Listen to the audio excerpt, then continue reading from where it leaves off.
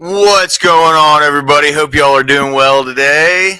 It's a beautiful day. Oh, so back into the bartending thing.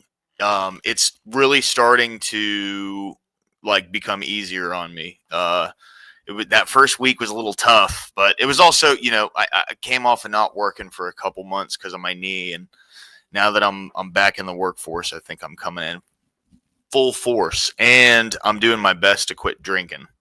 So giving it all I got. You know what I mean?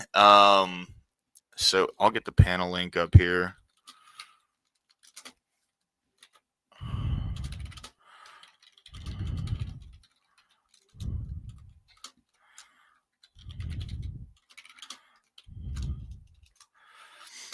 So I heard someone talking about over in Rob's chat that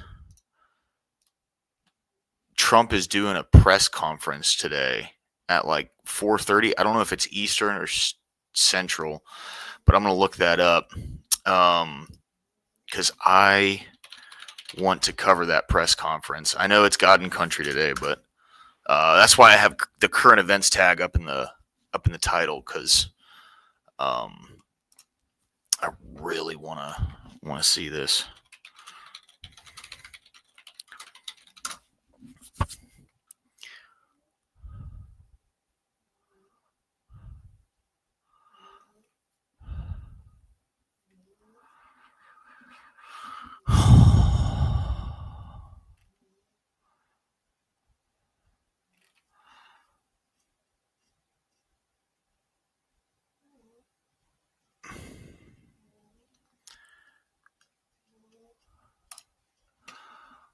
Okay. What's up, Inward? Welcome in, dude. Good to see you, man. How's everything going, bro? I hope you're doing well. Let me stop this. Share this.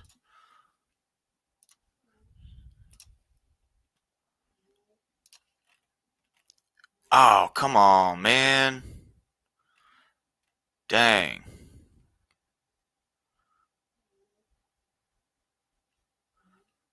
They give him a full set of 1984.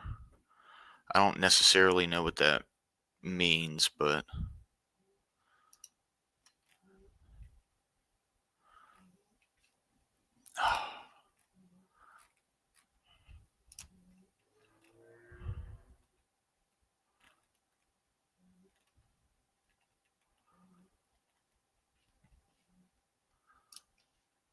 all right. So,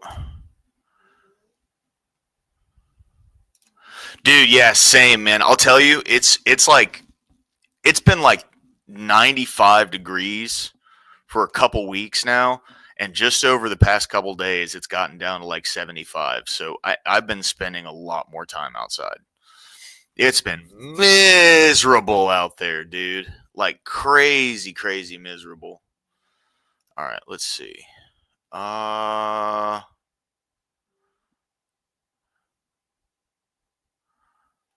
I really want to find. Someone said that he's going to be giving a press conference today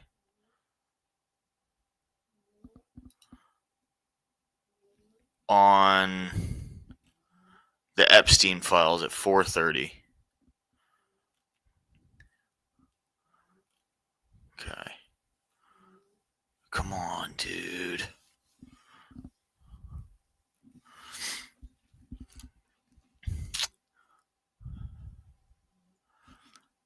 See, that's what I think that press conference would be more about. Would be him federalizing DC. I don't really know what to think of that. Um, it's been really hot this year. Went from low hundreds to 80s earlier this week. Yeah, dude. Yeah, I mean it's been like 95, 100 degrees for a couple weeks now. Absolutely miserable, bro. Like walking down in my car, I already got to change my clothes. You know what I mean? And Birmingham's a humidity bot. It's a fucking steam room here, dude, because we're on the side of a mountain, so it holds a bunch of that humidity down.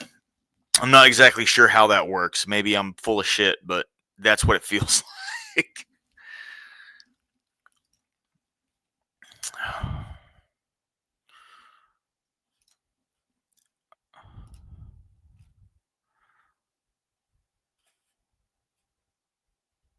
and the media reports on it as though it's news.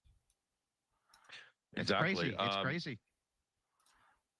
Another element here that we might be wanting to pay attention to is the possibility of the radicalization in a real sense via cults, via weird religious movements. And you have done quite a few debates. Shit, Andrew and Jay Dyer both being streamed by Alex Jones right now. That's incredible. With some of these kind of fringe ideas, Black Hebrew Israelites, or you've done some debates with some Mormons over the years. What do you see with this, with this realm of the fringe and cults? Are cults going to make a growing? I miss the beach, dude. The growing beach, threat, the beach was so good in the country because like it would get humid, but then that sea breeze would blow it away. National insecurity, people start to turn to odd things or to exactly. So are cults now a threat? Yes. But here's the truth, and you know this from all of the study that you've done, they always have been. And many of these political arms are actually cults, long-standing cults and entrenched cult traditions, going from Freemasons all the way over to Shriners and various things like this, which are and have their roots in occultism. Feminism has its roots in occultism. As you can read Occult Feminism, I fucking knew it, dude. I knew it. You know that Elon Musk is joining Trump again. I fucking knew it. It was all an act. I fucking knew it, dude. I called it. So deceptive. They're fucking friends again. Bro, dude, the entire time they were fighting, Musk was getting government contracts, dude. Like, look, I'm not the truth, right? But that's how you can also I'm not make like very perverse if you add enough truth to it. super anti-Musk or anything. But do I think I disagree with time? the Neuralink thing. Like, and it's not even that I think he necessarily has bad intentions. It's just once you open Pandora's box with that kind of technology to put chips in people's brains, someone's going to emulate it. Somebody is going to do it again, and you literally have no control over who is going to be able to access that kind of technology. Like it's too much, bro. I'm an anti-transhumanist. That's the one thing I really have against Musk. Like, he's a meme lord. I'm down with that, but dude, fucking knew it, dude. I knew it. That so the press conference today is probably not going to have anything to do with it's probably not going to have anything to do with dude, 100%. It's probably not going to have anything to do with the Epstein files. They're going to come out, they're going to federalize DC, and they're probably going to start throwing people in jail. I'm telling you, I've been calling this, dude. They're going to start throwing these pieces of shit in jail. I promise you, bro. I promise. Dude, look. Trump's biggest mistake in his first term was not going after people. And he didn't do it because the precedent hadn't been set. Well, they set the fucking precedent. That's where we're at right now, okay? This is what's happening. Bro, I'm telling you. All signs point in the same direction, dude. All signs point in the same direction. It really sucks that we're at this point, because, like, I'm not even, like, taking, like, a party line stance on this, dude. Like, it sucks that we've gotten to the point where our politicians can be held, can be charged with crimes, but we're at the point where they've already utilized the government to start arresting people in our government. That's a fucking slippery slope, dude. They're the ones that did it. They're the ones that set this precedent, and now we're fucking here. This is the room that we're in, okay? This is the room. We're here because of them. I'm telling you, bro. I'm telling you. This next year, mark my words, over the next year, we are probably going to see some of the craziest shit happening in this country that we have yet to see. I'm telling you, this next year is going to be wild, bro. We got a bunch of people in Congress kissing the wall. They're all taking Israel's side.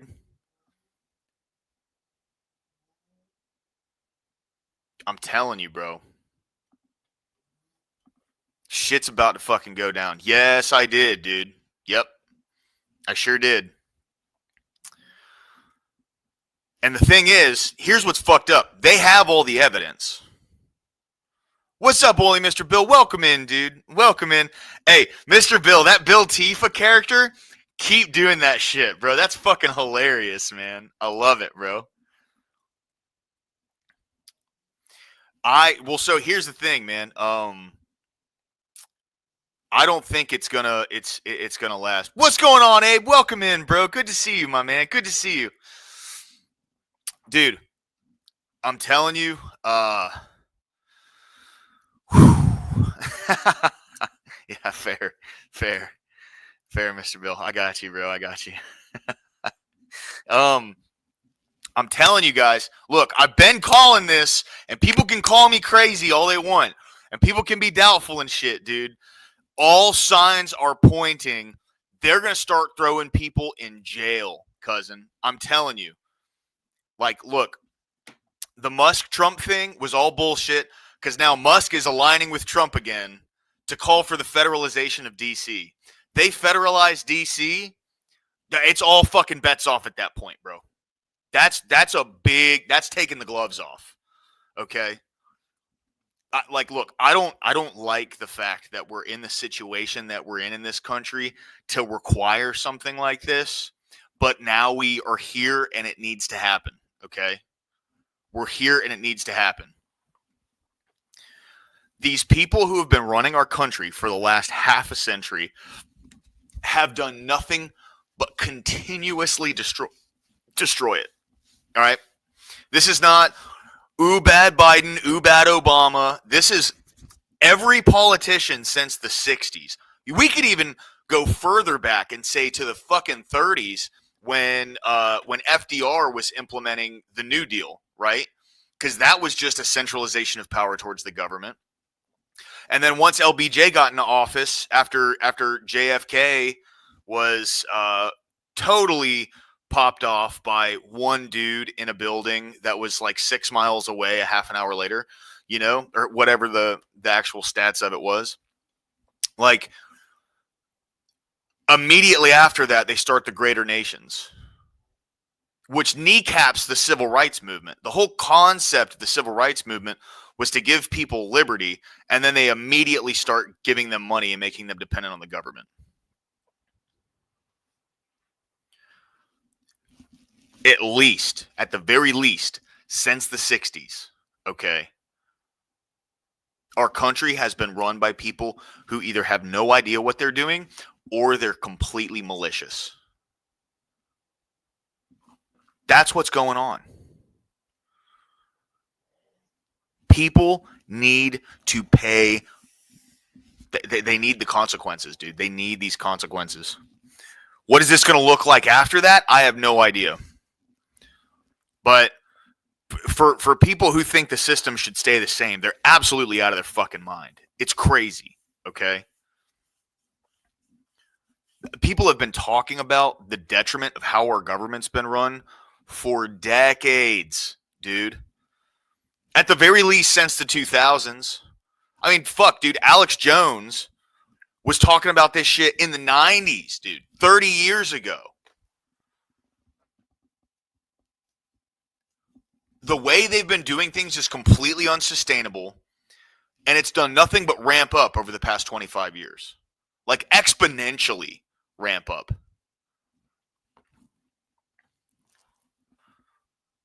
These people need the consequences. That's just it.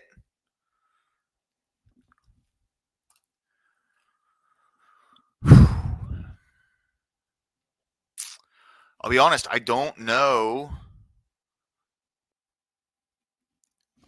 how much, like, to see how the ICE riots and everything died out, how quickly they died out.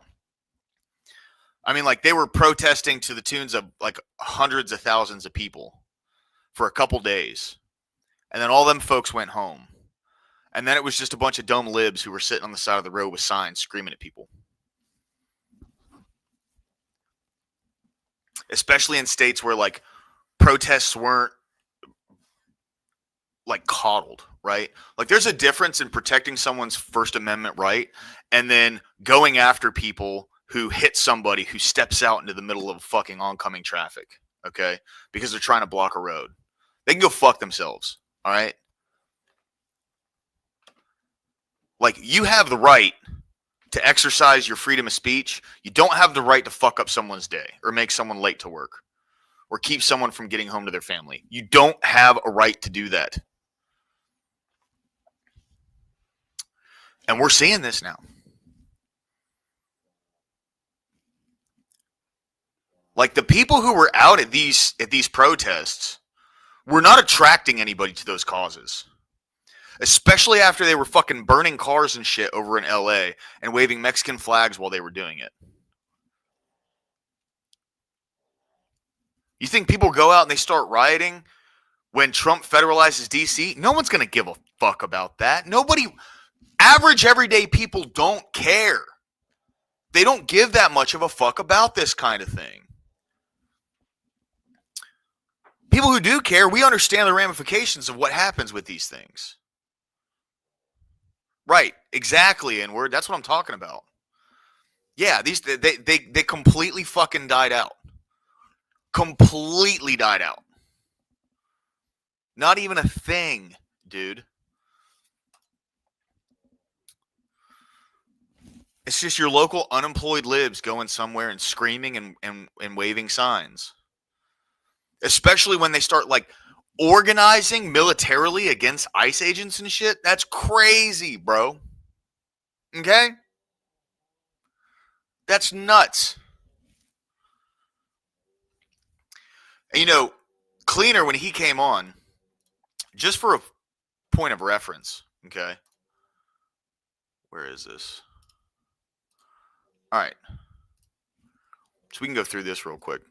Just so I can like compound on or expand on what I was talking about here. So what's going on, Steel Man? Good to see you, man. This this might be some good ammo for you, bro, because I know where you stand somewhat politically, so you might be interested in this little tidbit. So all right, so this is the DoD directive. This is DoD intelligence and intelligence-related activities and defense intelligence component assistance to law enforcement agencies and other civil authorities. So this was put into law. Well, this directive was pushed forward under the Biden administration. Okay. Wonder why that is. So let's see. Permissible assistance. Okay. Right here. This is intelligence component assistance to law enforcement agencies and other civil authorities. Permissible assistance 3.2. We're going to go down to that one. I think it's on page 12, if I'm not mistaken. Yeah. Permissible assistance. It's number 4 right here. This is the one because the broad language here is just mind-blowing, right? It leaves so many doors open. When lives are in danger, rendering any other lawful assistance to law enforcement agencies or other civil authorities provided such assistance is consistent with and has been approved by an official pursuant to Section 2 of this issuance, such official will ensure that the legal office of the providing DoD component concurs in such assistance, right? So when we're going up to statute Section 2, sorry.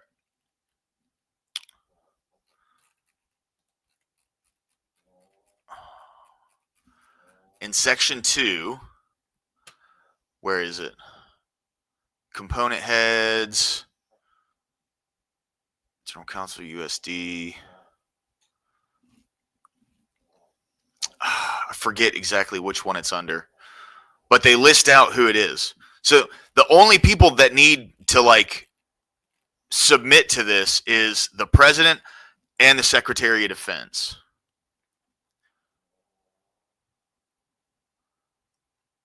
Point of contacts.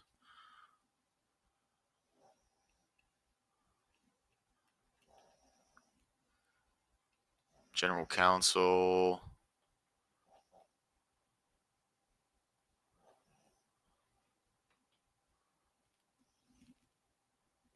component heads. This might be it.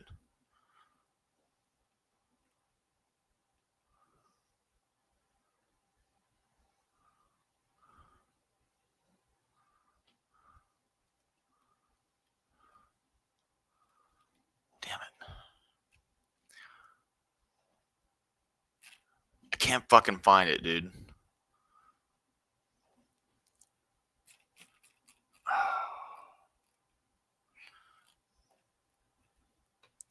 It's been a couple days since I looked at this. I apologize. But what Pause comitatus is the thing that keeps the military from being deployed on U.S. citizens. Okay? So, let's just say, I'm not saying I think this is the course of action or the course of events that's going to exactly go down, but it's just a hypothetical. Trump federalizes D.C. People start rioting all over the country. Yo, thank you, Rob. I appreciate that, man. Thank you very much. What's going on, Ashton All1? Welcome in, dude. Thank you, man. Thank you. So let's just say, right, Trump federalizes D.C. People start rioting all over the fucking country, okay? Let's just say. If people's lives are in danger and he gets authorization from himself and the Secretary of Defense, military in the streets, okay? Military will be in the streets.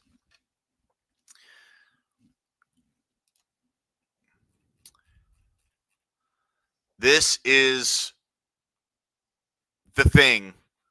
Amagad, welcome in. Thank you, man. Thank you, Rob. I appreciate the raid, brother. Thank you very much, dude. This is the thing that this is why I believe over the next year.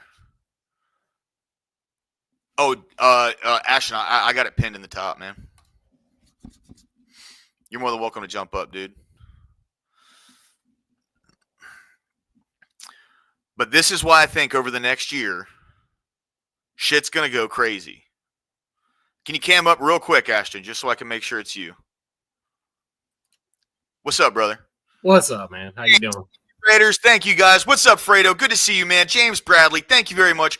Darth Grumpy Dad, thank you, man. I appreciate y'all jumping in. Thank you for coming in today, guys. Thank you very much. I really appreciate it, man. Yeah, what's going on, Ashton? How you doing, bro? Living, man. Just living and breathing. Best I can, I guess. That's right, dude. Same, bro. Same. Yeah. Dude, I don't know. I don't know, man. Like, all right, so from what Alex Jones said 4 hours ago, which, you know, I don't take Alex Jones, everything he says as like law, right? But he's saying that Elon Musk is, and I saw this myself. Trump posted about federalizing DC. Elon Musk followed with like a retweet of his tweet and said it's time to federalize DC. And he's saying now that Elon is going to join Trump in calling for the federalization of DC. So by federalization of DC, is that making DC a state? Is that what we're talking about? I'm not exactly sure. I think it's taking it away from local control. I don't know what it would have to do with it necessarily being a state, but it would strip the power of I'm pretty sure Mayor Bowser is still the mayor there, right? Yeah, Mayor Bowser's still in office. Yeah. So oh yeah, I don't even know if I have any mods here. I'm here. Will 2023. Yeah. Amagad's asking you to post some dono links. I appreciate that, Amagad. Thank you very much, man. I'm. You want to post them hey, everybody coming from Rob's. Thank you, guys. I really appreciate it, man. Thank you very much.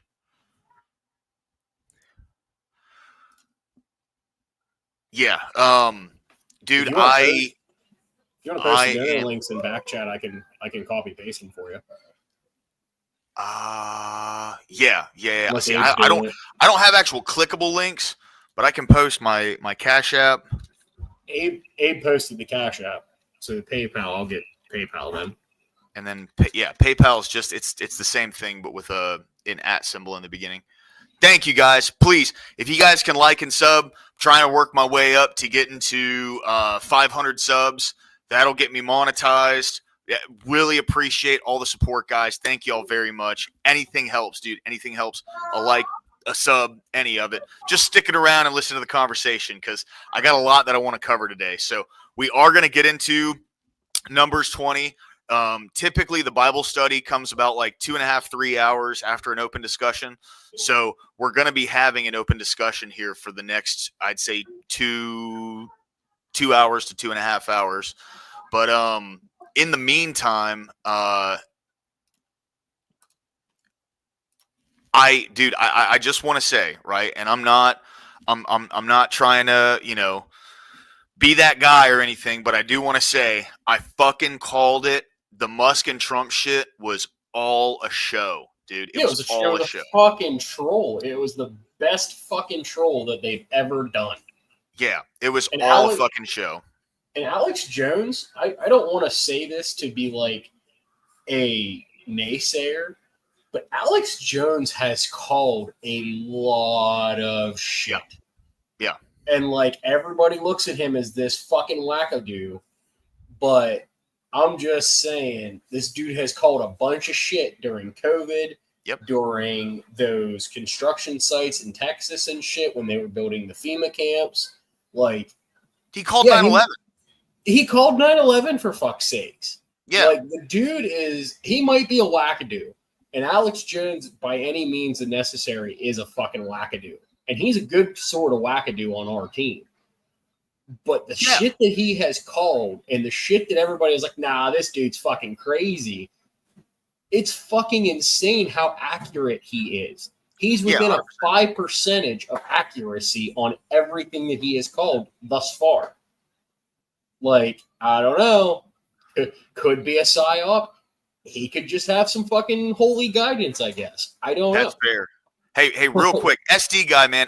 Dude, the like and the sub is perfect, bro. I really appreciate that, man. The donation side of things, that's not incredibly necessary. It's always appreciated, but the like and the sub is 100% great, dude. I really appreciate it. Thank you, man, for real. What's up, True Few? Welcome back, dude. Welcome back. So Darth Grump, like, look, I understand where you're coming from with that, and that there's definitely something to be said for that take. So my thing is, the entire time they were pissing at each other, XAI, SpaceX, they were getting a bunch of government contracts, and they were getting approved. I know it's not necessary. Thank you very much, James Bradley. What a fucking legend, dude. Thank you very much, man. I appreciate it, bro. But I know Trump doesn't necessarily have like much to do with that in particular, but from what it seems like to me is that he was still getting government stuff, kind of like they were still working things out money-wise behind the scenes this entire time. So, maybe it wasn't a show, right? But it's such a, like, it was a 180 and then another 180 because now Musk is going to get back up on stage with Trump and say, yeah, it's time to federalize DC, right? So we'll see what happens. I mean, I'm still not completely convinced it wasn't all just something to keep people, memeing at each other. Because like there's always the chance, right, that Trump actually isn't like implicated in anything serious in the files. Yeah. There's always the chance. There's always the chance that like, all this stuff has been brought up and had people talking and getting pissed off about it for a reason. Now, I do want to say that I don't necessarily subscribe to the belief that Donald Trump is like, 4D chessing this Epstein list thing, but we have no idea right now. No, we don't. But here's I do want to just address the one chat here. This Will 2023. Oh yeah, he's a spurg, man. He's fine. I just want to ask this question to you, Will. Where did you see censorship on any channels that are associated with Andrew Rob, Lower Class, or even my own. There's never a censorship unless you're causing utter chaos or you're doing some form of bullshit that is just unquestionable. I have seen with my own eyes Rob bring up people that he disagrees with completely and gives them a platform to speak. Yeah. So your bases are a little bit off. You're allowed to have that opinion, and I'm not going to fault you for having your own opinion. But I would recommend that you do a deeper dive into Rob, because I can guarantee you that you're going to see it different. The whole Israel thing, though, man, is nobody is on the side of Israel to a certain extent to what you're seeing. Rob literally has said before he hates the factor that Israel is in as deep as it is with America. So, but I just wish to extend an olive branch to you at least on that. Yeah. What I would say is Rob is always willing to engage in like a good faith conversation. But when people just start pulling shit out of their ass and slinging shit, he doesn't have time for it, dude. You know what I mean? And I've never seen any censorship. Like, I've seen him time out people, but I've never seen him outright ban somebody just for an opinion. Nope. You know what I mean? Like, I can speak to that truthfully. Like, I haven't been a Rob Noor follower for very, very long, but in the past 6 or 7 months that I've been on his channel and talked with other people like-minded like him, I've never seen him just straight out ban somebody or censor somebody for their opinion or their belief. For sure. Yeah. No, well, hey, thanks, Abby. I appreciate that. Thank you very much. Thank you. That lady right there is a fucking legend. Like, I'm going to cam up just for this. Abby, you are a legend from the Rob chat. Thank you. Just for you, I will cam up for the fucking 10 seconds because I'm slightly shirtless right now, so I don't want to violate TOS. But Abby, you ma'am, legendary. And by the way, Concerned American, thank you for jumping in, dude. I appreciate it, man. I appreciate it. It's good to see all the new people in the chat, man. I'm so happy that you're doing great, man. You're doing God's work for him. Dude, I'm just a hollow bone, bro. I don't have nothing to do with this. This was Rob, man. Thank you guys for coming in today. I really appreciate it. Yeah. But yeah, I don't. Yeah, exactly. Will, so like Will, I've seen you in a couple other chats, man, and you do this kind of thing. You spurg really crazy about stuff. If you just took a couple breaths and articulated what you wanted to say, thank you, Concerned American. Really appreciate you, brother. Thank you, man. Thank you. But if you just took a couple breaths and articulated what you wanted to say instead of just like, Israel bad and all these things, it would be much easier for people to actually engage with you. And this isn't me like attacking you, bro. Like I'm trying to. I understand you're very passionate about what you believe and you want to get a point across. What I'm saying is just take a couple breaths, articulate what you have to say, and then that way you can engage in discourse with other people. Because the spurg. What's up, Pat Fussy? Good to see you, my man. I love that name, bro. I love that name, dude. That is a great fucking name, bro. Legendary name, that my is boy. A great fucking name. Holy shit, dude. That's the best fucking name I've seen thus far. Fucking great, dude. Fucking legendary. See, how come I can't come up with like fucking cool nicknames and shit like this? I can't even fucking. I just use my fucking own name. I'm like, fuck it. Yeah, I mean, and Will, you're more than welcome to have your opinion, and you're more than welcome to disagree on anything with the Israel thing or any of that. I think to point out what Lower Class is saying, your direction and your focus needs to be a little bit more concise for people to fully have a good faith conversation with you. So when you're just spurging out and you're calling people dumb and you're not, well, I won't say calling people dumb, but if you're thinking that there's so much censorship, I don't see where you're coming with it. And I've never seen Rob's mods ever do anything to that extent to where they're just going to be like, okay, you talked about Israel, you're gone. Like, I've never seen that. So, I mean, I I agree to disagree with you on that, but man, you're always more than welcome to articulate your thought process and fucking prove me wrong, I suppose. Hey, Pat Fussy, thank you, man. I appreciate it. Pat Fussy. That's my new favorite name on here, man. Abby, I'm glad to be the third stop today. Thank you very much. Hey, Abby, if you're looking for a fourth stop, you could head over to this other great guy that's on the panel here, and you could drop him a like and a follow. That'd be absolutely awesome. Yeah. Let's let Ashton's channel for sure. Totally not trying to like cut into like name drop myself there, but no, dude, what are you talking about, bro? If we're passing out subs, I'll take one or two.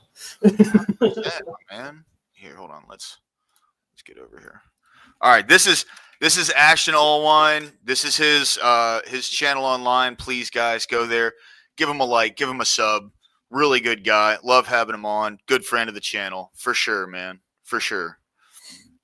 Yeah, I don't know. Will, look, no one here. The only reason you will ever be banned from my chat is if you break TOS. That's it. Like you can espouse whatever views you have. I'm not going to stop you from saying them. I will engage with them, but I'm just trying to be honest with you, man. When someone's spurging things in chat like that, it makes me not want to engage. Yeah, the spurging doesn't help you get your point across. And that's kind of like, that's not like a unique thing for just me. There's a lot of people who believe that. And so like if you have like really genuinely like hardcore felt beliefs, dude, I'm telling you, just take a step back, take a deep breath, and articulate what you have to say. People will engage with you a lot more, man. That's all I'm saying. I'm not even trying to attack you, bro. Yeah, no, like you seem like a chill dude, and you seem like you have a passionate about it, and you're more than welcome to disagree with anything you disagree with. Opinions are like assholes. Everybody has one, and they all stink. Concerned American. Thank you for your support of my buddy here. Thank you. I much appreciate everybody, honest to God. As somebody who just started this like not even a month or two ago, I don't have much content on my channel. I'm working on it.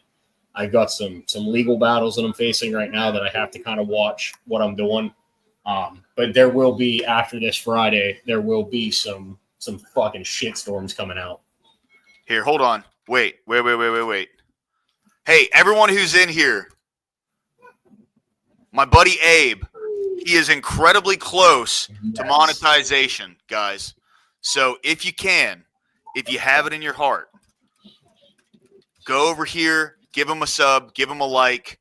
You'll catch me on his panels. Like A Rising Tide Raises All Ships. Rob's been incredibly supportive of my channel.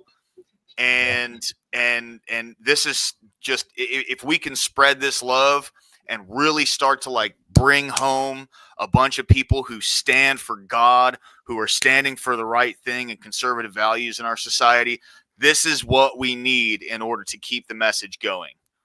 Yeah, Abe is a phenomenal dude. Like when I first started doing panels and shit, man, Abe helped me so much with just trying to understand certain things. He was one of the nicest guys when I started doing this stuff. Definitely go give him a follow. Let's get him some subs so we can get him some monetization. And Spurg would be something that you're doing in chat that you're not articulating your thought. You're just saying a bunch of word salad and you're not actually getting to your point. If you would enunciate and actually define what you're trying to do or define what you're trying to say, people would be able to engage with you more in good faith.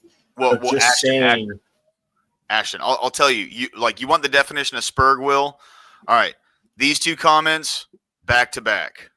Yeah. This back to back. Yeah, like that. You're just spurting. You're not showing us. And then here's literally 1, 2, 3, 4, 5 back to back, dude. You know what I mean? Like that's what I'm talking about. Like it's like spurging is just like spamming. Oh, dude, that song is so incredible, bro.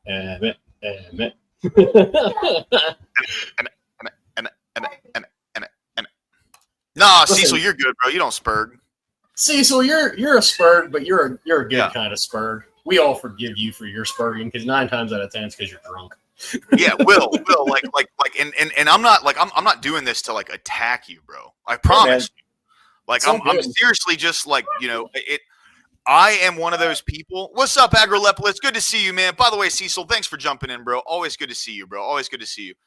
No, so what I'm trying to like show you is I'm very passionate about what I believe. I understand where that comes from.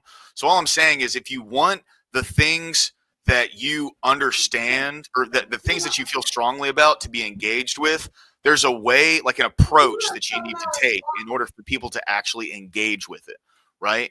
So, along those lines, like if you can dial it back, take a deep breath, and then articulate what you have to say, you're going to get a lot more engagement. And like spamming in chat is a big no-no in a lot of channels. That'll get you banned just for spamming. It's not censorship. It's just, when you have literally 5 messages back to back, a lot of people don't really vibe with that, man. So I'm not gonna be like attacking you or anything like that, but don't spam chat. If you have something to say it, and I'll engage with you in good faith. I promise you. Articulate your position. That's the main thing, man. You want to just articulate what actually you're trying to get across, so that way people can actually have a conversation with you. Shiva, it is always good to see you, my man. It is always good to see you. What's up, Shiva? Sounds like me picking on him. No, dude. I'm like, he was spamming in chat, and I'm trying to, instead of me going, fuck you, don't spam in chat and banning the guy, I'm trying to tell him, hey, that's not necessarily the best way to to go about getting what you want to say out there. You know what I mean? Yeah, it's not like we're not poking or poking fun at you, man. We're trying to help you to where you can actually articulate what you're trying to get across. That way people can engage with you to actually have a discourse to where it's productive.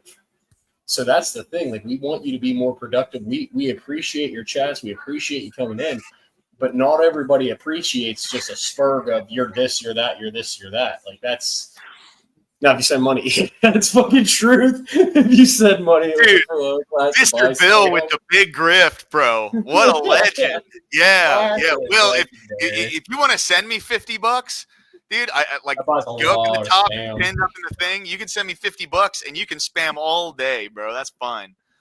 Right. That's exactly, James Bradley. That's what I was trying to say. Yeah. By the way, Shiva, welcome in, dude. Good to see you, my man. Always a pleasure seeing you, dude. All right.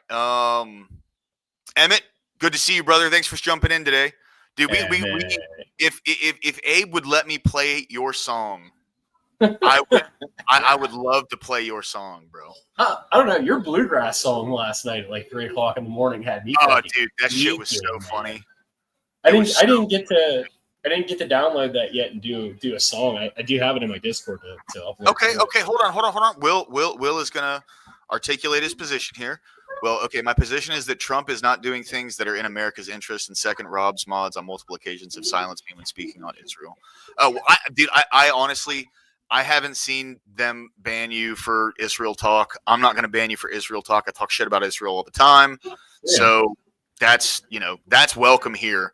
But yeah, I mean, I agree. Trump, well, he's doing things that are in America's interest, but he's also doing things that are in Israel's interest.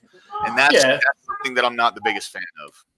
Well, I mean, I think in the second portion of that, the first portion of that, the American interest, if we don't have a strong backing with other countries, like Trump is now slowly starting to get us in, such as the deal with Japan, the deal with the EU, those type of negotiations, that is in the Americans' best interest, because that's going to not only lower our costs, it's going to bring jobs back to America like we did in the first term, and we're going to get more things done then.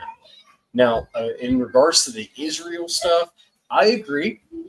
We should not be helping Israel as much as we have been fighting their battles for them. That I can agree with you on.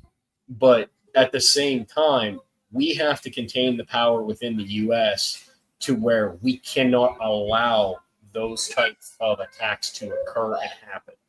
Yeah. We need to be able to look out on the world and go, listen, guys, we're not doing that stupid shit anymore. Enough is enough. You know, we had no new wars under Trump's first term.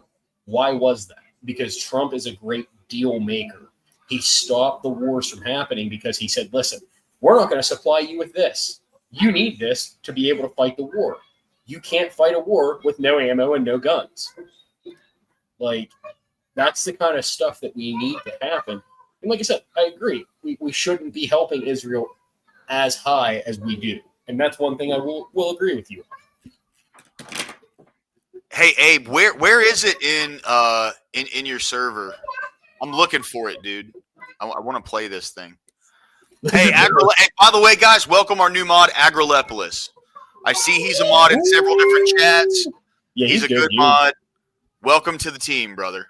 Thank you. Definitely a good dude. Yeah. All right. Okay, hold on. Let's see here. I doubt you were making correct with facts. You don't get silenced for rambling since you get silenced when what you're saying goes against a narrative. What? I'm slightly confused by that. Like, which narrative are you saying that you're going against, or that you're getting silenced for? This is where we're asking these questions, man. Agaropoulos, you're a legend, man. I've seen you in like a lot of different chats. He's definitely a good dude, like for sure. Welcome to the team, brother. Thank you, man. Thank you. Oh, okay. I get it. All right. Concerned American, you take it away, bro. I'm gonna let you handle that one because I've never once seen one of Rob's mods ban someone for talking about Israel. Honestly, I have seen Rob's mods time out people. I know whenever like the Israel-Iran conflict, like the bombings and stuff happened because it wasn't like a TOS appropriation thing. So like I have seen that, but that's because it's TOS. They can't risk Rob's channel going down because then Rob's out of money. Yeah. You know what I mean? So like I can understand if you're violating a TOS guideline within your typing, then you're gonna get silenced. Like that's just not, you don't do that kind of stuff. But if you're holding a thoughtful discussion or you're holding a thoughtful actual critique of them, nobody's gonna care.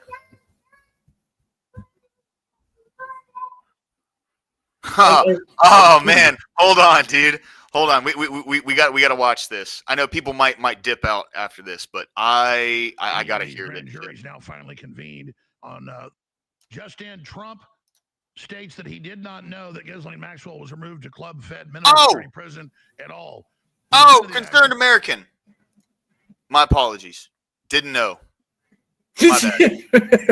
Look. We don't gender out here. I was looking through my analytics, and my audience is 99% men. So, no, sorry. It's like 96% men. So I just immediately, if I can't tell, I just assume it's a guy. Concerned American. My apologies. Yeah, but thank you for being here. You are a based giga chat of a woman, and we accept you. Yeah, absolute unit of a woman there. Yeah. Abe Dinkus, that's because your chat has cat and stuff in it. That's why we can't. That's why you have 84% men.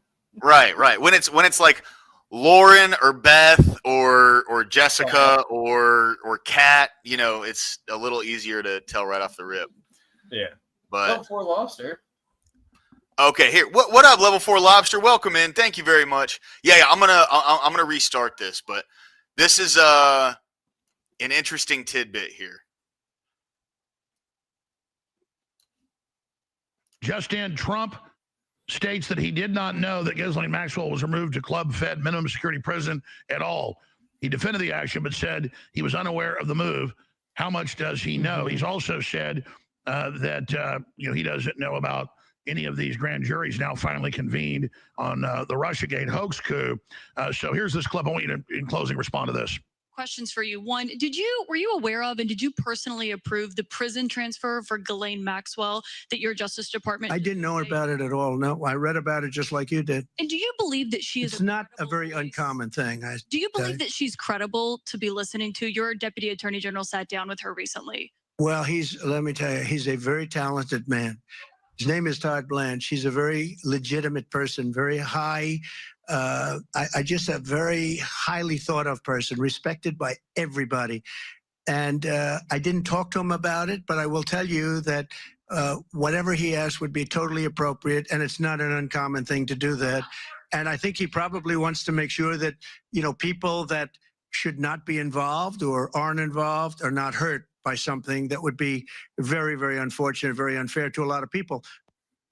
And now, just like Maxwell told DOJ, Trump never did anything concerning her. Okay, hold on. Did I not fucking call this? Did I not call this? So You've been around? Somebody pick up that phone because I fucking called it. Yeah, dude. Yeah. I said this.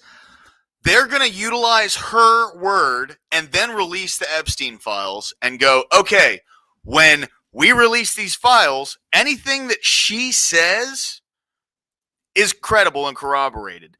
Everything else is bullshit. I called that, dude. I like, it was so fucking painfully obvious. Why else would they go to visit her in prison? They're going to give her a sweetheart deal, tell her what not to say, and then they're going to release the files. This isn't me being all Trump bad, right? This is me being, this shit should have been done a while ago, and not in the way that's being done, but like, at the very least, we get a small W instead of no W's at all, right? Like, dude, I'm telling you, bro. This next year in politics is going to be the craziest. It's going to be the craziest year we've probably seen since the 60s. I mean, I think honestly, and this is just, I'm just going to foreshadow this. That way, when it happens, I can then go on my channel and say I fucking called it. I think that we're not going to get to see the open testimony of Ghislaine Maxwell. I think it's going to be behind closed door testimony. It's going to be done just like they did the Russiagate hoax, just like they did the Peter Strzok files and the Lindsay, oh, what the fuck was her name?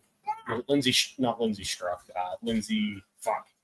I can't remember. But anyway, the FBI people, they're going to corroborate all the evidence they have, and they're going to be like, look, guys, it's a nothing burger. And then after that happens, they're going to release it. We're going to see the true files in all their entirety, other than the stuff that they're going to black out for shit like that. And then it's going to be fucking, then it's just going to be all out fucking war. Yeah. Well, here's all I can say, man. So a bunch of the mods on Rob's channel are mods here. And So on Andrew's channel. If you don't trust the mods here, if you don't trust me, if birds of a feather flock together, why are you even here? You know what I mean? Yeah. I think I've been pretty fucking good faith with you. Let you articulate your points. I've engaged with you once you slowed down and stopped spurging. But if you're gonna call like my mods and by extension me untrustworthy, why the fuck are you in my channel then, dude?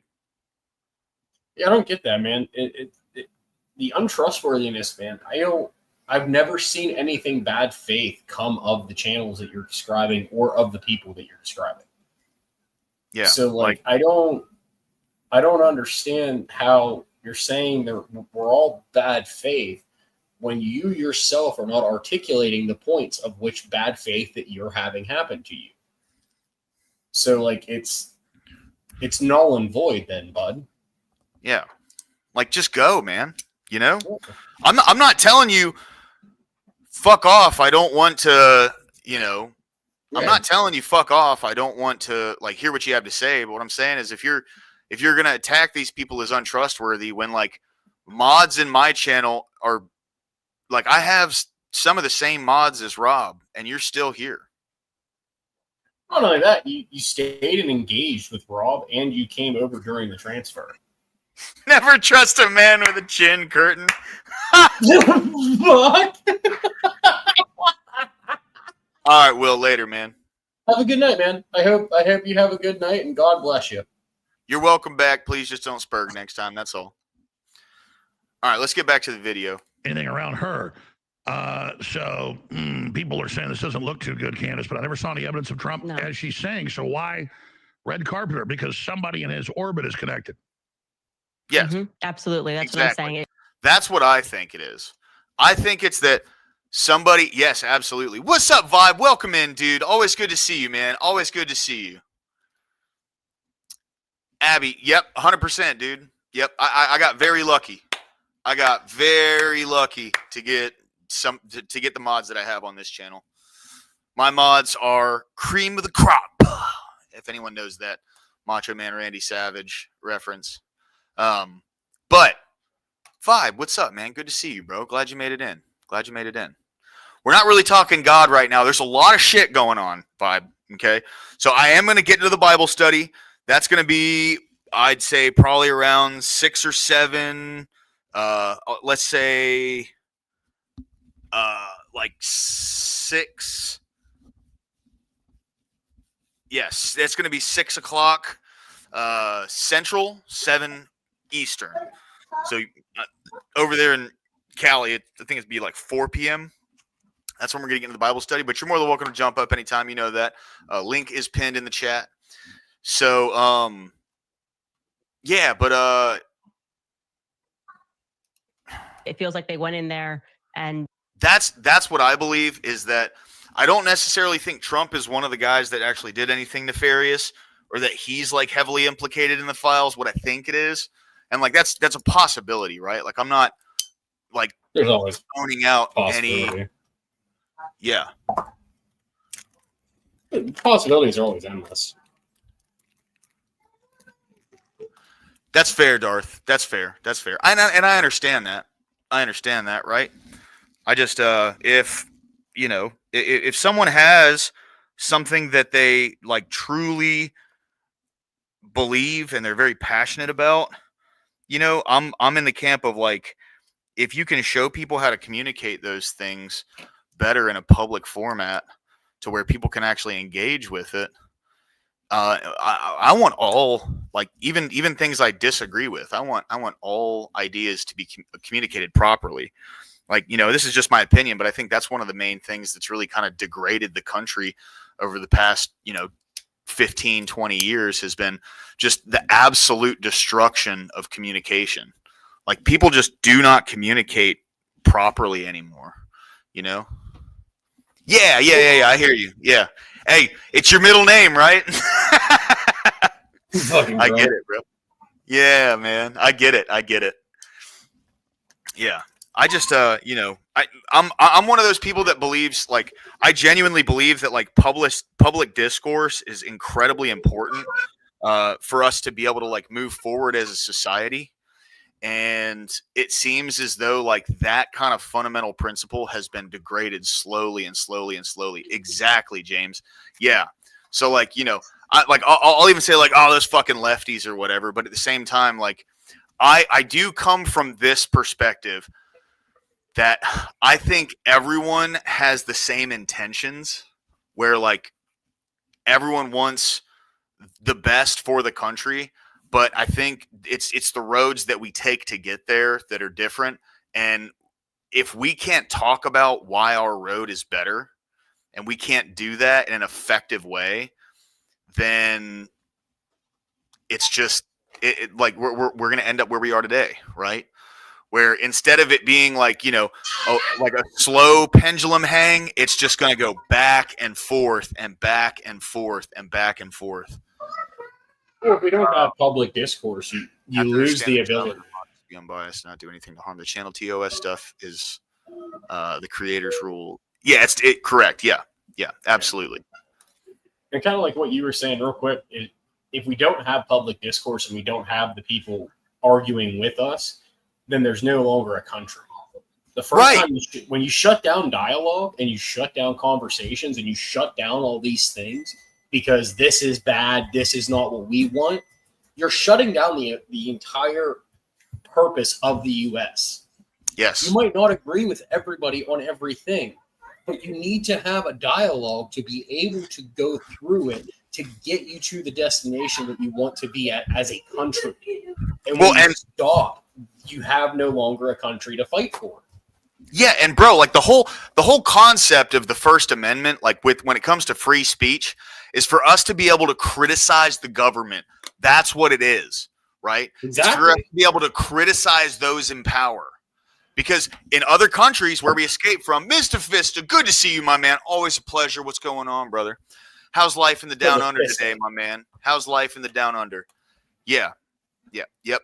We keep talking past each other. Exactly, man. 100%. And then they start hurling fucking insults at each other and shit. And like, instead of actually listening to each other, you know, it's just not like where we're at today it's sad, dude, because, you know, I'm not exactly like an old guy, right? Like I'm 32 and I remember a time when the country wasn't that divided. Like I grew up in the 2000s. It didn't really like no one really gave a fuck about politics to that degree, at least when I was growing up, you know? Well, my mom's a Republican, and her best friend from high school, my godmother, literally the woman that has helped raise me, is a Democrat. They've been best friends for 30, 45 years. Oh, shit! Hey, dude, I hit over 200 subs. Thank you, guys. Fucking let's go. Oh, yeah, dude. Hell yeah. At a fucking Thank you, boy. guys, man. That's awesome, bro. That's fucking and Mr. great. Vista, Congratulations. thanks for bringing that one up, dude. Awesome. Thank you very much, guys. I appreciate it, man. That's huge, dude. That's awesome, Congrats, bro. brother. Yeah, Congrats. buddy. Let's keep this train rolling, dude. That's awesome. Keep these fucking wheels turning, boys. But yeah, man.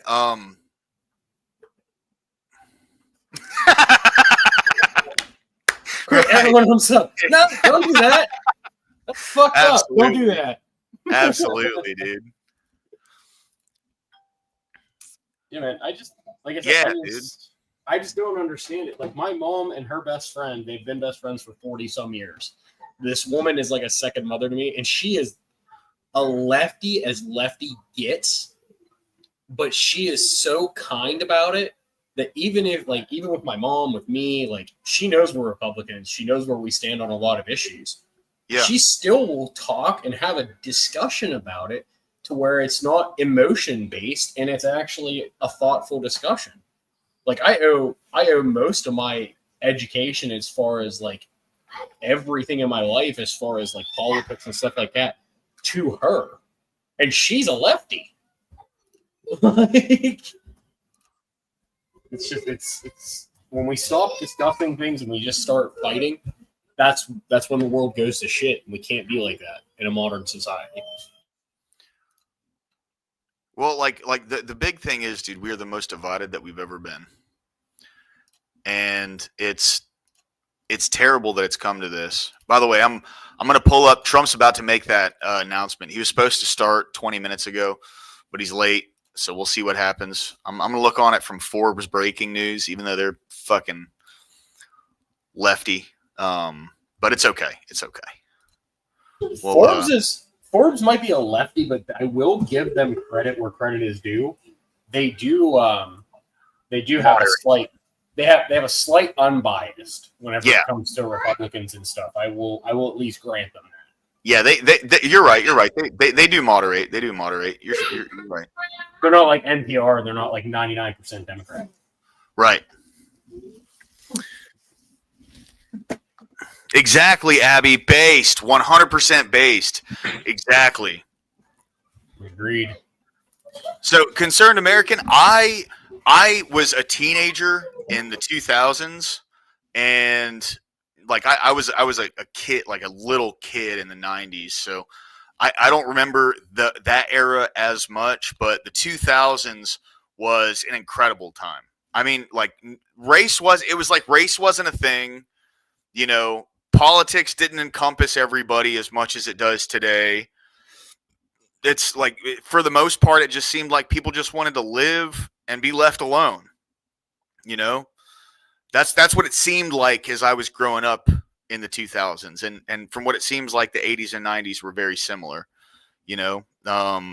And it seems like the 2010s and so far this decade there's just been such a vast like fissure in between people in this country, and like people don't even want to talk to each other. It's I don't I can't see this being something that's organic. I cannot see this as being something that's organic. Are you saying a liberal woman who is not emotional, then an oxymoron? No, she is very unemotional when it comes to stuff. Like, she is the definition of a libertarian without emotion.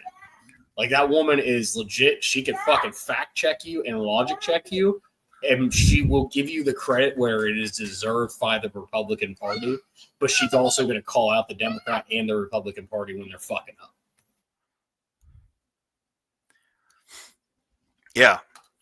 Yeah, it seems like a pretty general consensus. Like, you know, like Obama got into office in 08, and I mean, ever since he's left office, the country has just been so fucking divided, dude. It's like sad. You know what I mean? I don't know. And you know, for me, right, here's my little conspiracy theory about it. I mean, people weren't as opposed to American traditions and values from that. Yeah, 100%. Which, like, you'd think, like, Abby, right? Like, when you think about the 90s and stuff, like, for me, I think of, like, you know, punk culture, like 90s punk culture. They hated American tradition and hated values and stuff, but they still had relationships with their families. You know, if their family voted for, like, George Bush, they didn't, you know, disown them and walk away, or they voted for, you know, Al Gore. It wasn't like, you know, you guys are destroying the country or whatever. It just wasn't that big of a thing. And now we've gotten to this point where, you know, people make character judgments on you based on how you vote. And no one actually is willing to. Two things people are unwilling to do in politics today. First is try to understand the other side.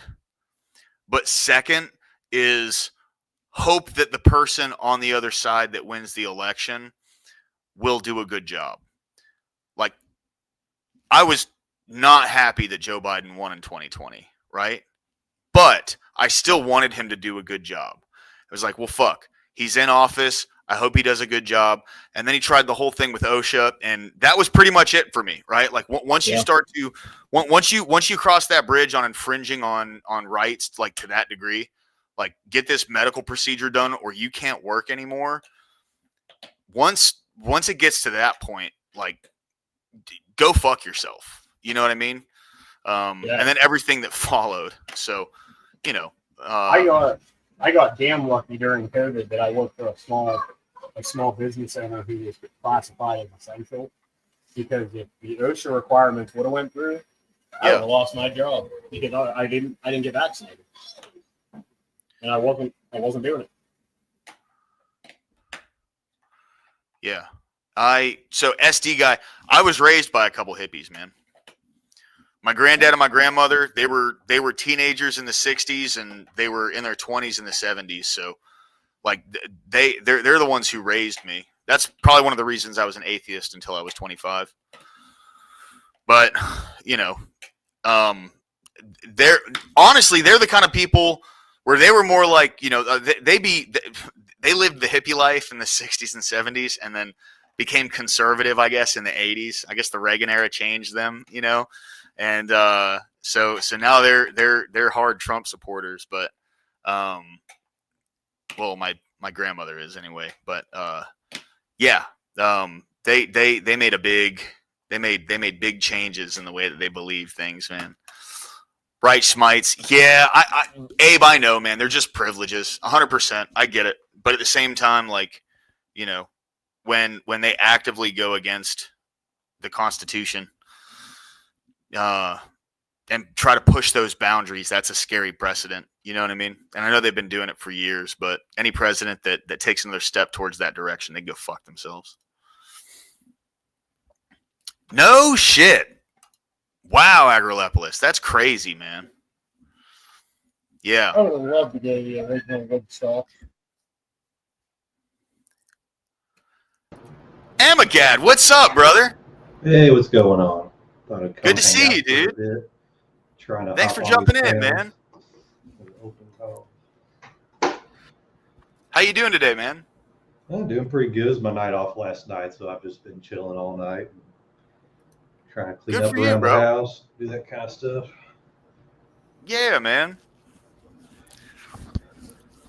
I was gonna do this stream today and then clean my apartment later. Give me a Yeah. nighttime little chore. You know what I mean? You know what's nice about having kids? What's that? My 5-year-old, he loves to clean. So that's why That's I keep nice. muting myself. He literally is in our living room right now running the vacuum cleaner, trying to clean up the entire house while I'm up here bullshitting with you. That's So life is good. Yeah. That's awesome. Teach your kids to love at work.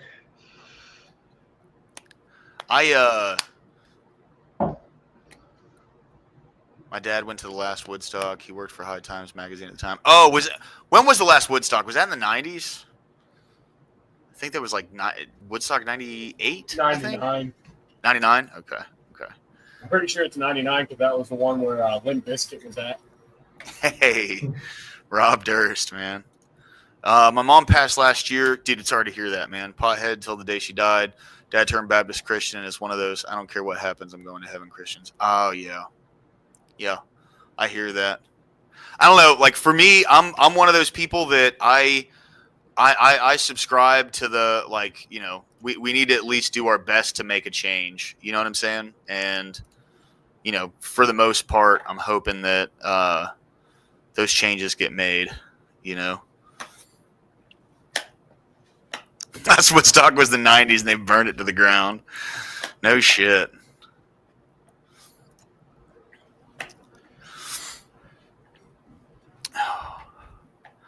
So I'm waiting on this this announcement to start. I guess it still hasn't started yet. I thought it was supposed to start at 4:30.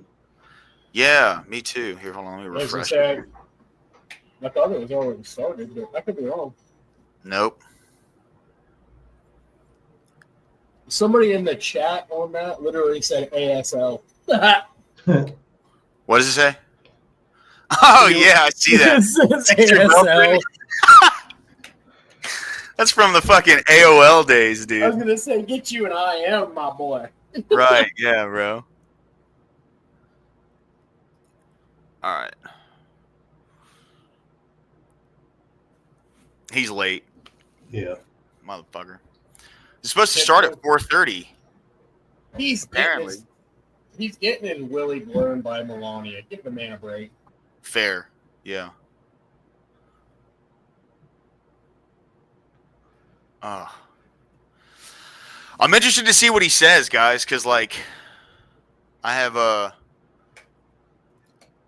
Oh, dude, I'm sorry to hear that, Concerned American. My grandfather, he passed at the beginning of last month, and he was a great man. Here, hold on. That's my granddad on the right. Please pray for my grandmother in the middle. She's a wonderful person, beautiful lady. And that's my egghead ass on the left. You're looking dapper in that pink shirt, though, my guy. Yeah, man. That's actually the Birmingham skyline in the back, dude.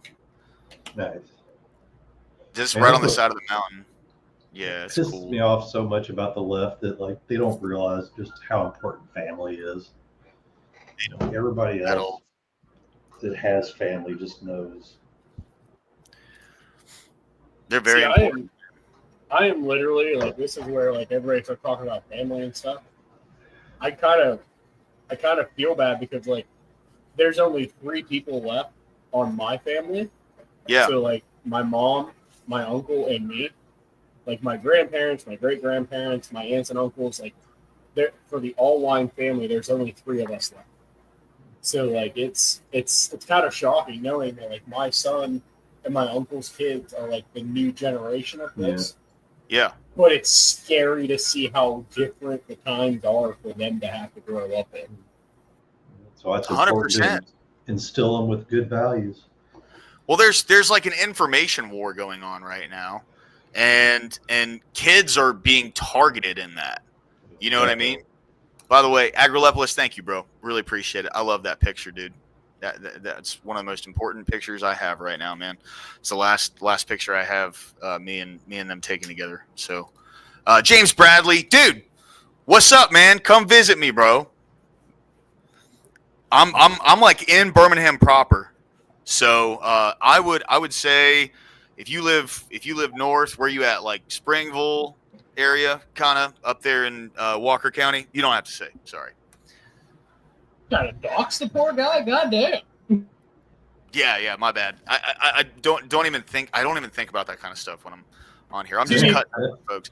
So, dude, I'm a bartender, right? So like when I'm bartending, I can freely talk to people. Like, you know, they say, "Oh yeah, we're from out of town." "Oh, where are you from?" You know, and then like you start just carrying on from there. And sometimes I forget that the internet is forever. You know what I mean? So like people can look this shit up, you know. But yeah, man, 100%. James Bradley, come on down to Beeham, bro.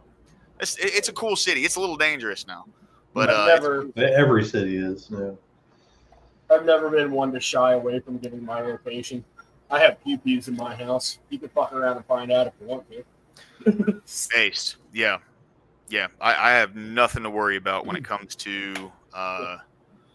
I grew up in a generation where we left our doors unlocked at night because we had pew-pews and big dogs in our house. I wish a motherfucker would come walking through the front door. Well, so I grew up in a trailer park, so we always locked our doors. Yeah. That's fair. That's fair. I'll allow it. But yeah, no, I get the sentiment. Yeah. Yeah. Like it's. I mean, I guess I'm not older than you by much. I'm only like a year and a half older than you, so it's not like it's a big difference. But yeah. The times that we grew up in, man, it's so scary anymore. Like I can't let my kids out to play past like 8 or 9 o'clock at dark because I'm afraid of fucking weirdos being out in the world. Whereas we as kids, we played till fucking 10, 11, 12 o'clock at night out in the backyard and not a fucking word was said. Right. That's part of the degradation of our communities. We don't have these tight-knit small communities like we used to, where they held everybody accountable, knew everybody, went to the same church, and you could trust my neighbors. By the way, Adam Price, thank you for jumping in, bro. Always good to see you. I really appreciate it, man. Mr. Fista, good to see you, my dude. Good to see you, man. Go ahead, guys. Sorry. I was going to say, my mom gave the neighbors in our like little area, she gave them all permission to whoop our ass. Yeah. Like if you weren't listening and your parents weren't home, you got an ass whooping not only from the neighbor's mom, but also from your own mom when you walked through that door and she got the phone call. Abe Dinkist has a question for you, Amagad. I answered it. I'm usually I work third shift, so a lot of times when these late night streamers or West Coast streamers are going on, I'm at work. Fair. So unless it's my night off, then I'd love to hop on them. Like I said, more panels, especially at Abe's, and shoot the shit. I don't know if I'm up for debating anybody yet.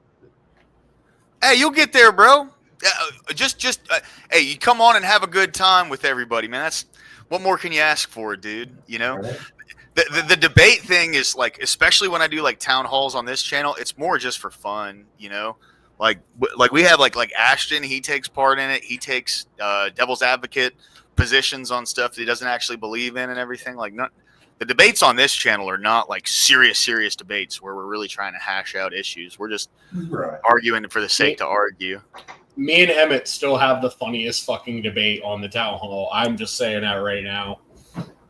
That last one me and Emmett did, where he was playing to be a lefty, that shit still has me fucking rolling every time I watch it. Oh yeah, dude. Yeah, that was hilarious. Yeah, go ahead. No, you first, bro. Go ahead. I would say I'd love to do some like silly ass debates where you just pick up like, God, what was it? Andrew did the one about like the Sith versus the Jedi. You know, the Siths weren't wrong. and you have to debate that kind of thing. Dude, you know, honestly, if you can come up with some good themes like that or some good prompts, we could definitely use you on Mondays, bro. All right, I'll see what Yeah, everybody's man. got some ideas. Just it's all about having a good time, bro. Like we're it's like friends just bullshitting with each other, right? But Yeah, you know, we do it in like the serious debate format, but it's all just for fun. You know what I'm saying? Like I think I Base would love to Tweaker. get in on that debate. you don't Yeah, have to be 100%, angry at each dude. other over it. That sounds fun, dude. Yeah.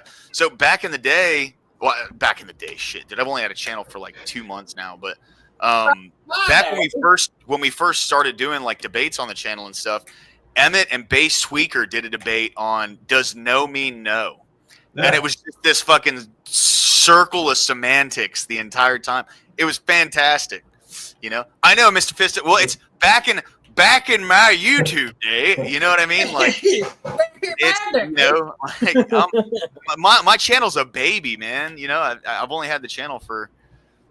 I started like at the end of May. You know, so like it's a really young channel, but yeah, Agrolopoulos, you were there, dude. Yeah, it was fun, man. It was fun. Yeah. Concerned American, you're always welcome on. When we do so, right now I had a schedule change. I used to do town halls on Tuesdays and Saturdays. Now I just do it on Mondays because I'm bartending and like 4 nights out of the week I got to work. But on Mondays, if you ever want to come by and like throw your name in the hat, you're more than welcome to. Always. Hell sure. yeah. I'm always down to debate a woman. Yeah. I'd probably get my ass handed. Dude, Beth came on and beat Corey. So I did see that. Me and Corey had some good debates too on here, man. We had one. Corey even at the end of it said, "Man, I didn't want to have to be the opposition to that because now you got me ready to want to go fight." Right. It's like, yeah, let's do it. Like, 100%, man. 100%. Dude, when is this thing starting? He's already 40 minutes late. Come on, man. I told you, he's getting his knob polished by Melania. Leave him alone. He's old. The Viagra and the Blue Chews hasn't kicked in yet. Oh! Oh, shit. As soon as I say Blue Chew, the motherfucker appears. All right. Lower class, when did you get hair? Didn't know your dad worked in the White House. Holy. Is that your twin brother? Holy fuck. I didn't either. My dad was an illegal immigrant. You know what I'm saying? He's from Cuba. All right, guys. All I have to say is your illegal father as a Cuban, I have more respect for than any other illegal. Oh, I don't have any respect for him at all. If he would have stuck around and been a good dad, I'd have respect for him. But he knocked my mom up. That's fair. So fuck him, dude. That's fair. I he can could be shark associate food with for all I care, honestly. That's I can hell of a associate. door. I can Yeah, that is a associate nice with door. sperm donors. It's a nice door. Yeah. This is James Bradley's comment. Say Viagra and he appears.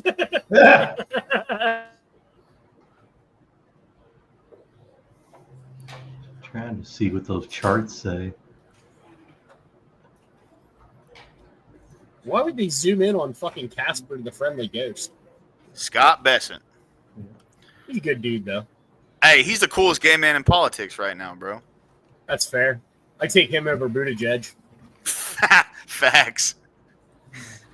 I bet you that guy knows how to handle transportation. Yeah. Scott Bessett's not going to go on fucking maternity leave. You know what I mean? Right.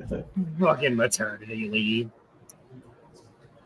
Or at least people will realize when he has gone.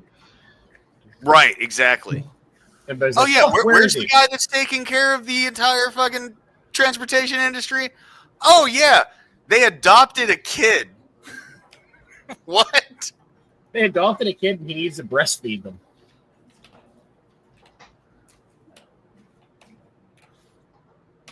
Oh, Chambers of Law. So, Mr. Vista, so far, all I've heard is it's either going to be about the Epstein files, it's going to be about the response to Russian aggression, or it's going to be about federalizing D.C. more than one thing can be correct here.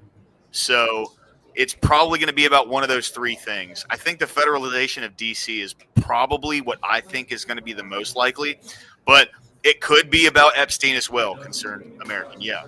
So we'll see. I would like to just highlight the comment from Chambers of Logic. That's the only one I want to highlight. Oh, hold on. Abe is not gay, brother. No, I know, but that's what the irony is of it. Yeah.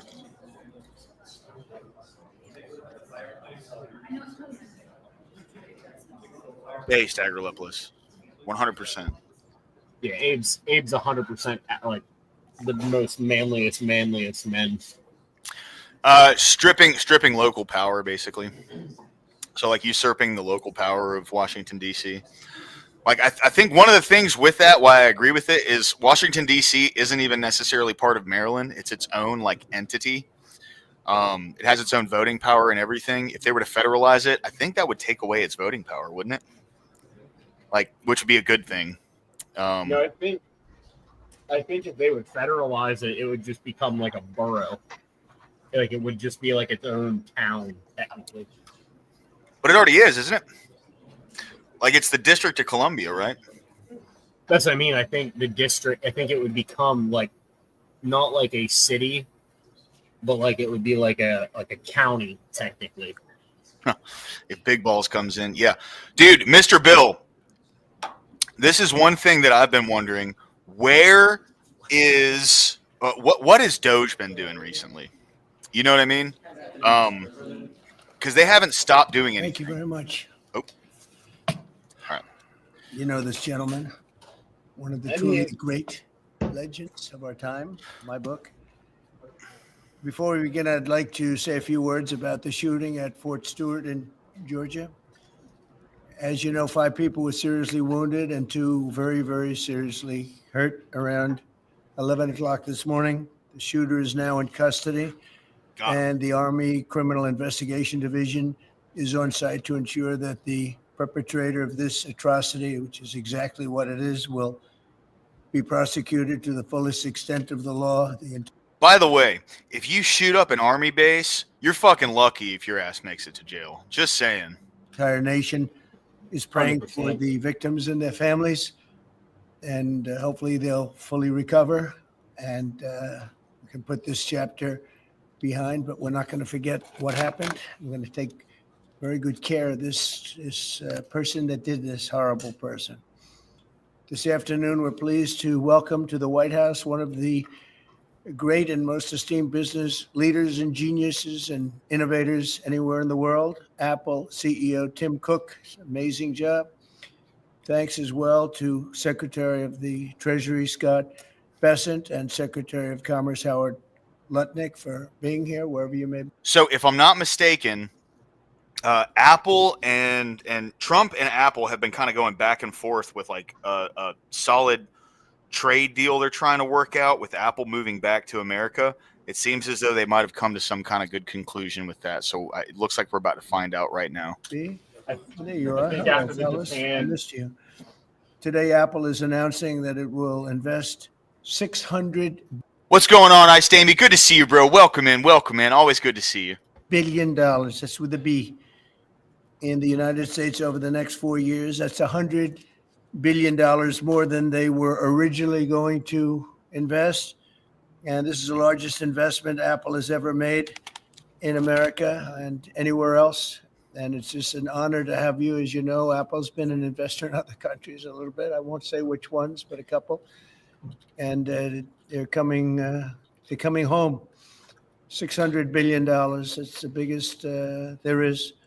The company is also unveiling its ambitious new American manufacturing program, which will bring factories and assembly lines across our country, all roaring to life. Areas that were not doing so well are doing very well. We have What's up, about Charles Darwin? $17 trillion coming into the United States, which is more than ever before. That's never even come close.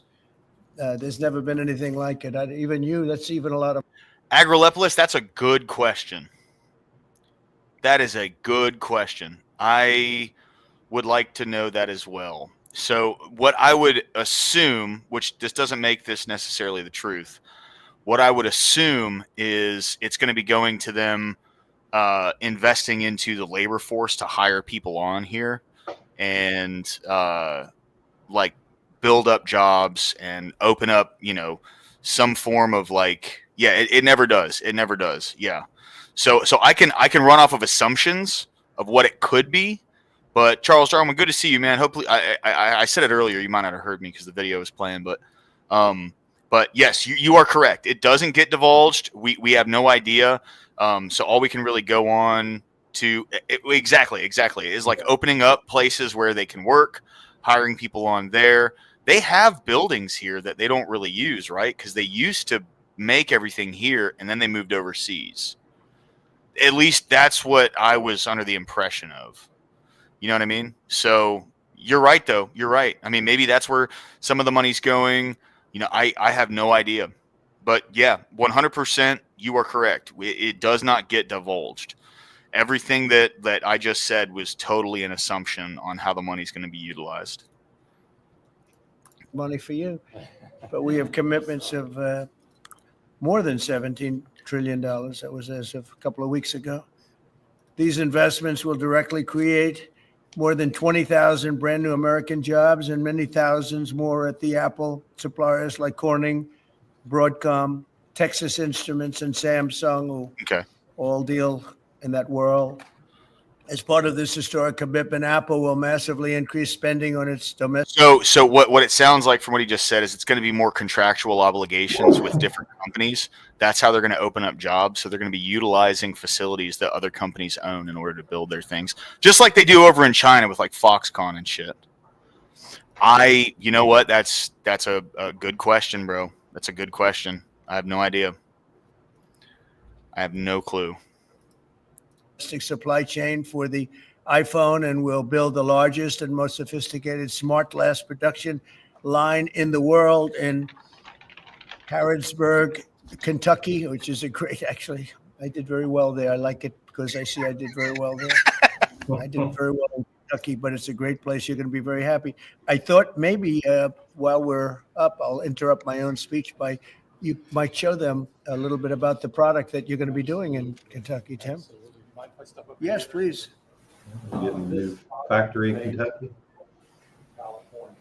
Bro, we can't hear you. This slab comes off the Corning line. Someone get this man a fucking microphone. Yeah. It was designed by U.S. Is it just me or does he not look nervous as fuck? He looks terrified right now. Marine Corps corporal, a former one that works at Apple now. He's done well. Designed it for you. And the base comes from Utah and is 24 karat gold. And it sits, I'll take the liberty of setting it on. Wow. Yeah, James Bradley. He got put in his place, so he's all timid and nervous. Yeah. Congratulations. Thank you Mr. very President. much. It's Thank you so fantastic. much. Great people of Kentucky. You're going to find it a great place to do business too. It's fantastic. Isn't That might be nice? why he looks so Doing these terrified. things now in the United States instead of other countries, faraway countries. This is a significant step toward the ultimate goal of ensuring that iPhones sold in the United States of America also are made in America. With the mass infusion of capital it's announcing today, Apple will also build a 250,000 square foot server manufacturing facility in Houston and invest billions of dollars to construct data centers across the country from North Carolina to Iowa to Oregon. That's big stuff. Apple will also open state-of-the-art manufacturing economy. It's going to be a manufacturing academy in Detroit, and that's a great place to do. You know, big things are happening in Michigan and Detroit. They're coming in because of what we've done with the, I call it the great, big, beautiful bill. I added one word, great. I mean, there's one But factory we have, for him. Probably It's the biggest, great, people. most comprehensive piece of legislation ever passed. It's going to mean unbelievable numbers of jobs and no jobs on Think of this, whether it's tips or overtime or Social Security, no tax. So no tax on tips, no tax on Social Security, no tax on overtime. And there's just a small bit of it. For Apple and others businesses, we're talking about the deductions and all of the things. And actually for people that go out and buy a car, first time it's ever been done, we talk about deductions for companies, but they're going to be able to deduct interest when they borrow money to buy a car. If That's fucking revolutionary. You're able to deduct the interest from your taxes. It's pretty big. That is fucking phenomenal. Well, just the If- no tax if on he had- overtime is huge. Oh yeah. No tax on overtime. For me, bro, no tax on tips. I get a $25,000 income deduction at the end of the year, bro. That's fucking incredible, dude. I think it's like what, 15 or 20,000 for overtime. It's 12.5. So I get 12.5 back for overtime because I always work at least 2-3 hours a week of overtime. Well, Like okay. So the way it works is you're like at the end of the year, you're gonna file for that. I looked into this. So you'll file for that deduction. It's gonna take $12,500 off of your taxable income. So what you'll get is about roughly 20% of that, right? So. Right, but that's what I'm saying. Like Yeah, you're going to get that's great. $2,500 back from the government, like immediately, and for me, I think it's like $5,000 or something. You know what I mean? Because tips make up like 95% of my income, right, as a bartender. So it's you're not getting the money back. You're getting to keep the money and not have them take it away.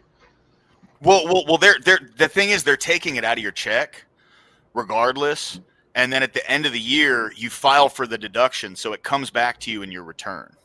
Yeah, I got you. Yeah. So that's how like the no tax on tips and the no tax on overtime thing is working. So we'll see. But I am really looking forward to this, bro. Like this tax return this year is going to be so fat, dude. it's made in America, it has to be made in America. So it is amazing. And one of the reasons I think I can say that Apple's coming here is the legislation we just passed with this kind of investment. Apple will also open other facilities, rare earth magnets from Texas, and build. Oh, I love that you're doing this. I love that. I love that. And build a brand new rare earth recycling line in Mountain Pass, California. I know that area. That's where they have a lot of truly rare earth. That's fantastic. I love that. And Apple will help develop and manufacture semiconductors and semiconductor equipment in Texas, Utah, Arizona, and New York. For years, Americans have watched as many of our leading tech giants built their factories overseas and exported American jobs abroad. But under the Trump administration, we're doing everything possible to make this the best place on earth to build a factory or grow businesses. I'm allowing them to build electric producing plants with their factory, because otherwise they'd have to hook into the grid. And I think it's one of the biggest things we've done, where you can build, Tim, your own electricity. You become your own electric manufacturer, and that goes along with the plant. So you become a utility. So congratulations, now you're in the utility. I hope they don't value your company based on utility, but that's okay. You're going to be making your own electricity. And as you probably know, for much of this and many of the things that we're doing, especially the AI, they would need actually double the electricity that the country now produces for everything. So it's massive electric, and they're going to be able to make their own, and they're getting very fast approvals. Lee Zeldin is doing a fantastic job. And I don't know if you guys have seen the rates, and we can look this up. Scott Hotvet, what's going on, brother? Welcome in. Always good to see you in chat, my man. Thank you for being here with us today, bro. Absolutely, dude. So I don't know if you guys have seen the charts for China's like power generation, that like the leaps and bounds that they've made over the past 10 years, but it's fucking staggering, dude. Like, they continuously keep building coal plants. They're generating more and more and more and more and more electricity. Like, this whole green energy shit has been nothing but a bane on our country, okay? Nothing but a bane, right? If anything, it has given our... Oh, Abby with the $20. Thank you very much. Sorry, I didn't see this. Thank you very much, Abby. You're an absolute legend. Thank you for the $20. I really appreciate it. I'm sorry I didn't see that earlier. I guess my phone went off and I just didn't check it. I got to change the banner now, guys. I got to change the banner. Abby, what a legend with the $20. Very, very appreciated. Thank you so much. 30 seconds for the $20 donation. That's incredible. Thank you. The but yes, anything. See, I'm with you on that, Mr. Bill. I'm a big nuclear power. Like, I think that's the way forward. If we were to harness like the power of nuclear fission or fusion, whichever one's the more powerful one, it's possible to do it. And if we did do it, it's the greenest form of energy, right? As long as it's utilized properly, that's it. What do you think, Amagad? Oh, I'm sorry, I was just checking something. I think Ashton's phone died. Oh no. I said, did you get the? I hope I sent it to the right person. I sent tried to use Cash App to send you something earlier. Oh, did you? Now I'm worried I sent it to the wrong person. Hold on. Let me see. I'll give you your shout out, man. Hold on. Let me see. I haven't gotten any notes yet. So I try to keep up with it on my phone. I try to keep up with it to the best of my ability, just because I don't get super chat notifications. You know what I mean? Yeah. I'll try sending it again here in a little bit. Yeah. Chernobyl. Yeah, 100%, dude. Yeah.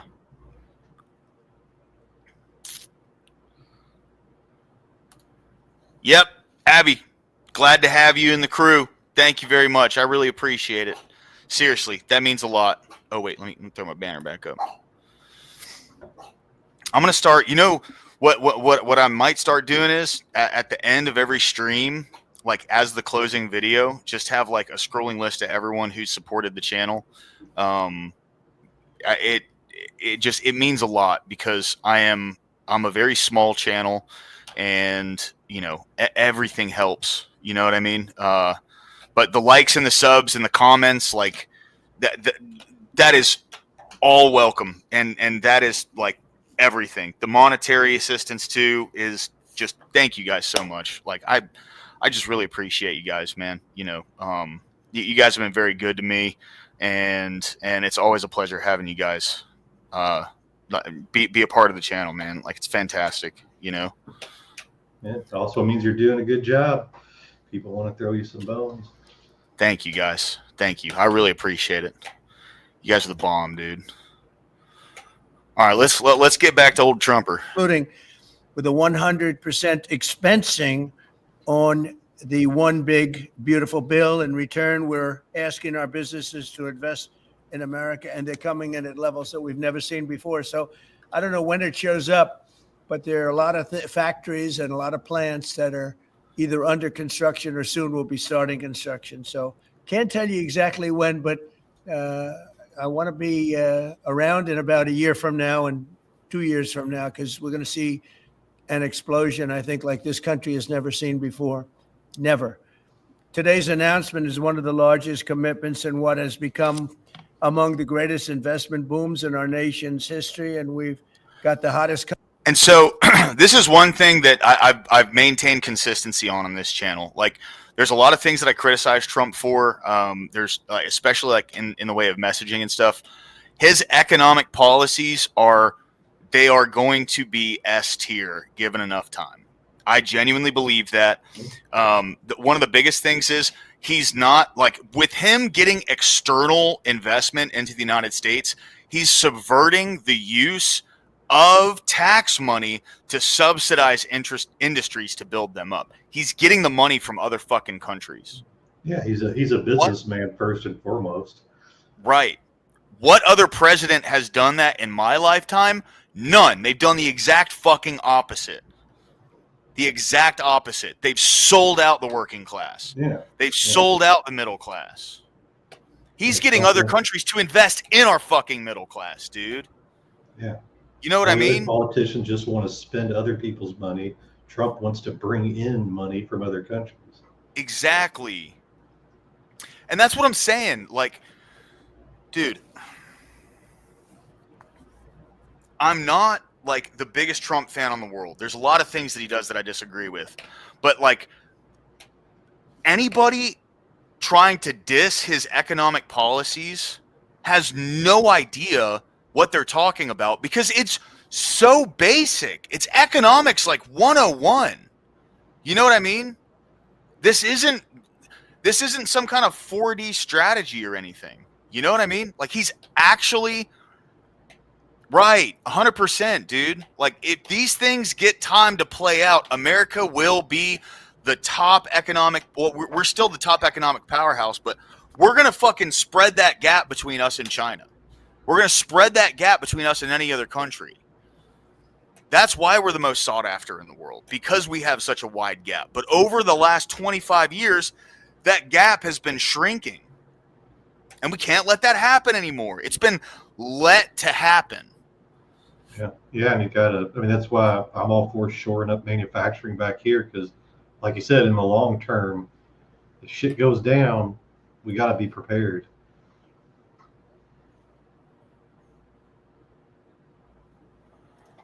Oh, you're good, Ashton. Yeah, dude, jump back up whenever. You already know you're always welcome on panel. Mr. Fista, dude, right here, bro. That's Right. the biggest banger right now, dude. Like, that's all they all think about. And he's thinking 10 years into the future. That's why these midterms are so fucking important. You know? Like, the midterms aren't important for you know, like, Republican politics in general. They're important for our economic stability in the future. Almost every country in the world revolves around how the dollar does. The worse off the dollar does, the less value it has. The like, inflation runs rampant all over the world. Yeah, It's I think another crazy. thing, yeah, a lot of politicians, all they think about is politics, whereas Trump thinks about economics. Right. You know? And like, you know, the Supreme Court right now, they're going to start weighing in on whether racial gerrymandering is constitutional. If they slap that down, dude, political messaging, I'm calling it now, political messaging will change drastically overnight. It will do a complete 180. Yeah, that is one of the most important things we need to take care of right now. We don't need people divided into groups in this country. That's collectivist communist trash, dude. This group gets this group gets this group gets this. Fuck that, dude. How about everyone? Yes, 100%. 100%. Yep, it's going to flip like a $2 hooker. Yes, sir. That's right, bro. That's right. Can't. I thought, okay. Oh, I see what you're saying here. I thought you meant with politicians doing, like, politicians can do things without, like, backing up economic policy. That's okay. I misread that. Yeah. You're right. What ended up happening with the Texas rezoning session? Rezoning. Oh, yeah, the redistricting. I don't know. We can look into that after we get done with this press conference for sure. I haven't even kept up with that today. I know yesterday they were issuing, like, arrest warrants and stuff. Yeah, buddy. Yeah. Well, the thing is, though, you know, like, they do all the political bullshit speak properly, but then they fuck the economy because Like our Congress is bought and paid for by corporations. They specifically write regulations to benefit these massive corporations and the small businesses get hurt by it every single time. JB Speaks, welcome in, bro. Good to see you, my man. Always a pleasure having you in chat, dude.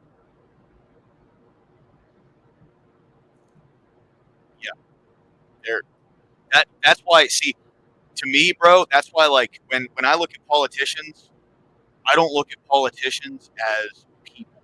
That is their character, right? Like that is the mask they put on. It's an act. Because then you see what these people do behind the scenes. That's not the person that's getting up on stage. That's who the person actually is, right? And I think that's the reason why they don't like Trump so much, because I don't think this is an act. Bro. Like, this is just who this guy is. He just fucking says the thing and be damned whatever anyone else thinks of it, right? And it's something to respect about the guy. Like, nothing has changed about him in the way that he's talked, except how fucking mad that he gets when he starts talking about certain things, you know, and not Joe Biden mad where he's like whispering and then screaming. You know what I'm saying? My audio just take a shit. I can still hear you. It's just sounded like it was going a little in and out there for a second. Was it? Oh, how's that? Is it better? Yeah. Okay, cool. All right, let's get back to the press conference. Country anywhere in the world. You know, I told you the story that, and Tim, I'll tell you, but I went to the Middle East and I was with Qatar, I was with UAE and the King of Saudi Arabia, all great leaders. And then I went to NATO and saw many great leaders, and we just finished that about 4 weeks ago. Virtually everyone said, in effect, that we were a dead country 1 year ago. America, this was a dead country. We were dying, we were dead. And now you've got the hottest country anywhere in the world. This would have never happened except for certain people. Thank you very much. NVIDIA is investing $500 billion to go along with Apple, $600 billion. $600 billion. Micron, great company, is investing $200 billion. IBM is investing more than $150 billion. SoftBank is fucking based level 4 lobster. Exactly, dude. Exactly. 100%. He's demanding the respect from the world that we deserve. Because our fucking tax dollars have been supporting other countries. Okay? 100%, dude. 100%. From what I understand, they issued arrest warrants for any politician who doesn't return by Friday, and they're going to vacate those seats. Interesting. I mean, like, they're going to have to come back eventually. They fucking live there. And you know what's funny? So this is one thing that, like, you know, Illinois, New York, and California are all threatening to redistrict if Texas goes through with this redistricting map. But the thing is, they've already optimally redistricted their states. That's why they're deep blue. They're not deep blue because an overwhelming, like, majority of the geological population votes in one direction. It's because they have multiple districts inside these massive cities like LA. LA is fucking huge. So you know, how many districts are in LA? How many house districts number are in Los Angeles? Okay, so they get 17 house seats just for LA. Yes. Jesus.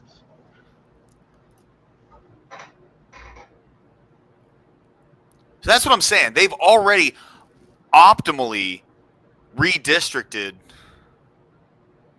Yeah. John Castle, base tweaker, fucking freaked out on me in Discord, called me a bunch of TOS names and stuff, and then blocked me. So, you know, I hope he comes back. I don't have any hard feelings towards him. I don't see him as like a bad guy or anything, but he's probably not going to be around anymore. So it is what it is. I don't have anything to do with that. You know what I mean? But California, Illinois, and New York have all like optimally redistricted. You know, that's why they're deep blue. If they were to redistrict again, they're running the risk of drawing a line that makes them lose a seat. No, dude, you're good. You're good. No problem. He was a big part of the channel at one point. Yeah, I just, things happen, and what are you gonna do? You know what I mean? You didn't do nothing wrong, bro. Thanks for being here, though, dude. Good to see you, man. Appreciate you coming in. Yeah, the way I see it too is that they're scared to death of the Republicans redistricting because they'll be gaining like 10, 15 seats if they do it. And they'll just be doing what the Democrats have already done, but they're scared to death that they're going to follow through with it. Yeah. Well, and like what this could turn into is just like a redistricting frenzy in all these like major, the big seat states. And then what I would say is probably what they'd end up doing is calling for like a mid-decade census, which if that was the case, oh boy, that's going to be crazy. Because like California's lost 1 million people in population over the past 4 years. And think of all the people that we've been deporting and the ones that haven't been coming across the border. Yep. And so there's been 1.7 million people that have either been forcefully deported or self-deported since Trump got into office. So they're doing a great job. The self-deport option was fantastic. Yeah, it's the best option by far. 100%. Like, I'm okay with my tax dollars sending someone out. Like, peace, later, goodbye. We're talking about redistricting, John. Oh yeah, 100% SD. I agree. Yep, absolutely. You live in San Diego. Oh, okay. How you like San Diego, man?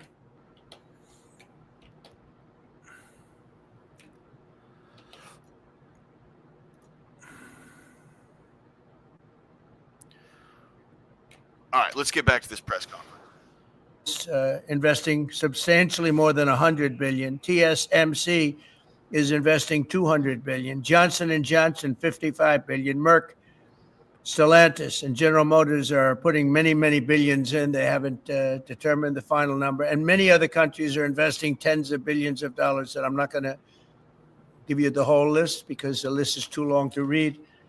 But it's hundreds of billions and even trillions. I mean, it's trillions of dollars is being invested right now. Last week, it was announced that our economy grew at 3% in the second quarter, and consumer confidence is surging. Blue-collar wages are rising rapidly. Costs are way down. I listen to these horrendous frauds on CNN and various other fake news networks, and they say costs are up. No, costs are down. Gasoline is down. It's going to soon, I believe, be less than $2 a gallon. It's around $2.40 right now, many places other than California where they tax you out of business, but and a couple of others. But gasoline is way down. The price of groceries are down. How about eggs? When I first came here, my first week, the press hit me very hard on eggs. Eggs had quadrupled or something. I said, I didn't know about it. Give me a chance. I've just been here for 4 days. Well, eggs are down. Everything's down. Price is down. The only thing that's up is stock prices. That's really up, and that's through the roof. The stock market has been hitting all-time records, all-time highs.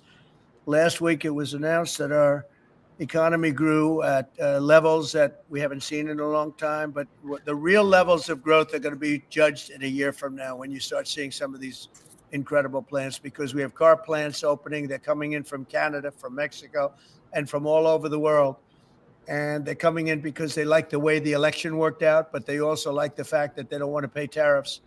And the tariffs. Okay, they don't like either of those things. These massive corporations love fucking the American people. Okay, let's be straight up here.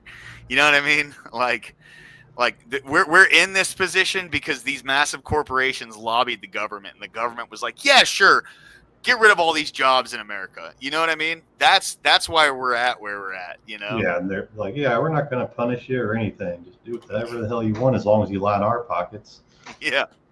But I like how Trump's going, yeah, you like it, right? You like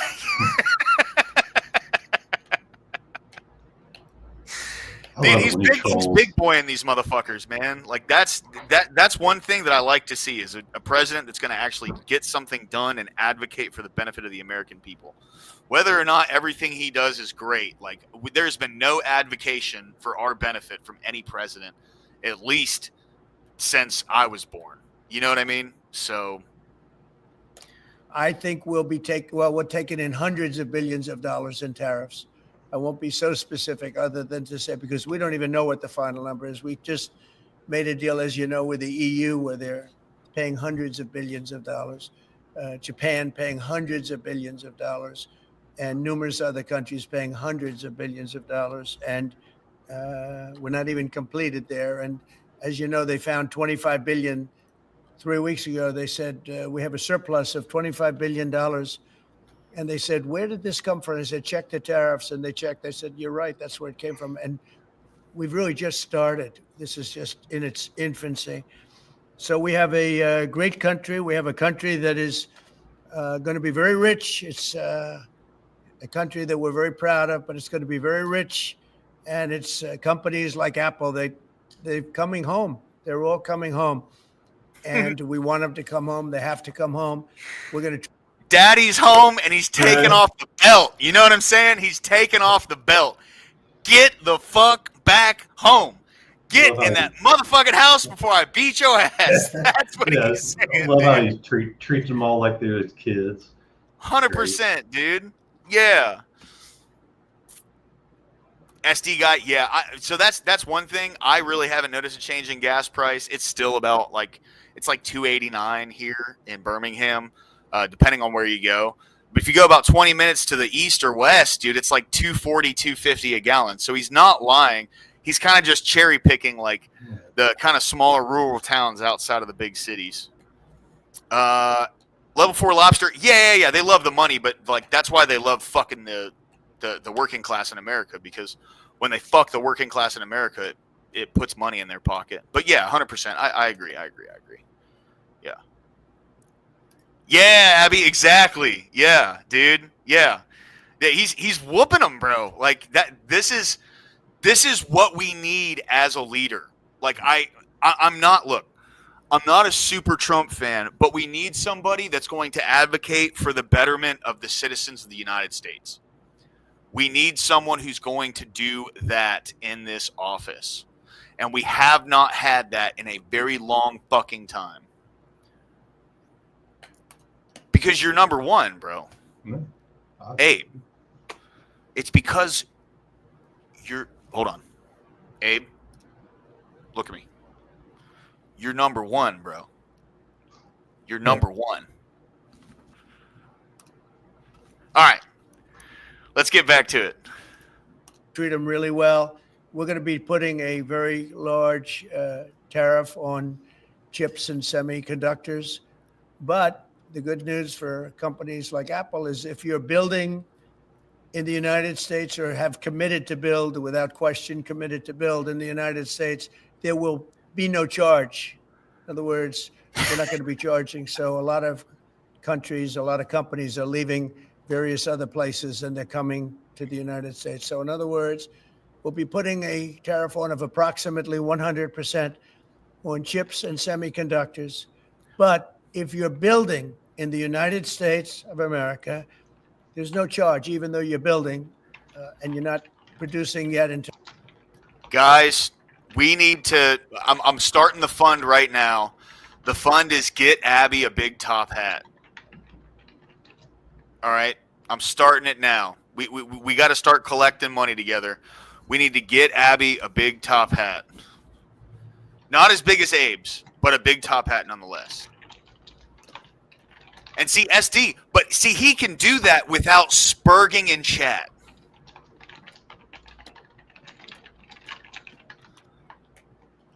Yeah. That's what I'm saying, Abe. It's because you're number one, dude. Abe's number one. Abe's number one. Hey, Lady Liberty's in the chat for Abe, guys.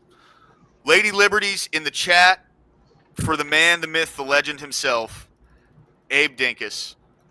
Lady Liberty's in the chat, guys. The big numbers of jobs and all of the things that you're building.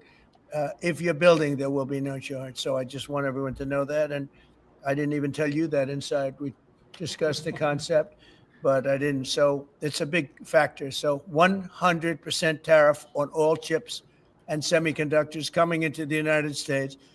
But if you've made a commitment to build, or if you're in the process of building, as many are, there is no tariff.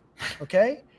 If for some reason you say you're building and you don't build, then we go back and we add it up, it accumulates, and we charge you at a later date. You have to pay, and that's a guarantee. So that's a big statement, and I think the chip companies are all coming back home. They're all coming back. You know, we started with Intel, and gradually Intel was just taken over the coals. They were taken to the cleaners, frankly, and moved to other places, in particular Taiwan. But I think a lot of those companies are coming back, and they're coming back very rapidly. So that's a big statement. 100% tariff. I want to thank you very much, Tim. Would you like to say a few words about your company, please? Good afternoon, everyone. And now he takes the mic. Mr. President, thank you very much for having me here today. You've been a great advocate for American innovation and manufacturing. I'm grateful for your leadership and your commitment. Where the fuck have you been, Tim Cook? That's a commitment we share at Apple, because American innovation is. He's about to lay out the longest string of bullshit we have heard from any of these motherfuckers in quite a while, bro. I'm sorry, Daddy. I'm sorry, Daddy. Yeah.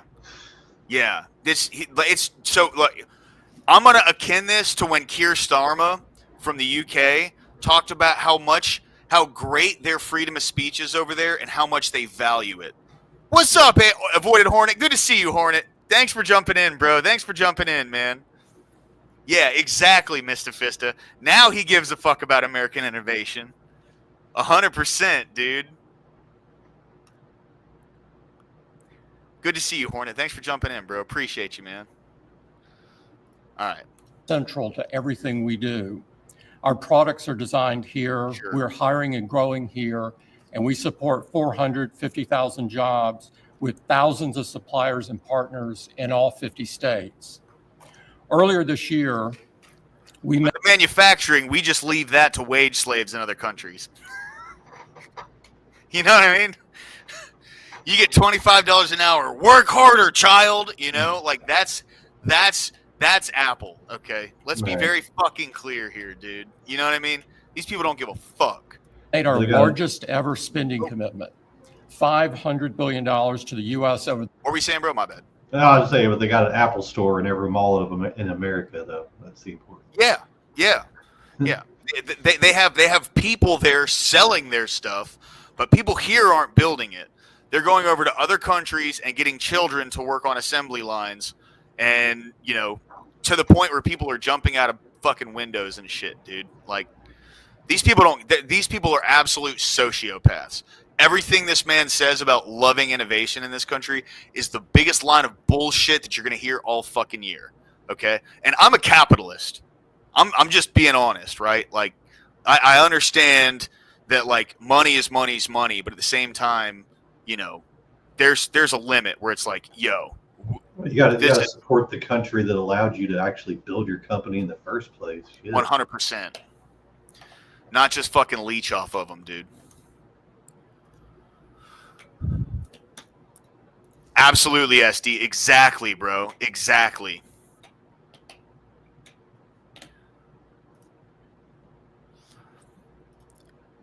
These aren't going to be new jobs. Everything will be automated, but it's important to have these products made in America. Based, 100%. Come, this guy looks like a skeleton. Yeah, no shit. Yeah. It's the adrenochrome. I don't necessarily believe in that stuff, guys. Just by the way, I'm just joking, but you know, we are still literally the only country that has freedom of speech in our laws. England absolutely does not, yet their citizens think they do while getting arrested for making Facebook posts. Exactly, dude. And Keir Starmer was like Trump called him out on it and was like, you know, freedom of speech is in danger in your country. And he goes, actually, freedom of speech we love our freedom of speech over in the UK. And we do everything we can to promote freedom of speech. But yes, like look at Count Dankula, for instance, right? The Scot. He was put in jail for his girlfriend's pug putting its paw up as a joke. Yeah, he was and this the is someone canary who in the ran coal for mine. Congress in the UK. Yeah. You know what I mean? Anyway. The next 4 years. That's already yielding results. Earlier this year, we broke ground on a new factory in Houston to make advanced AI servers. And just last month, the very first test unit rolled off that factory's line, proudly made in America. President Trump shared some kind words about that work, but he also asked us to think about what more we could commit to doing. Yep. And Mr. President, we took that challenge very seriously. I'm glad to be here with you today, and I'm very proud to say that today we're committing an additional $100 billion to the United States, bringing our total U.S. investment to $600 billion over the next 4 years. As a part of this, we're launching Apple's American Manufacturing Program. It will spur even more production right here in America for critical components used in Apple products all around the world. And we're thrilled to announce that we've already signed new agreements with 10 companies across America to do just that.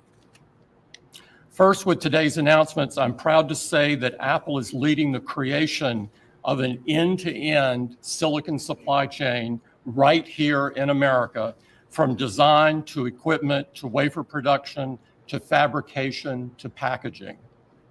In Texas, we're working with manufacturers like Texas Instruments, Global Wafers America, and Applied Materials. We're working with Amcor in Arizona and Broadcom and Global Foundries in New York. Thanks to President Trump's vision, and with his help in his first term, we also led the way to bring TSMC to Arizona by committing to be their first and largest customer. Today, they're producing tens of millions of chips for Apple using one of the most advanced process technologies in America today. We're going to keep working with our suppliers to move even more of this incredibly advanced work to America. And this year alone, American manufacturers are on track to make 19 billion chips for Apple in 24 factories across 12 different states. Second, we're committed to buying American-made advanced rare earth magnets developed by MP Materials, which will become part of Apple's devices shipped around the world. MP is the only fully integrated rare earth producer in the United States, and with this partnership, they'll be significantly expanding their flagship facility in Fort Worth, Texas. We're also thrilled to work together on a cutting-edge rare earth recycling line in Mountain Pass, California. And third, in Kentucky, we've worked with our partners at Corning to build the world's largest and most advanced smartphone glass production line. And I'm pleased to announce that very soon, this is for the first time ever, every single new iPhone and every single new Apple Watch sold anywhere in the world will contain cover glass made in Kentucky. In addition to the American Manufacturing Program, we're also significantly growing our investments in AI, including expanding data center capacity in North Carolina, in Nevada, in Iowa, in Arizona, and Oregon. So we're going to keep making investments right here in America. We're going to keep hiring in America. And we're going to keep building technologies at the heart of our products right here in America. Because we're a proud American company, and we believe deep. No, you're not, you fucking liar. No, you're not. You were happy to sell out the middle class by outsourcing all of your manufacturing to other countries where you'd barely have to pay these people and work them like fucking slaves. No, you're not a proud American company. You're proud that you're fleecing people with your high prices God, these people piss me the fuck off, man. Yeah, Sorry, they dude. want, no, they want, he wants everybody to believe that they're a proud American company, so if they buy the phones, that's his goal. It's just platitude. Right. Exactly.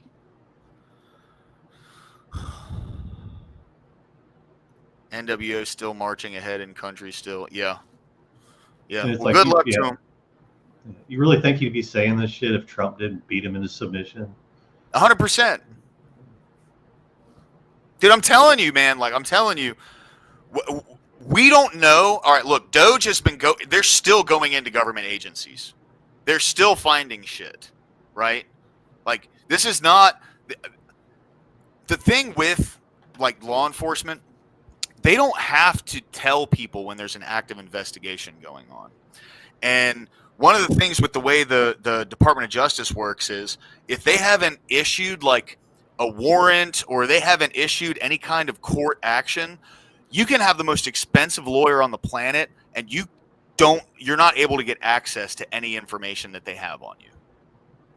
You have to wait until a court action has been put forward, some kind of charge is filed, warrant put out for your arrest, whatever it may be. Then a lawyer can go in and get discovery, right? But until then, you got nothing.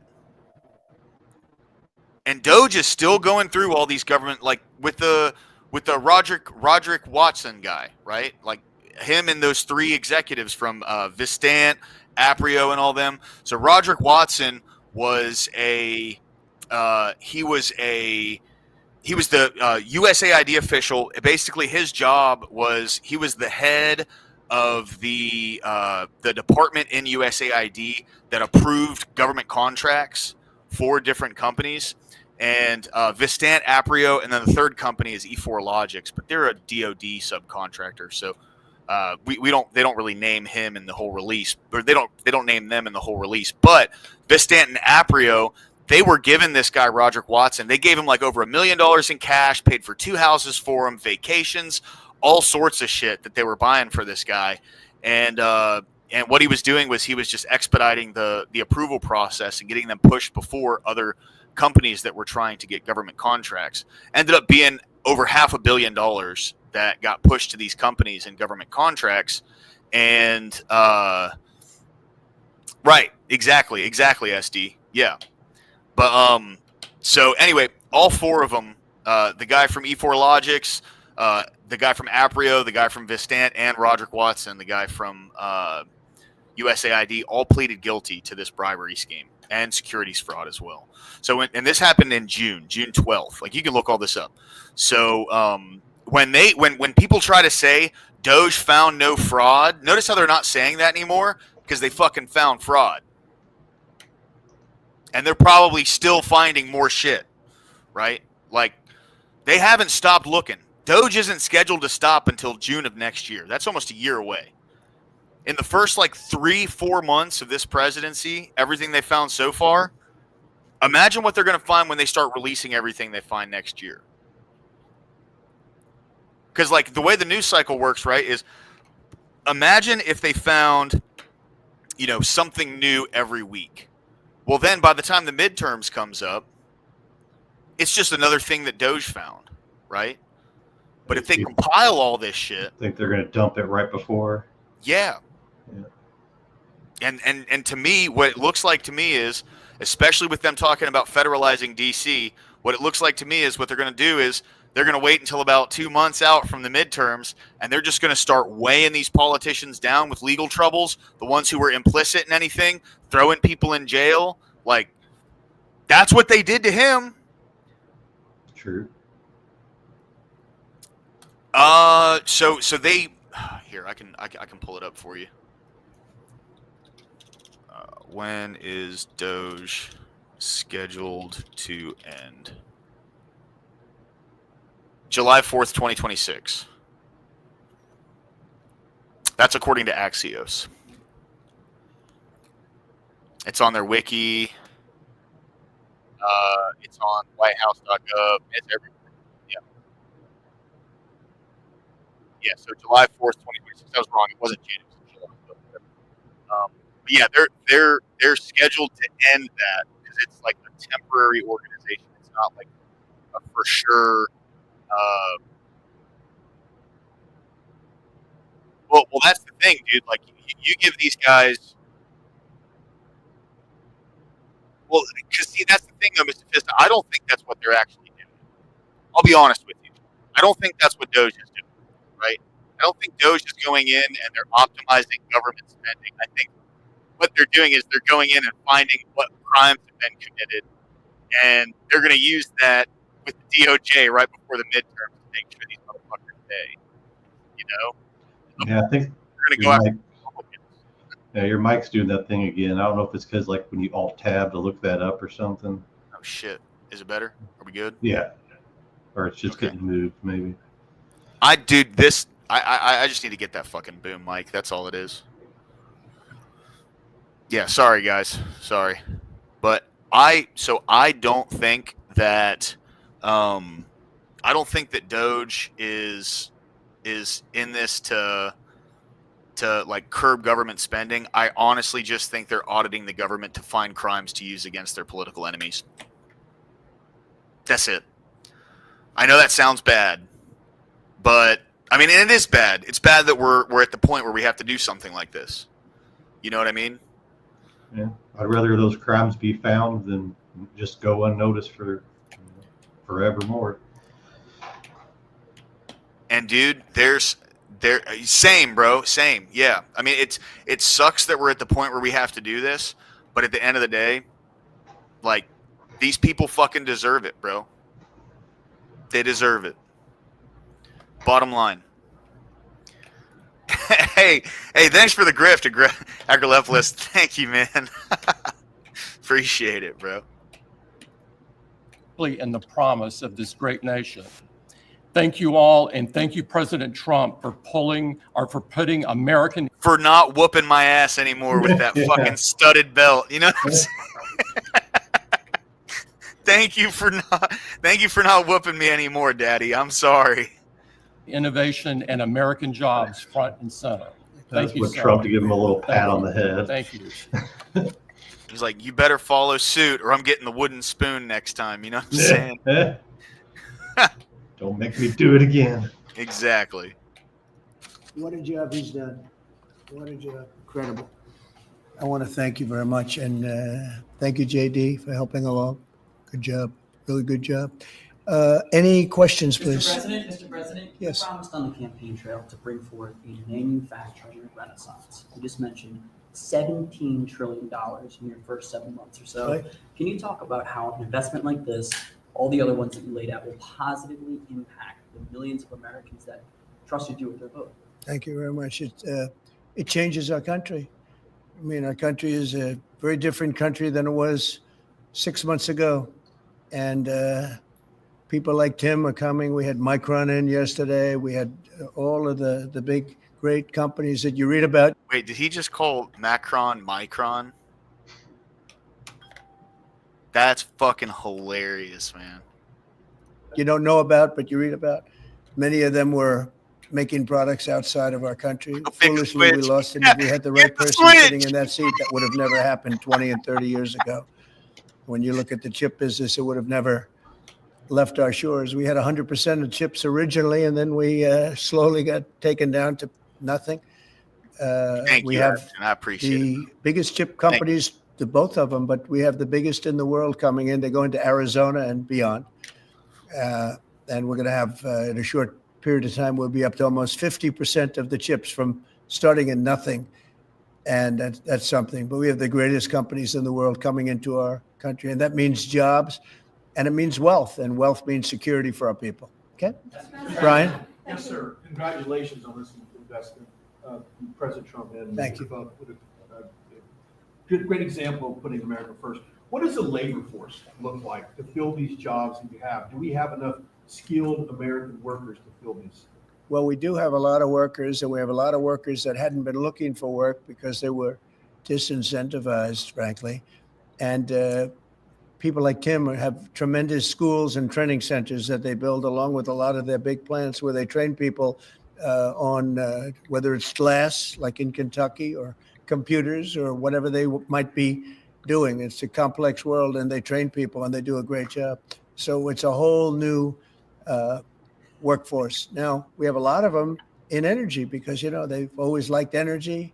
As you know, coal has opened up big. We brought it back and brought it back in a very large way. You know, China's right now building 58 coal-fired plants, 58 big ones.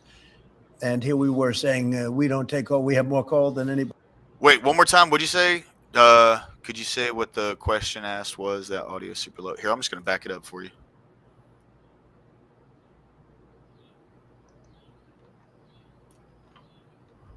When you look at the chip business, it would have never left our shores. We had 100% of chips originally, and then we slowly got taken down to nothing.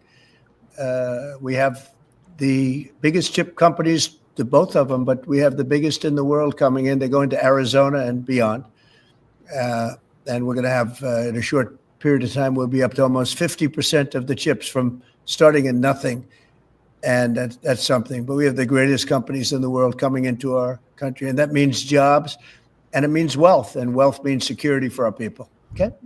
Brian? Yes, sir. Congratulations on this investment, President Trump. And Thank you. Great example of putting America first. What does the labor force look like to fill these jobs that you have? Do we have enough skilled American workers to fill these? Well, we. So the question there, level 4, was, what does the labor force look like to fill all these job openings? Do we have a labor force that can fill these jobs that they're opening up? That's what he was asking. We do have a lot of workers, and we have a lot of workers that hadn't been looking for work because they were disincentivized, frankly. And people like Tim have tremendous schools and training centers that they build along with a lot of their big plants where they train people on whether it's glass, like in Kentucky, or computers, or whatever they might be doing. It's a complex world, and they train people, and they do a great job. So it's a whole new workforce. Now, we have a lot of them in energy because, you know, they've always liked energy. As you know, coal has opened up big. We brought it back and brought it back in a very large way. You know, China's right now building 58 coal-fired plants, 58 big ones. And here we were saying we don't take coal. We have more coal than anybody else in the world. We have more oil and gas than anybody else in the world. But we have tremendous energy jobs. And the energy, as you know, we're booming with energy. And that's why the gasoline prices are down. The costs are down. I just hope when they watch these shows, I watch this, I won't use names because I just make them better known that nobody knows who they are.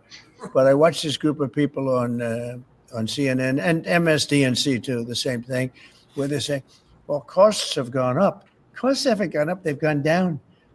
I'm telling you, the thing that's gone up is stock prices and success of our country. Our country is really, really doing well, successful. Yes, ma'am. Yes, Mr. President, have Putin and Zelensky agreed to us? No, hey, level 4, you're good, man. If you ever need me to repeat something or pull it back, just let me know, man. I'll always do that, all right? Ain't no problem. MSDNC, yep, based. Skilled is fiction. Skilled means in India with a Mumbai gas station.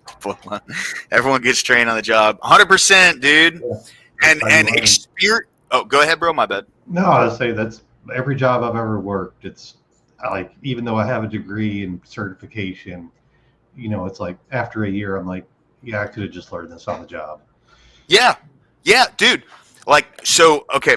One thing I was thinking about going to bartending school when I was in my early 20s. It's very, very cheap, but it's a fucking scam, dude, because what I talked to, like, the bartenders that I know, they've all told me the same thing. Don't go to school. Just, like, get on as a barback somewhere and learn how to do it. Well, that's what I did.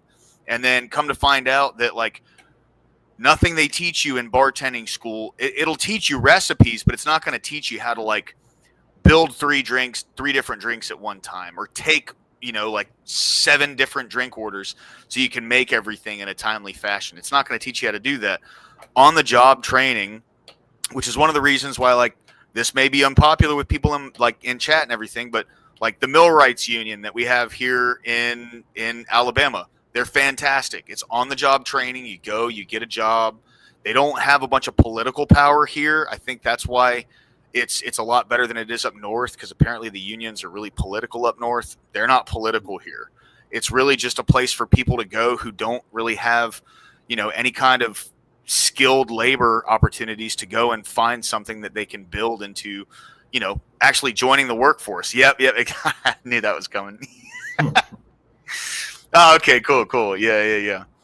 But yeah, so like, I am all about people joining the labor force, man. Like I'm all about it. That's how a country grows. And to offer those opportunities to people is fucking necessary, right? You just can't piss the opportunity away. Yeah, and when it comes to skilled labor like that, like he's talking about, my brother, for example, is a diesel mechanic, but he didn't start off that way. He went to work for the company doing some entry level stuff, and eventually they paid for him to go off and get the training to be a diesel mechanic. So if the company thinks that you're going to be good at that, they'll pay you to get that training. You don't have to go get the training first and then go to the company, and they don't know if you're any good at it or not. Right. Exactly. See, there's this painted idea that like large swaths of the population are living in poverty right now, and it's a fucking lie, dude. It's a lie. And they know it's a fucking lie. Summit yet, and where and when would that be? Well, there's a very good prospect that they will. And we haven't determined where, but we had some very good talks with President Putin today. And there's a very good chance that we could be ending the end of that road. That road was long and continues to be long, but there's a good chance that there will be a meeting very soon. Excuse me? How close do you think you are to some kind of? Well, I don't want to say. I've been disappointed before with this one. We've solved 5 wars, plus add to that Iran, where we wiped out their nuclear capacity for weapons. They would have had a weapon within 2 months, maybe less. And that was totally obliterated. Turned out it was a total obliteration. And the pilots and the people that did that job are really, we have the greatest armed forces in the world, but that was really something. That's right. And we need to fucking keep it that way. We need to keep trans people out of the military. Yeah. Like that's just basic 101. Putting weapons in mentally ill people's hands is not a good thing, especially in stressful environments. You have no idea where their head's going to go. They're all on a bunch of fucking like psych meds, and you start like giving people fucking weaponry and cutting them up on the taxpayer's dime. Like, this is just debauchery, bro. I don't understand how any of this is considered any sense of normalcy, dude. Yeah, 100%, bro. I'm still not convinced that those bunker busters did much, but I also don't think Iran was close to a nuclear weapon, so it's moot. I have no idea. With all that shit, I really don't know. Like, part of me really, like, the way I kind of think about it is Israel wanted us to bomb something, so we bombed it. That's honestly what I think of that. People may not agree with that, but it is what it is. Yeah, I would say my take is I hope we got something for doing that. Based, yeah, exactly. Because we need to start getting something from that little fucking country, bro. Seriously. Credentialism ruined the workforce. Based. UPS union is super political, but the job itself can't be beat. Yeah. I'm a hardworking man. I work in the rent-to-own industry. Between deliveries and sales, our shop has grown by 1.2 mil in the past 3 years, even during COVID. What's up, dude? Yeah, that's awesome. Small business for the win, dude. That's what will save the economy, is the growth of the small business sector. Try again. Sorry, I'm trying to multitask. Hit that like button. Oh, thank you, man. Dude, hey, Agrileplis, I appreciate the grift, bro. That's fucking amazing, dude. Thank you. Based. Yep, 100%. Vince, those bunker busters much. Yep. And then Israel keeps America topped up with. Yeah, exactly, dude. 100%. Yeah. Well, they wipe out 40% of some tiny little strip of people who are not really good economically, Hey, Abby, thank you very much for jumping in. I really appreciate it. Thanks for your support. You are an absolute legend. Please come back anytime. Thank you very much. Seriously.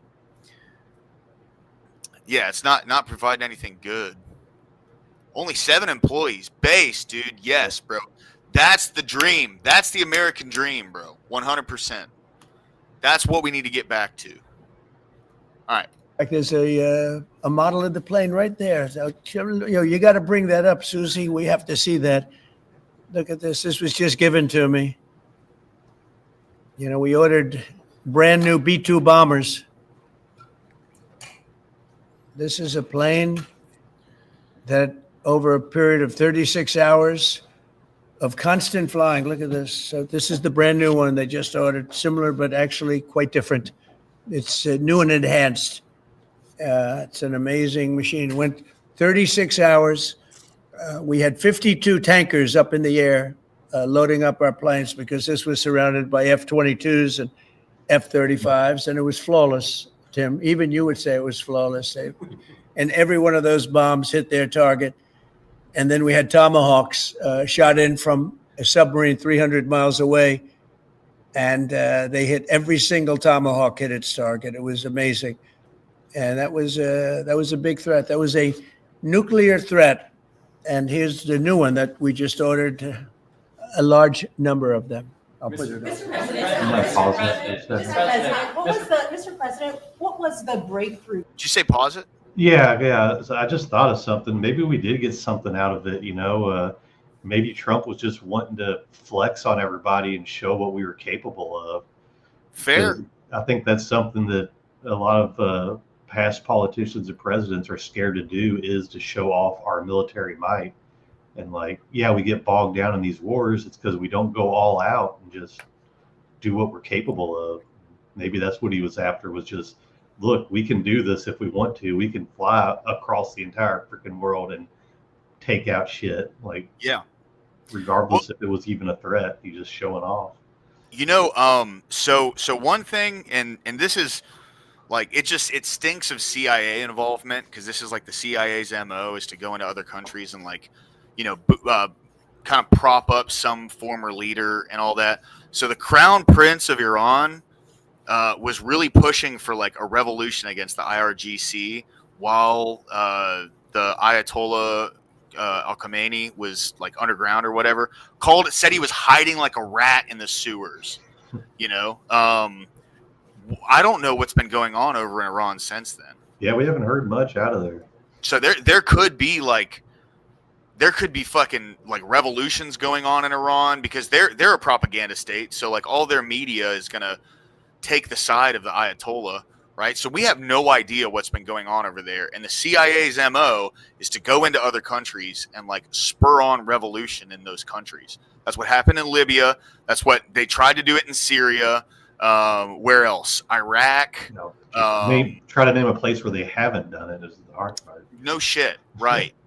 So, I'm interested to see what ends up happening with Iran, because Iran is a major energy player for China. So if we were to prop up some different leader and RCIA put them in, and they're more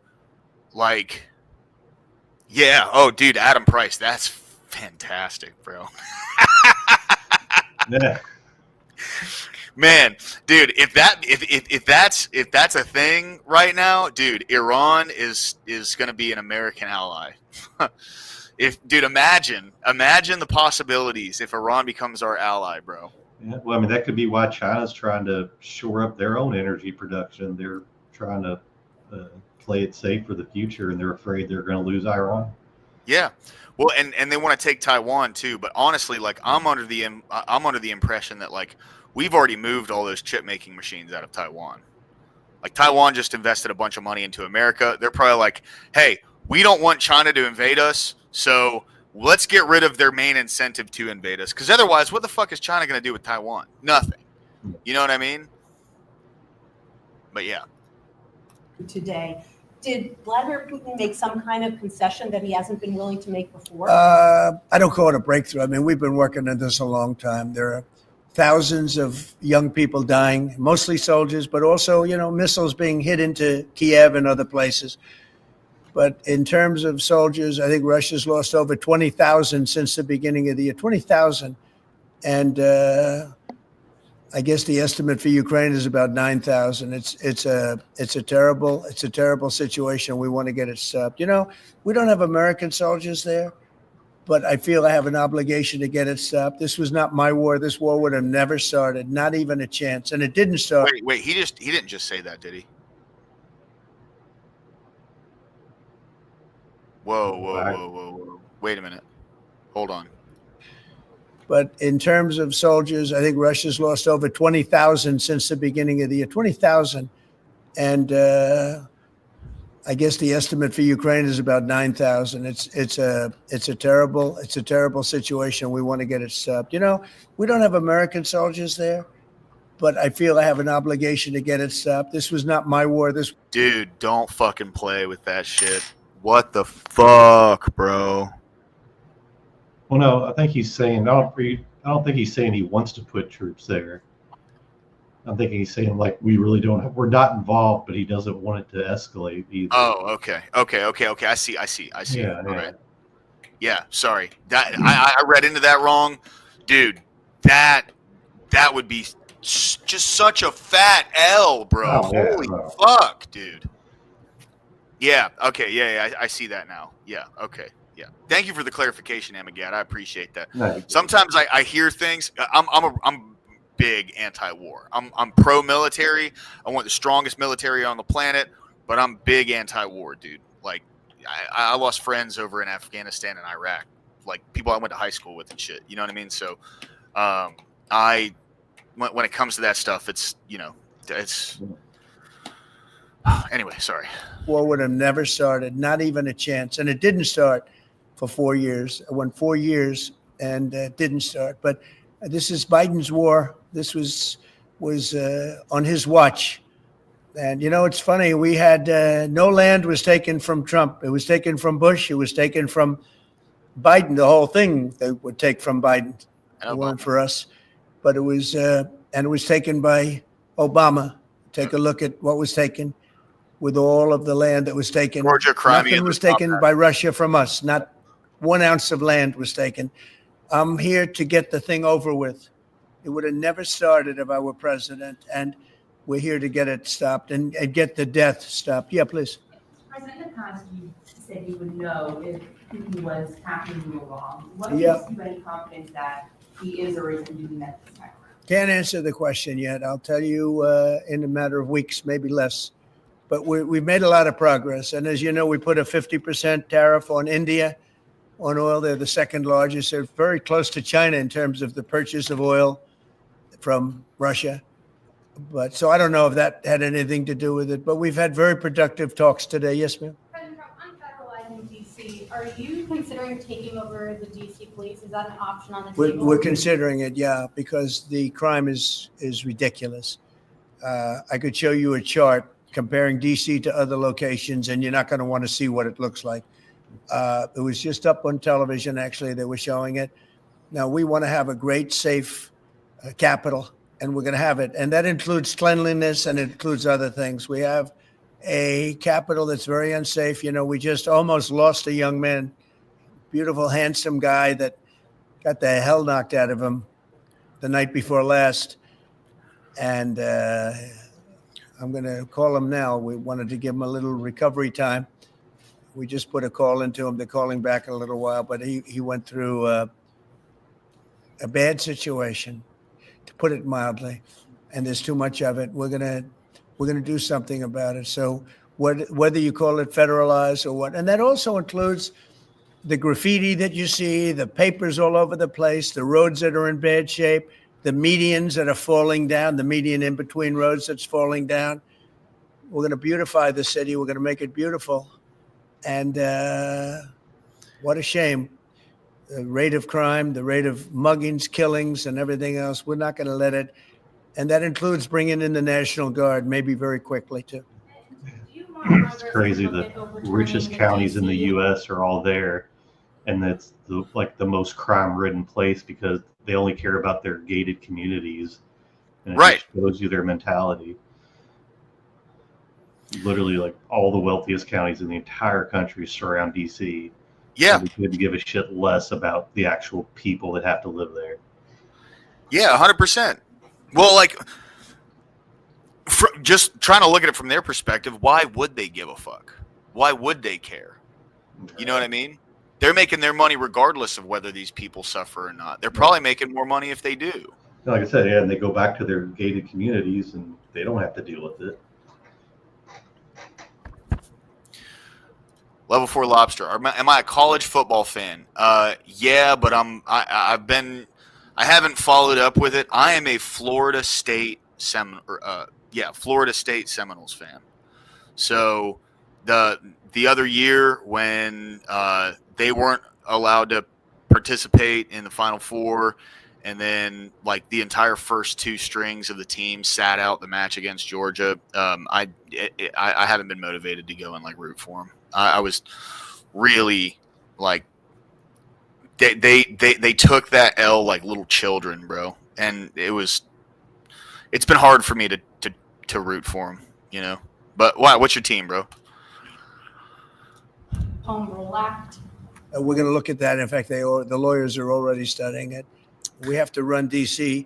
This has to be the best run place in the country, not the worst run place in the country.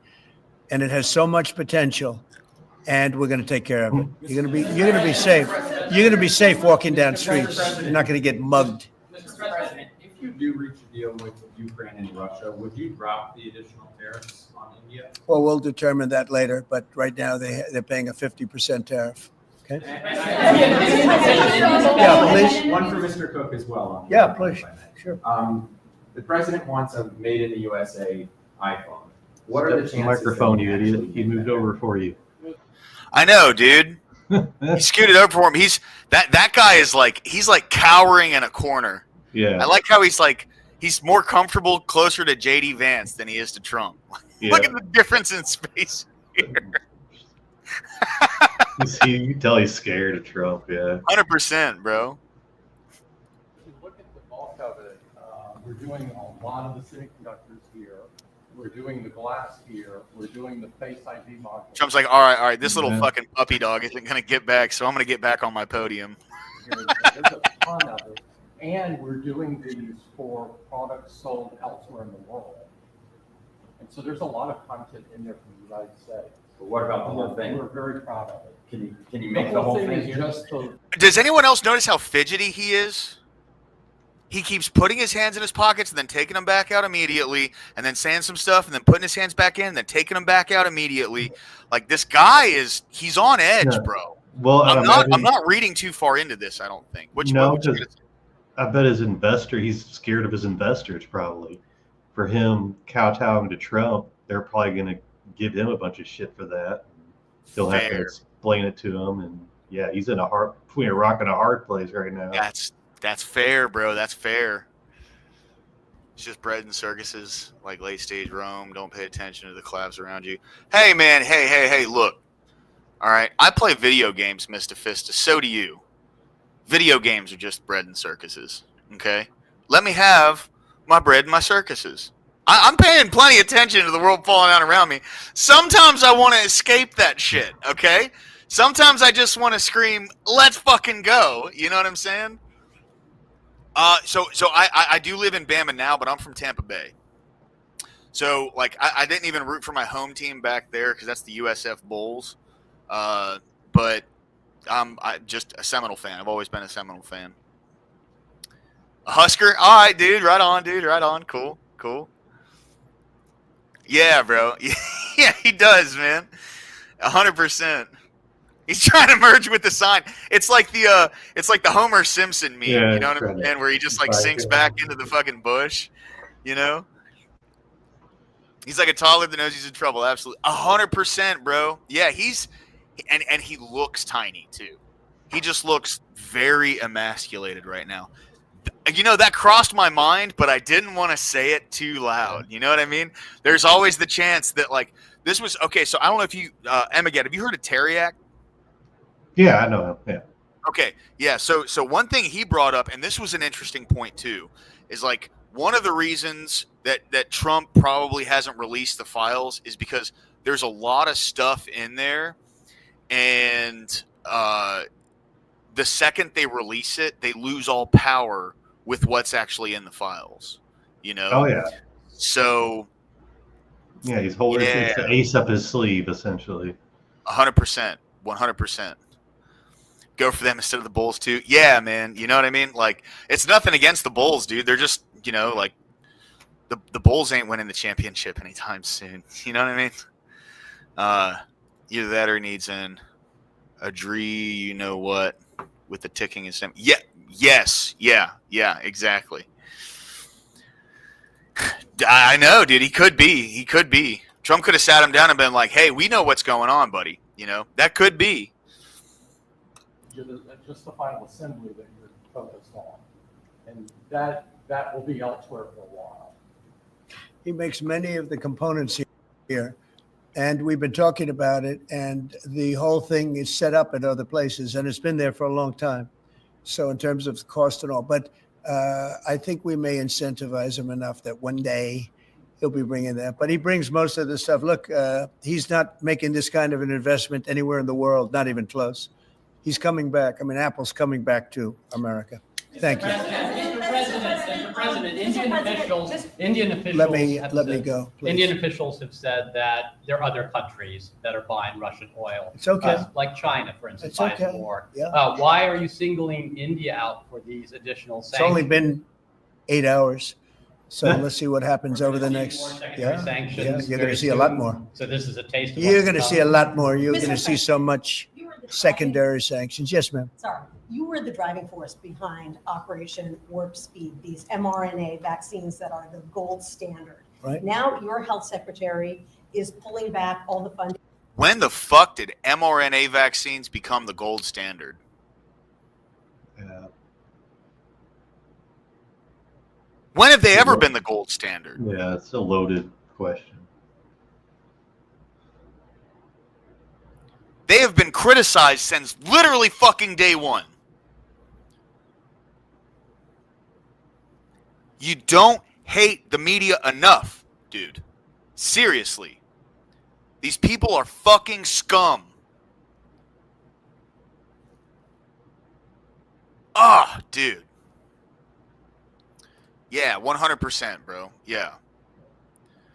See that you know what the biggest issue with the vaccines was to people? It really had nothing to do with mRNA. The biggest issue with it was the force element of it.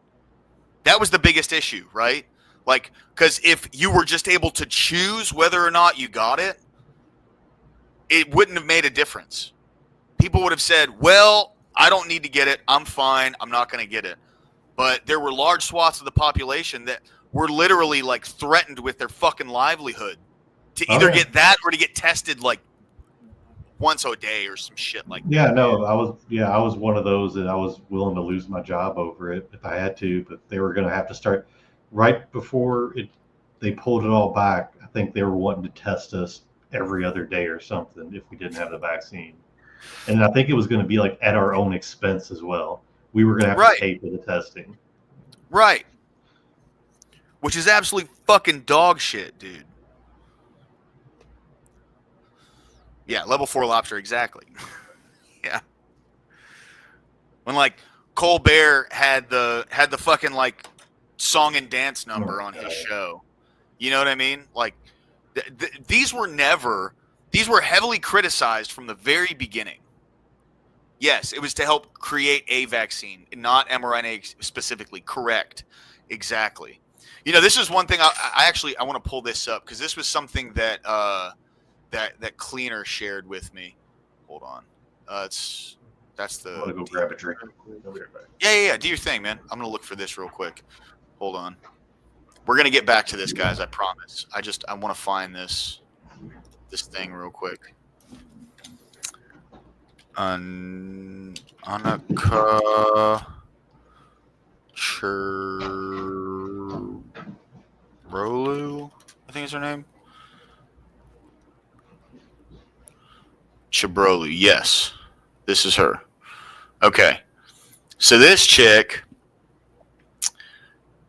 developed a potential cure for COVID-19 back in 2020.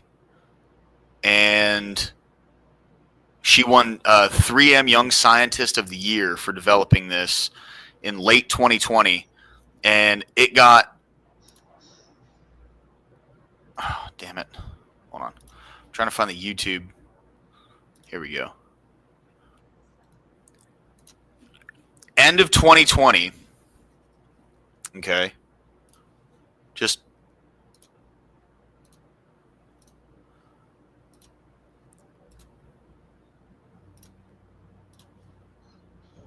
end of 2020. This girl right here developed a cure, a potential cure for COVID-19. 5,600 views from a UNICEF channel. This is in the end of 2020. Still when the pandemic was hot. This was throttled so fucking hard, dude.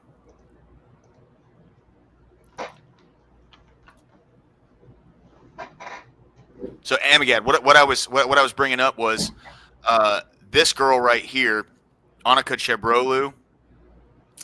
She towards the end of 2020, she won the 3M Young Scientist Award because she developed a potential cure for COVID-19, and it hadn't even she identified the protein that has the binding affinity. So it specifically, like, although it could have been turned into one. Fair. Yeah. But she developed something massive that could have turned into just a straight up cure for COVID-19. Instead, they throttled the fuck out of it and pushed mRNA. And we paid for that. We paid for that with our taxes, and they told us, thanks for paying for it. Now, if you don't take it, you can't pay for anything else because you're not going to have a fucking job. These people are scum, dude. They're scum.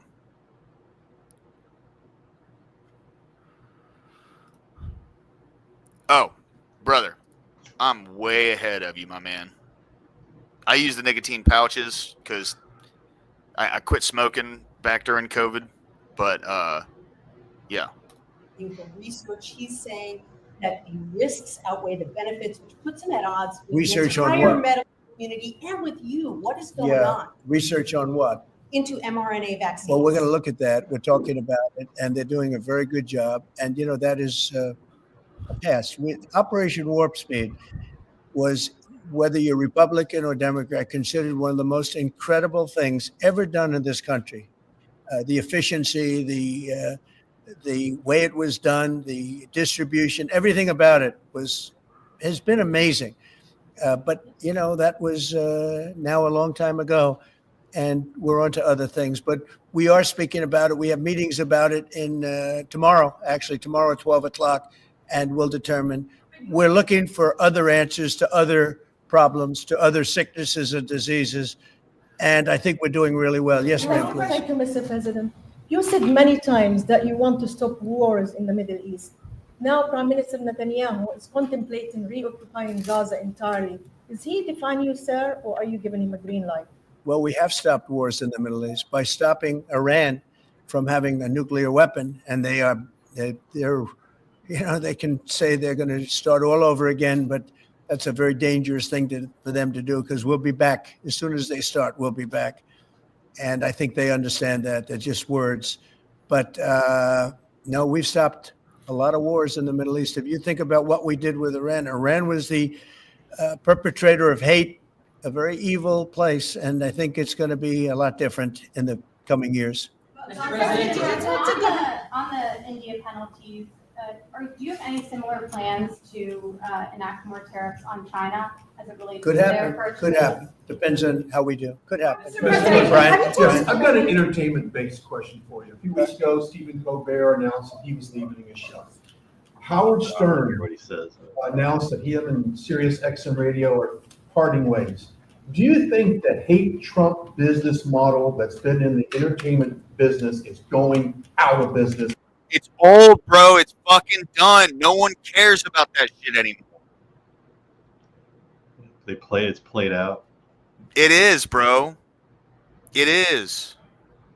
It's just like it's like the Marvel fatigue. You just beat it so much that people just don't find it interesting anymore. Right, dude. People are fucking, they're tired, bro. They're done with that. People just want to pay their bills. They just want to be able to get fucking groceries. They don't give a shit about all this fucking placating. Dude, that's the thing, right? Like, that's where you lose people. You lose people when you're all politics and no economic benefit to those people, right? And it's just so fucking obvious. If the Democrats would have done things for the economy, all of this would have been different. But they didn't. Yeah. I was never a big Howard Stern fan. I mean, like, he was a little before my time, you know. He was a shock jock. It was just all shock value. That's all he backed on. Yeah. And now, you know, funny enough, he supports Democrats. It's funny how he's getting fucking, like, he's ending with Sirius. That was one of the, like, biggest, wasn't that one of, like, the biggest first Sirius XM contracts was Howard Stern? Yeah, I think so. Yeah, he's probably not getting any, no one's listening to him anymore. Probably just fucking cries about Trump, bro. Yeah, he used to be edgy, not an establishment shill. 100%, dude. Because it's not popular with the American people. Well, it hasn't worked, and it hasn't worked really for a long time. And I would say pretty much from the beginning. That's not true. It did work in the beginning. That's the reason you lost the 2020 election. No matter what anybody wants to say, it worked for a little bit, but it stopped working. Obviously, he just won the fucking popular vote, like, in a big way. You know what I mean? Colbert has no talent. I mean, I could take anybody here. I could go outside on the beautiful streets and pick up a couple of people that do just as well or better. They get higher ratings than he did. He's got no talent. Fallon has no talent. Kimmel has no talent. They're next. They're going to be going. I hear they're going to be going. I don't know, but I would imagine because they get, you know, Colbert has better ratings than Kimmel or Fallon. You know that. Howard Stern, it's a name I haven't heard. I used to do a show. We used to have fun, but I haven't heard that name in a long time. What happened? He got terminated? Yeah, they're in a separate way because I think what they're offering. You fired. Salary wise is real low for what he's getting. You know when he went down? Whenever you want. You know when he went down? No, before. When he endorsed Hillary Clinton, Yeah. he lost his audience. People said, give me a break. He went down when he endorsed Hillary Clinton. Yep. Mr. President, have you talked to Governor Cuomo interviewing Fed candidates yet? Yeah, we've started the interviewing process. Scott and I and Howard, a lot of people, JD, we have some great candidates. It's probably down to 3. He doesn't want the job. He said, do you like this job better? Yes, sir. I mean, he was a candidate, but I don't think he'll take it. I really don't think he'd take it, actually. Yeah, essentially, we're all from Wall Street, aren't we? You know, when you get right down to it, the term Wall Street. Yeah, please. Yep, you made your tax cuts permanent. You mentioned that the tariffs are bringing in a ton of external revenue. You've opened up markets, the EU, Japan, South Korea, many others, to American goods like we've never seen before. How much growth can we expect in the economy now that this model of yours is sort of beginning to really take off? Well, I think the growth is going to be unprecedented. I think we're going to have growth that's unbelievable. Now, remember, we're building and just starting to build a lot of these incredible plants. We talked about the electric facilities that we're building, the generating plants, electric generating plants are massive, and they're going to be great. And they're going to sell excess electricity into our grid. So we're going to be having much more electricity than we ever had. And those plants are going to be taken care of individually. I know Tim is building one in one of his big factories, but especially for AI because it needs so much electricity. So I appreciate the question very much. And I think the growth is going to be unprecedented. Did you have a phone call with Andrew Cuomo? Did you speak to Andrew Cuomo? I haven't. No, I haven't. Mr. President, have you been briefed on what Ghislaine Maxwell told Todd Blanche? No, I haven't. Have You not. don't know whether I don't came know. up in the I know Todd conversation is or a not? very respected person all over the country, all over the world legally. So I don't know. Yeah, please go ahead. Will the new Fed governor be temporary? We're probably going to go with a temp and then a permanent, I think. So the temp is going to be named, I'd say, over the next 2-3 days, and then we're going to go permanent. Are the two eventually. So wait, is Powell out? Yes, very much so.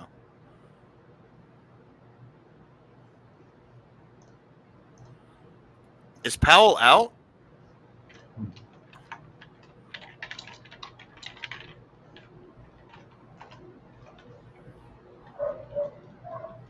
Yeah. Yeah. Absolutely, Agrilepoulos. Yeah. When is his term up? 2026. Okay. Let's see. I think the Federal Reserve governor stepped down. Is that what they're talking about, Phil? Oh, okay. He said okay. He didn't mean the chairman. Got it. Okay. Got it. Well, I don't know. Well, this is 3 weeks ago. It says he agreed to step down. Powell did. Did he really? Yeah, I don't know. It's like you think that would have been big news. It really would have. Well, then here. Hold on. That was MSN, John Trust. Fair. Now here's. You know, liberal media. They're that poor Federal Reserve chairman. You know what I mean? Like, give me a fucking break, dude. You know. Apparently, there was some fake resignation letters go floating around. Maybe that's. Oh, it was a fake resignation letter. Okay. All right. Of course, like the media is going to run with some fake shit, just like that letter between Trump and Epstein. They never showed that. Isn't that funny? They said it was signed by him. Wouldn't an actual picture of the fucking letter be good? No, they couldn't because they know it was fake. They know it wasn't anything real, and if they forged his signature, they would go to fucking jail. That's why they didn't show that fucking letter, okay? They're fucking headline chasers, dude. Contenders for the permanent spot for the chair. Well, the two Kevins are absolutely, they're both very good. The two Kevins, very good. Mr. President, is Vice President Vance hosting a gathering this evening to talk about how to respond to the Epstein situation? Is he working on what? Is he hosting some kind of gathering of top advisors this evening to talk about how to respond to the Epstein situation? I don't know. I could ask you that question. I don't know of it, but I think here's the man right here. I saw it reported today, and it's completely fake news. We're not meeting to talk about the Epstein situation, and I think the reporter who reported it needs to get better sources. Look, the whole thing is a hoax. It's put out by the Democrats because we've had the most successful 6 months in the history of our country. And that's just a way of trying to divert attention to something that's total bullshit. Okay? His messaging on this has been absolutely fucking terrible, bro. Yeah. The best I can hope for is that, like you said, he's holding an ace up his sleeve or something. And Yeah, I think he will be too, Agrilepoulos, for sure. But his messaging around this has just been god awful, bro. I mean, like to chastise your own fucking base. Yeah, for that was answers on something, dude. Like, it's just such a blunder. Yeah. It's been terrible. Yeah, but that's with the Watching Apple, dude. You mentioned Epstein. Yeah, no shit, dude. I like to see hands going in all the pockets. You know what I'm saying? Like, I think he's really just counting on the fast news cycle, just pushing it out of the way. And yeah, but the thing is, like, the media's, they're not going to let this one go. No. Because to them, this is a big W, and they're going to try to force this hand. And I think, even if he's not actually in the files in an incriminating way, the thing is, it would work in their benefit because if they get released, then he doesn't have power over anybody, right? So, like, if that is what's going on, the files getting released works in their benefit as well. You know what I'm saying? That's the unfortunate thing. Yeah, please. A new Gallup poll says that Elon Musk is the most unpopular public figure in the country right now. I'm wondering, do you miss having him around the White House, or is that poll accurate? I don't know if the poll's accurate. I think he's a good person. I think he had a bad moment, really bad moment, but he's a good person. I believe that. President Trump, are you keeping that 10 to 12 day deadline? China facing potential secondary sanctions for Yeah. Russian oil. Then having that tariff or sanction rather, or not hinges on what going forward. It may happen. I mean, I don't know. I can't tell you yet, but we did it with India. We're doing it probably with a couple of others. One of them could be China. Yes. Are you keeping that The 10 video to 12 freaking day out. deadline that you had given Russia after today's talks? Yeah, we're pretty much What'd getting. you say there, bro? No, just like the video was freaking out with Trump there. I don't know if Oh, it's was on it? my end or not. Close to it right now, but we're having very serious talks right Is it better? Yeah. Just Okay. need to buffer a little bit, probably. now about getting out of Ukraine, getting it settled, getting it ended. Should have never started, would have never started. If I were president, it would have never started. I want to thank Tim Cook. He's a great man, a visionary, a businessman, just about every quality he can have other than athleticism. I don't know about that. I'm looking at him. I'm not 100% sure about you. You're a good athlete. I bet you're pretty good. I think he's good at everything, but I want to thank you very much, Tim. Congratulations. Thank you all very much. Thank you. Thank you, Fred. Thanks, guys. I'll give Trump one thing. He knows how to not burn bridges. He'll bash people, but he'll like keep the door open a lot of the time. Yeah, for sure. Absolutely. Yeah. Oh, that was an interesting press conference. You know, I'm surprised I was wrong in all three regards. It didn't have anything to do with like, Russian aggression. It didn't have anything to do with the Epstein files, and it didn't have really almost anything to do with federalizing DC. No, So an economic. Well, he touched on the federalization. Like he said, he wanted to see it happen. yeah.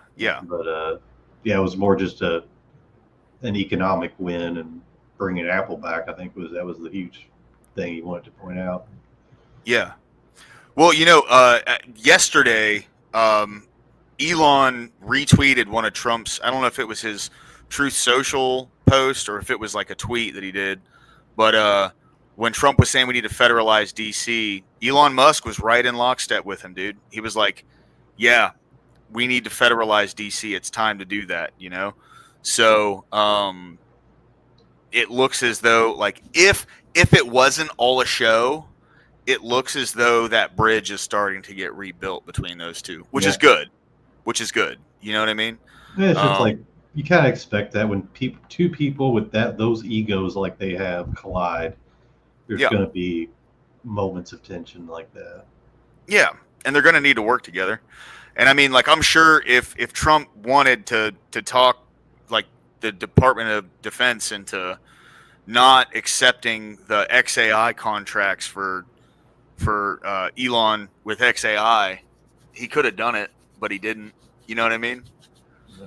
I mean, dude, Pete Hegseth is the Secretary of Defense, and he's the guy for the Department of Defense. If Trump wanted to say, "Hey, Pete, don't give him any money," Pete could have made that happen. So that's where I kind of come from with it. Where that's why I think it kind of was a show to a degree, but maybe it wasn't. I could be wrong. I'm not. I mean, it was a show in the way that they were just beating their chest. There weren't any real tangible results from it. Yeah. See, Elon posting Trump's in the Epstein files. Like, what was funny about that to me is that everyone already knew that. Yeah, when it's like everyone what do already you knew mean by these that? Like just that he flew on his plane once. Yeah, we know that. Yeah. Right. Yeah. All right, so it is time for the Bible study. You want to stick around for it, Amagad? No, I'm probably gonna duck out. I gotta get something to eat, get some sleep before work. Dude, thank you for jumping up, man. It was a pleasure hanging with you today, bro. Thanks for having me. I will say though, it's like I guess I don't know what denomination you are or whatnot, or if you mind me asking. I'm ND right now, man. Okay. I don't. Yeah, I don't really have like a denomination. I'm reading through the Bible. I'm a relatively new Christian. I got saved a year ago. It wasn't that long ago. So I will say just from my experience, somebody told me this a long time ago, is do be careful practicing theology on your own, because people have been studying it for thousands of years, and it's easy to make mistakes or interpret it in ways that will lead you just to the wrong conclusions or misread things. And not that you should read the Bible on your own, but just be cautious. Always have someone to run it by. Absolutely. Yeah. Well, and that's one of the reasons why I started like doing the God and Country thing with the Bible study is, like I have a bunch of guys, all different denominations, like Mr. Fista, he's Orthodox. Abe's a Protestant, so like I have a bunch of different kind of like perspectives that people have on it, and I hear what they have to say about it. And, it's the kind of thing where like I'm doing this whole thing just to learn, and having people who are much more versed in all this stuff than me be able to chime in, and like I can actually listen to people. That's one thing I'm very grateful about, So I take everything they say, and as I go on this walk with Christ, man, like this stream is a blessing from God to me, bro. It got me through a really dark time. Like I hurt my knee about 2 months ago, and I was out of work. I didn't have any money coming in. I was basically stuck at home, and I started doing this stream, man. And it's become like a blessing in my life, dude. I love doing this. I look forward to it every day, Yeah, so. That's awesome, man. I'm happy for you, and hopefully I will be able to join in on one at some point. You're more than welcome, dude. Anytime. Come on, bro, for sure. All right. Well, you have a great one. I hope everybody in chat has a good night as well. You too, Emigad. Thank you, bro. Have a great day. All right. See you. All right, boys. Let's get to it. Emigad's a good guy, man. Glad to have him up. All right. I definitely say go Ortho or Catholic. I'm personally Catholic, but may convert to Ortho. Fit some puzzle pieces I've had into place for years. I'm going to give Ortho another shot for sure. For sure. Oh, yeah. Dude, I thought that shit was cool. I meant to comment on it because I didn't notice it until he got up for a couple seconds, and I looked at it and I was like, oh shit. Looked like the Legend of Monkey Island or whatever. That like those old point and click games, you know what I'm saying? All right. Let's pull up that Bible. Hopefully Corey gets in here, man. Oh, let me message Corey real quick. He's my study buddy.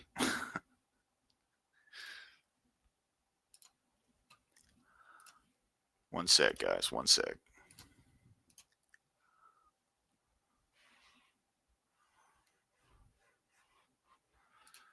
Hey, thanks, Level 4 Lobster. I appreciate you, bro. Oh, no, Stammy, bro. I'm just about to get into the Bible study, man. We still got at least another hour and a half to go, dude. You're more than welcome to jump up. For sure, bro. Yeah, Lobster, dude. Come back anytime, man. I appreciate you stopping in today, bro.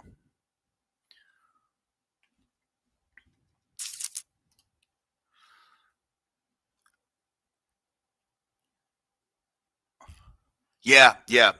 So I'm just seeing your last message up here too, man.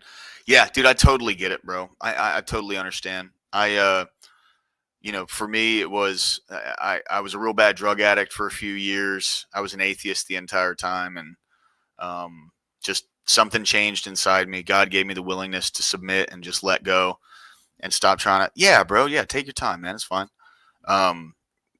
God like changed that part of me that wanted to control everything, and really like helped me let go of the reins and submit in a really true, deep way. And it was the most important thing that's happened in my life so far.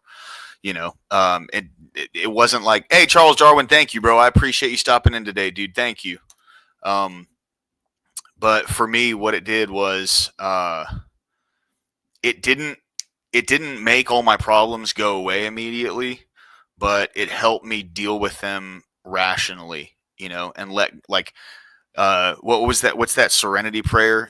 God grant me the serenity to accept the things I cannot change, the courage to change the things I can, and the wisdom to know the difference. That was the most important thing for me. Oh, Hey, what's going on? 1 second, guys.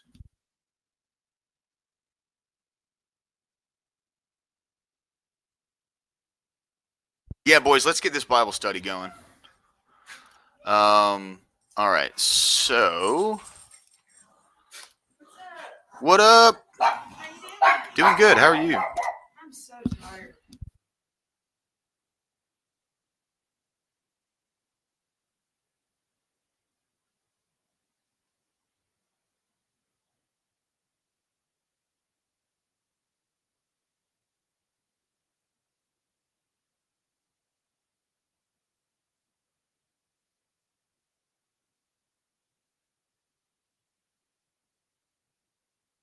JB Speaks, thank you, bro. Hey, have a great night, man. God bless you, dude. Yeah. I'm bartending over at Sloan's. Yeah. It's cool. I mean, yeah. Shit has just fucking.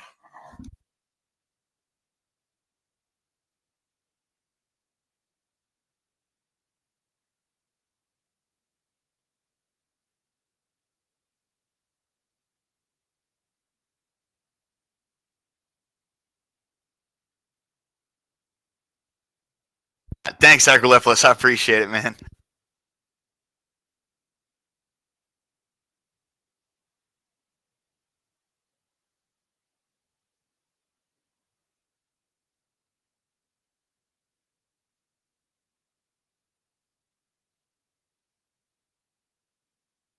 Agrilephus, dude, come back whenever, man, for sure.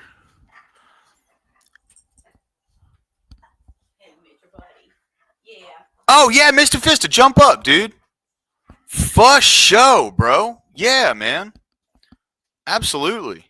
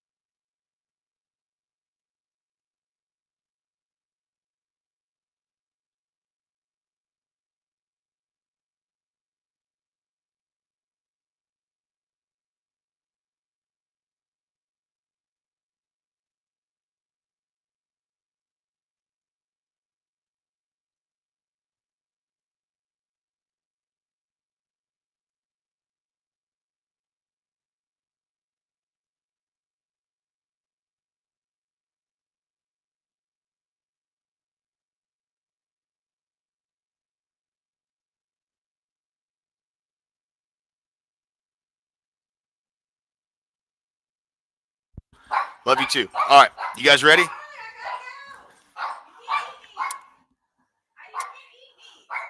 Yeah, Mr. Fista, if you want to jump in and read some scripture, bro, you're more than welcome to, for sure.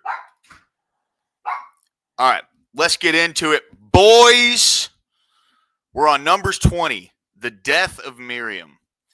Then the sons of Israel, the whole congregation, came to the wilderness of Zin in the first month, and the people stayed at Kadesh.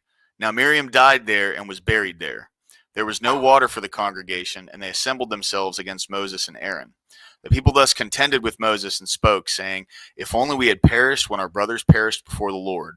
Why then have you brought the Lord's assembly into this wilderness for us and our beasts to die here? Why have you made us come up from Egypt to bring us into this wretched place? It's not a place of grain or figs or vines or pomegranates, nor is there water to drink." Then Moses and Aaron came in from the presence of the assembly to the doorway of the tent of meeting and fell on their faces. Then the glory of the Lord appeared to them, and the Lord spoke to Moses, saying, "Take the rod, and you and your brother Aaron assemble the congregation and speak to the rock before their eyes, that it may yield its water. You shall thus bring forth water for them out of the rock, and let the congregation and their beasts drink." So Moses took the rod from before the Lord just as he had commanded, and Moses and Aaron gathered the assembly before the rock. And he said to them, "Listen now, you rebels, shall we bring forth water for you out of this rock?" Then Moses lifted up his hands and struck the rock twice with his rod, and the water came forth abundantly, and the congregation and their beasts drank. But the Lord said to Moses and Aaron, because you have not believed me to treat me as holy in the sight of the sons of Israel, therefore you shall not bring this assembly into the land which I have given them. Those were the waters of Meribah, because the sons of Israel contended with the Lord, and he proved himself holy among them. From Kadesh, Moses then sent messengers to the kingdom of Edom. Thus your brother Israel has said, you know all the hardship that has befallen us, that our fathers went down into Egypt, and we stayed in Egypt a long time, and the Egyptians treated us and our fathers badly. But when we cried out to the Lord, he heard our voice and sent an angel and brought us out from the Egypt. Now behold, we are at Kadesh, a town on the edge of your territory. But please let us pass through your land. We will not pass through field or through vineyard. We will not even drink water from a well. We will go along the king's highway, not turning to the right or left until we pass through your territory. Edom, however, said to him, you shall not pass through us, or you will come out with the sword against you. Again, the sons of Israel said to him, we will go up by the highway, and if I and my livestock do drink any of your water, then I will pay its price. Let me only pass through on my feet, nothing else. But he said, you shall not pass through, and Edom came out against him with a heavy force and with a strong hand. Thus Edom refused to allow Israel to pass through his territory, so Israel turned away from him. Now when they set out from Kadesh, the sons of Israel, the whole congregation, came to Mount Hor. Then the Lord spoke to Moses and Aaron at Mount Hor by the border of the land of Edom, saying, Aaron will be gathered to his people, for he shall not enter the land which I have given to the sons of Israel. Because you rebelled against my command at the waters of Meribah. Take Aaron and his son Eleazar and bring them up to Mount Hor, and strip Aaron of his garments and put them on his son Eleazar. So Aaron will be gathered to his people and will die there. Mr. Fista, can you wave and give me a peace sign?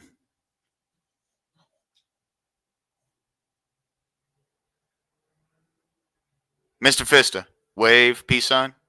Nice. What's up, dude? How you doing, man? Wave, peace sign. What's up, dude? What's going on, brother? Not much, man. Can you hear me? How you doing, man? Yeah. Oh, I'm getting some echo from you. What's up, dude? What's going on, brother? Not much, man. Can you hear me? How you doing, man? Oh, I'm getting some echo from you. Shit, I'll grab my headphones.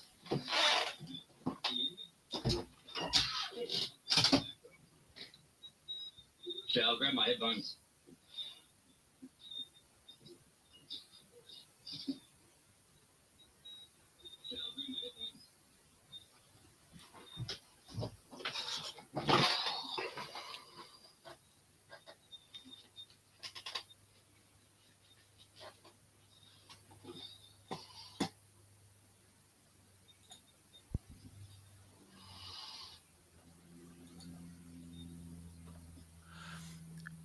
Adam Price, he's in Australia. Sick.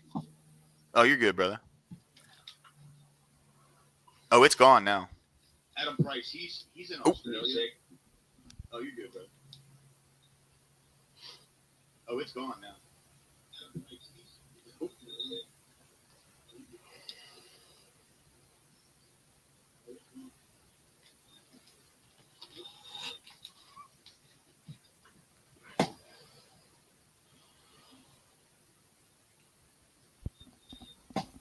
Caroline, thanks for stopping in the chat. Appreciate you very much. Thank you. Thank you.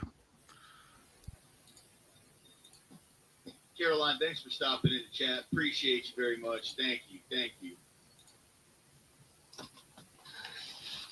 Give me like 2 minutes to sort this out. I'll just drop back down. You're good, brother. Yeah, man. No sweat. Give me like 2 minutes to sort this out. I'll just drop back down. You're good, brother. Yeah, man. No sweat.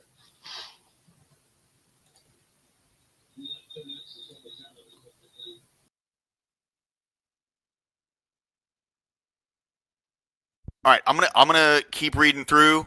I'll do my best to keep tabs on chat for whenever you're ready, Mr. Fista.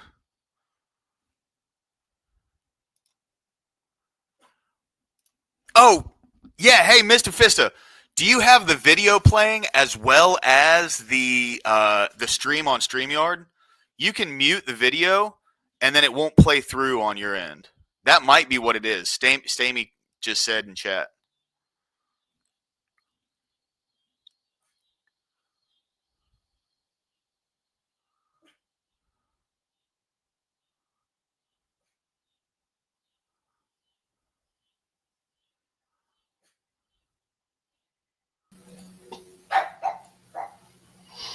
Is that better?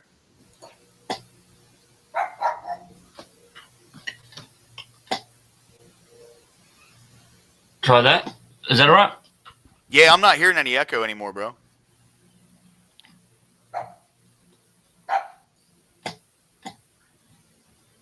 There might be a little bit of a delay since. Now it's muted, I think. Oh, weird. Oh, so here, hold on. I'll type in chat. Oh, weird. Is it supposed to play audio out of the Streamlabs tab? Yeah.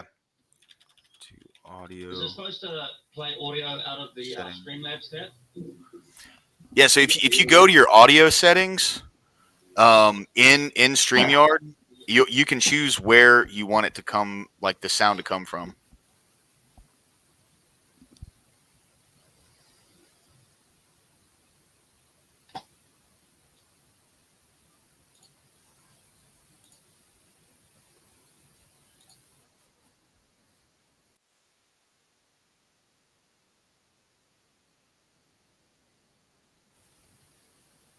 Caroline, I don't think he can hear me though. There we go.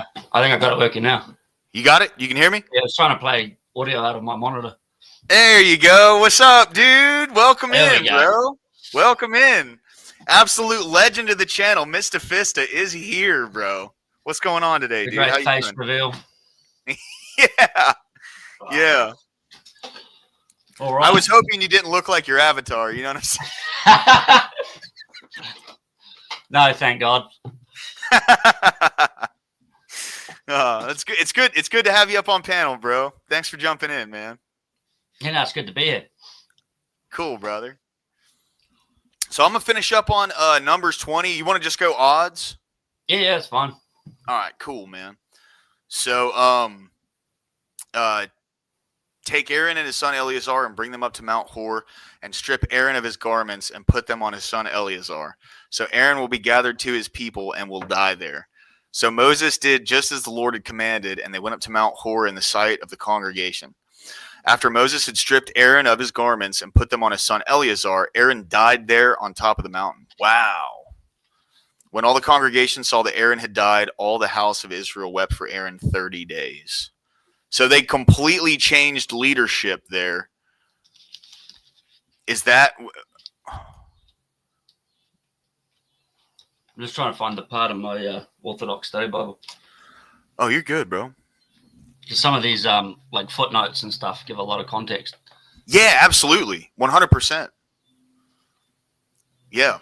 It's a good resource because this Bible.com, this is free, bro. So this is So up to Numbers 23. Clear super chat. What do you mean? Yeah, 2023. Yeah. Oh, yeah. Yeah, I'm there. So it says, then the Lord spoke to Moses and Aaron at Mount Hor by the border of the land of Edom, saying, Aaron will be gathered to his people, for he shall not enter the land which I have given to the sons of Israel, because you rebelled against my command at the waters of Meribah. Take Aaron and his son Eleazar and bring him up to Mount Hor, strip Aaron of his garments, and put them on Eleazar. So Aaron will be gathered to his people, and he will die there. So they had to change leadership because of the rebellion against what God wanted. Is that what it says in the study Bible? Where are we?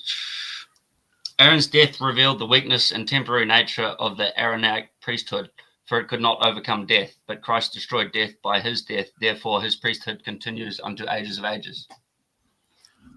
Got it. That's the reference for 28.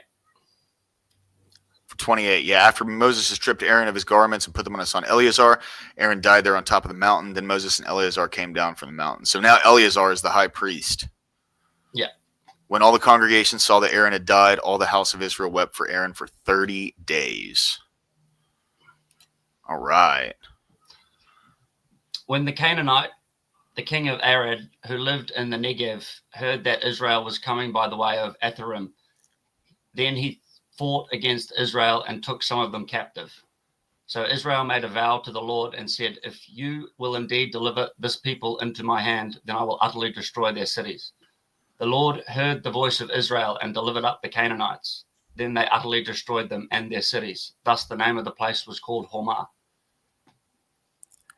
Then they set out from Mount Hor by way of the Red Sea to go around the land of Edom, and the people became impatient because of the journey. The people spoke against God and Moses. Why have you brought us up out of Egypt to die in the wilderness? For there is no food and no water, and we loathe this miserable food. The bronze serpent. The Lord sent fiery serpents amongst the people, and they bit the people, so that many people of Israel died. So the people came to Moses and said, we have sinned because we have spoken against the Lord and you. Intercede with the Lord that he may remove the serpents from us. And Moses interceded for the people. Then the Lord said to Moses, make a fiery serpent and set it on a standard, and it shall come about that everyone who is bitten, when he looks at it, he will live. And Moses made a bronze serpent and set it on the standard.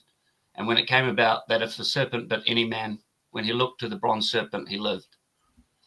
Now the sons of Israel moved out and camped in Oboth. They journeyed from Oboth and camped at Lai Abarim, in the wilderness which is opposite Moab, to the east. From there they set out and camped in Wadi Zered. From there they journeyed and camped on the other side of the Arnon, which is in the wilderness that comes out of the border of the Amorites. For the Arnon is the border of Moab, between Moab and the Amorites.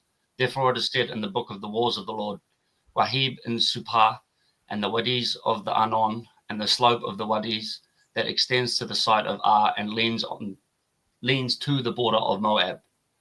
From there they continued to Beer, that is the well where the Lord said to Moses, assemble the people that I may give them water.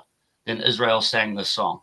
Spring up, O well, sing to it. The well which the leaders sank, which the nobles of the people dug, with the scepter and with their staves. And from the wilderness they continued to Mattanah, and from Mattanah to Nahalil, and from Nahalil to Bamoth, and from Bamoth to the valley that is the land of the Moab, at the top of Pisgah, which overlooks the wasteland.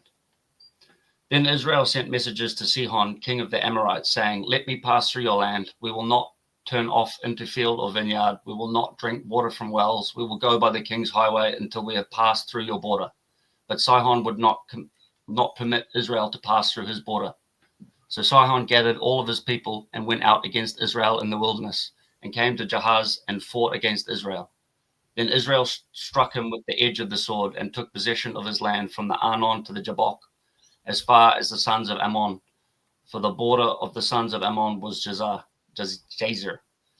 Israel took all these cities, and Israel lived in all the cities of the Amorites, in Heshbon and in all her villages. For Heshbon was the city of Sihon, king of the Amorites, who had fought against the former king of Moab, and had taken all his land out of his hand as far as the Arnon. Therefore those who use Proverbs say, come to Heshbon, let it be built, so the city of Sihon be established. For a fire went forth from Heshbon, a flame from the town of Sihon. It devoured Ar of Moab, the dominant heights of the Arnon. Woe to you, O Moab! You are ruined, O people of Chemosh. He has given his sons as fugitives and his daughters into captivity to an Amorite king, Sihon. But we have cast them down. Heshbon is ruined as far as Dibon, and we have laid waste even to Nophah, which reaches to Medeba. Thus Israel lived in the lands of the Amorites. Moses sent to spy out Jazer, and they captured its villages and dispossessed the Amorites who were there.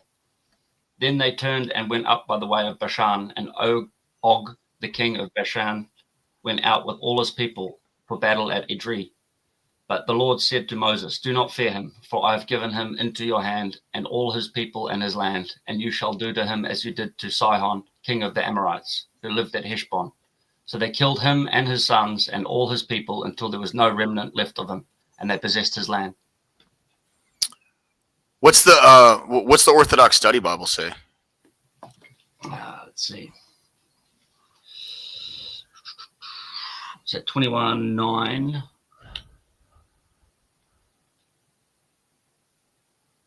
Oh wow!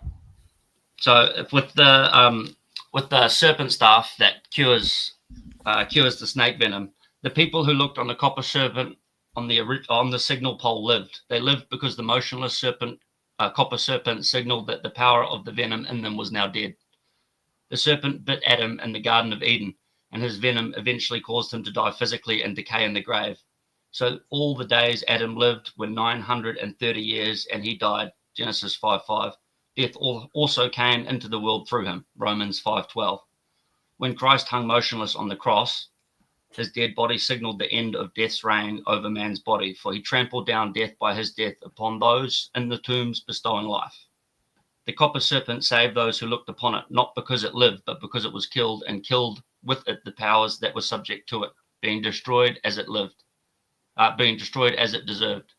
And what is the fitting epitaph for it from us? O death, where is your sting? O grave, where is your victory? 1 Corinthians 15:55. You are overthrown by the cross. You are slain by him who is the giver of life. You are without bread, dead, without motion, even though you keep the form of a serpent lifted up on high on a pole. And that's Gregorian theology. That's all the notes that it has about that. Okay. So I think it's just like a, what is it? It's like the symbolism of the serpent first bringing death into creation through destruction of Adam in Genesis. Yeah. But then Christ then overcoming death and therefore destroying the serpent. Like there's so much serpent symbolism throughout. Throughout Christianity. Yeah. It tends to be the signifier of either Satan or of death itself. Right. As introduced in Genesis. Yeah, because I mean, like, especially over in like a desert terrain, it's just rife with venomous snakes. Yeah, 100%. And so, like serpents, I think serpents have been like the enemy of man forever because they've been fucking us up since we were in the jungles. Right. Yeah. Yeah. The concept of like some massive boa wrapping around you and squeezing the life out of you. You see those ones in like Bangladesh and India and that, like 27-foot long pythons that are just swallowing people whole. Dude. Australia might have like 17 of the 20th deadliest serpents in the world, but we don't have anything that big. Nothing close. Oh yeah, dude. Well, that's why like so I'm from Florida, and like they say you go down into the Everglades because there's parts of the Everglades people don't even go to, and they say that there's massive snakes out there. Like you'd get turned into poop, like if you went down in the Everglades quick. You know what I mean? Fuck that. I know, dude. Yeah. You guys got all that. Like you guys got the swampy areas with the crocodiles and alligators and shit, and the super deadly snakes. Yeah. And then you have like crazy rednecks just walking through there with like barefoot. I watched those clips on YouTube, man. Smoking a cigarette, you know, drinking a beer, you know what I mean? Oh yeah, there's one. Yeah. Yeah. Bro, we do have some wild ones here, man. All right. Balak sends for Balaam. Then the sons of Israel journeyed and camped in the plains of Moab between the Jordan opposite Jericho. Now Balak, the son of Zippor, saw all that Israel had done to the Amorites. So Moab was in great fear because of the people, for they were numerous, and Moab was in dread of the sons of Israel. Moab said to the leaders of Midian, "Now this horde will lick up all that is around us, as the ox licks up the grass of the field." And Balak, the son of Zippor, was king of Moab at that time. So he sent messengers to Balaam, the son of Beor, at Pethor, which is near the river, the Euphrates River, in the land of the sons of his people, to call him, saying, "Behold, a people came out of Egypt. Behold, they cover the surface of the land, and they are living opposite me. Now, therefore, please come, curse this people for me, since they are too mighty for me. Perhaps I may be able to defeat them and drive them out of the land. For I know that he whom you bless is blessed, and he whom you curse is cursed." So the elders of Moab and the elders of Midian departed with the fees for divination in their hand, and they came to Balaam and repeated Balak's words to him. He said to them, "Spend the night here, and I will bring word back to you as the Lord may speak to me." And the leaders of Moab stayed with Balaam. Then God came to Balaam and said, "Who are these men with you?" Balaam asked Balaam said to God, Balak, the son of Zippor, king of Moab, has sent word to me. Behold, there is people who came out of Egypt, and they cover the surface of the land. Now come, curse them for me. Perhaps I may be able to fight against them and drive them out. God said to Balaam, do not go with them. You shall not curse the people, for they are blessed. So Balaam arose in the morning and said to Balak's leaders, go back to your land, for the Lord has refused to let me go with you. Dang, dude. He was like, yeah, you guys are fucked. You're cooked. Go back home. Yeah. The leaders of Moab arose and went to Balak and said, Balaam refused to come with us. Then Balak again sent leaders more numerous and more distinguished than the former. They came to Balaam and said to him, thus says Balak, the son of Zippor, let nothing, I beg you, hinder you from coming to me. For I will indeed honor you richly, and I will do whatever you say to me. Please come then, curse this people for me. Balaam replied to the servants of Balak, though Balak were to give me his house full of silver and gold, I could not do anything, either small or great, contrary to the command of the Lord my God. Now please, you stay here. You also stay here tonight, and I will find out what else the Lord will speak to me. God came to Balaam at night and said to him, if the men have come to call you, rise up and go with them, but only the word which I speak to you shall you do. Okay, so right here he's saying, if they come, you can rise up and go with them, but that's not what I told you to do, right? Is that what that means? Result in destruction. Yeah, yeah. So Balaam arose in the morning and saddled his donkey and went with the leaders of Moab. But God was angry because he was going, and the angel of the Lord took his stand in the way as an adversary against him. Now he was riding on his donkey, and his 2 servants were with him. When the donkey saw the angel of the Lord standing in the way with his drawn sword in his hand, the donkey turned off from the way and went into the field. But Balaam struck the donkey to turn back into the way. Then the angel of the Lord stood in a narrow path of the vineyards, with a wall on his side and a wall on that side. When the donkey saw the angel of the Lord, she pressed herself to the wall and pressed Balaam's foot against the wall, so he struck her again. The angel of the Lord went further and stood in a narrow place where there was no way to turn to the right hand or the left. When the donkey saw the angel of the Lord, she lay down under Balaam, so Balaam was angry and struck the donkey with his stick. The Lord opened the mouth of the donkey, and she said to Balaam, what have I done to you that you have struck me these 3 times? Then Balaam said to the donkey, because you have made a mockery of me. If there had been a sword in my hand, I would have killed you by now. The donkey said to Balaam, am I not your donkey on which you have ridden all your life to this day? Have I ever been accustomed to do so to you? And he said, no. Then the Lord opened the eyes of Balaam, and he saw the angel of the Lord standing in the way with his drawn sword in his hand, and he bowed all the way to the ground. The angel of the Lord said to him, why have you struck your donkey these 3 times? Behold, I have come out as an adversary, because your way was contrary to me. But the donkey saw me and turned aside from me these 3 times. If she had not turned aside from me, I would surely have killed you just now and let her live. Balaam said to the angel of the Lord, I have sinned, for I did not know that you were standing in the way against me. Now then, if it is displeasing to you, I will turn back. But the angel of the Lord said to Balaam, go with the men, but you shall only speak the word which I tell you. So Balaam went along with the leaders of Balak. When Balak heard that Balaam was coming, he went out to meet him in the city of Moab, which is on the Arnon border at the extreme end of the border. Then Balak said to Balaam, did I not urgently send you to call you? Why did you not come to me? Am I really unable to honor you? So Balaam said to Balak, behold, I have come to you now. Am I able to speak anything at all? The word that God puts in my mouth, that I shall speak. And Balaam went with Balak, and they came to Kiriath Huzoth. Yes. Balak sacrificed oxen. Old Testament words, man. Right. Yeah. Exactly. Balak sacrificed oxen and sheep and sent some to Balaam and the leaders whom were with him. Then it came about morning that Balak took Balaam and brought him up to the high places of Baal, and he saw from there a portion of the people. So he's going up onto this hill to essentially let God speak through him, because God told him, you're not to say anything that I did not speak to you, right? Yeah. It says in the footnotes, the angel is the word and son of God. He warned Balaam to speak only what he told him to speak. Only the word I may speak to you. This you must be careful to speak. Later, Balaam told Balak he could only speak whatever word God may put in my mouth. This I must speak. Thus Balaam called the angel God. And the donkey knew his master and creator, for she saw him. However, Balaam could not see him because of his darkened heart. Likewise, when this angel, who is the Word, became flesh, so it's Jesus, neither Israel nor the world at large knew him. But the donkey and the ox knew him at his birth in the cave. Yeah. It's the same sort of pattern repeating. Yeah. And the angel of the Lord throughout the Old Testament is understood through Orthodox theology to be Jesus. Yeah. So Yeah. before the Word became flesh. Yep. Yeah. The That's prophecies of, go ahead. Sorry. I was just going to start reading, but what were you going to say?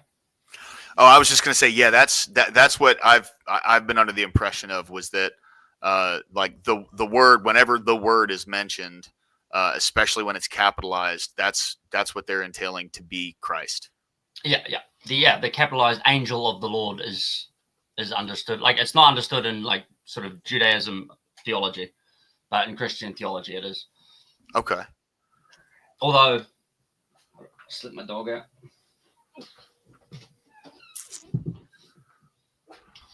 Although, oh shit, I forgot what I was going to say. Doesn't matter, I'll start reading. The prophecies of Balaam. Then Balaam said to Balak, build 7 altars for me here and prepare 7 bulls and 7 rams for me here. Balak did just as Balaam had spoken, and Balak and Balaam offered up a bull and a ram on each altar. Then Balaam said to Balak, stand beside your burnt offering and I will go. Perhaps the Lord will come to meet me, and whatever he shows me, I will tell you. So he went to a bare hill. Now God met Balaam, and he said to him, I have set up the 7 altars, and I have offered up a bull and a ram on each altar. Then the Lord put a word in Balaam's mouth and said, return to Balak, and you shall speak thus. So he returned to him, and behold, he was standing beside his burnt offering, he and all the leaders of Moab. He took up his discourse and said, from Aram, Balak has brought me, Moab's king from the mountains of the east. Come curse Jacob for me, and come denounce Israel. How shall I curse whom God has not cursed, and how can I denounce whom the Lord has not denounced? As I see him from the top of the rocks, and I look at him from the hills, behold, a people who dwells apart, and who will not be reckoned amongst the nations. Who can count the dust of Jacob, or number the 4th part of Israel? Let me die the death of the upright, and let my end be like his. Then Balak said to Balaam, what have you done to me? I took you to curse my enemies, but behold, you have actually blessed them. He replied, must I not be careful to speak what the Lord puts in my mouth? Then Balak said to him, please come with me to another place from where you may see them, although you will only see the extreme end of them and will not see all of them, and curse them for me from there. So he took him to the field of Zophim, to the top of Pisgah, and built 7 altars and offered a bull and a ram on each altar. And he said to Balak, stand here beside your burnt offering, while I myself meet the Lord over there. Then the Lord met Balaam and put a word in his mouth and said, return to Balak, and thus you shall speak.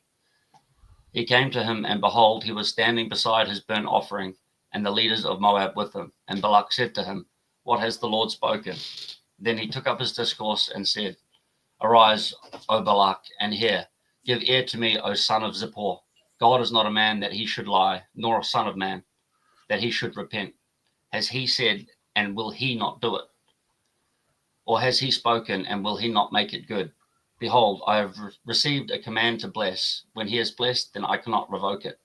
He has not observed misfortune in Jacob, nor has he seen trouble in Israel. The Lord his God is with him, and the shout of a king is amongst them. God brings them out of Egypt, for he is for them the horn, like the horns of the wild ox. For there is no omen against Jacob, nor is there any divination against Israel. At the proper time it shall be said to Jacob and to Israel, what God has done. Behold, a people rises like a lioness, and as a lion it lifts itself. It will not lie down until it devours the prey and drinks the blood of the slain. Then Balak said to Balaam, do not curse them at all, nor bless them at all. But Balaam replied to Balak, did I not tell you, whatever the Lord speaks, that I must do? Then Balak said to Balaam, please come, I will take you to another place. Perhaps it will be agreeable with God that you curse them for me from there. So Balak took Balaam to the top of Peor, which overlooks the wasteland. Balaam said to Balak, build 7 altars for me here, and prepare 7 bulls and 7 rams for me here. Balak did just as Balaam had said, and offered up a bull and a ram on each altar. So, like, he keeps taking him from place to place and doing all this stuff. He keeps trying to like make sacrifices so that God will curse his enemies. But yeah, God isn't in the business of cursing Israel. Nah, bro. Yeah. So he keeps trying to bargain with him, and he's just not getting anywhere. And he's like, hey, I'll ask him again. You know what I mean? 21 ram and bull corpses later, and he's gotten no further. Yeah. Absolutely no further. All right. The prophecy of Peor.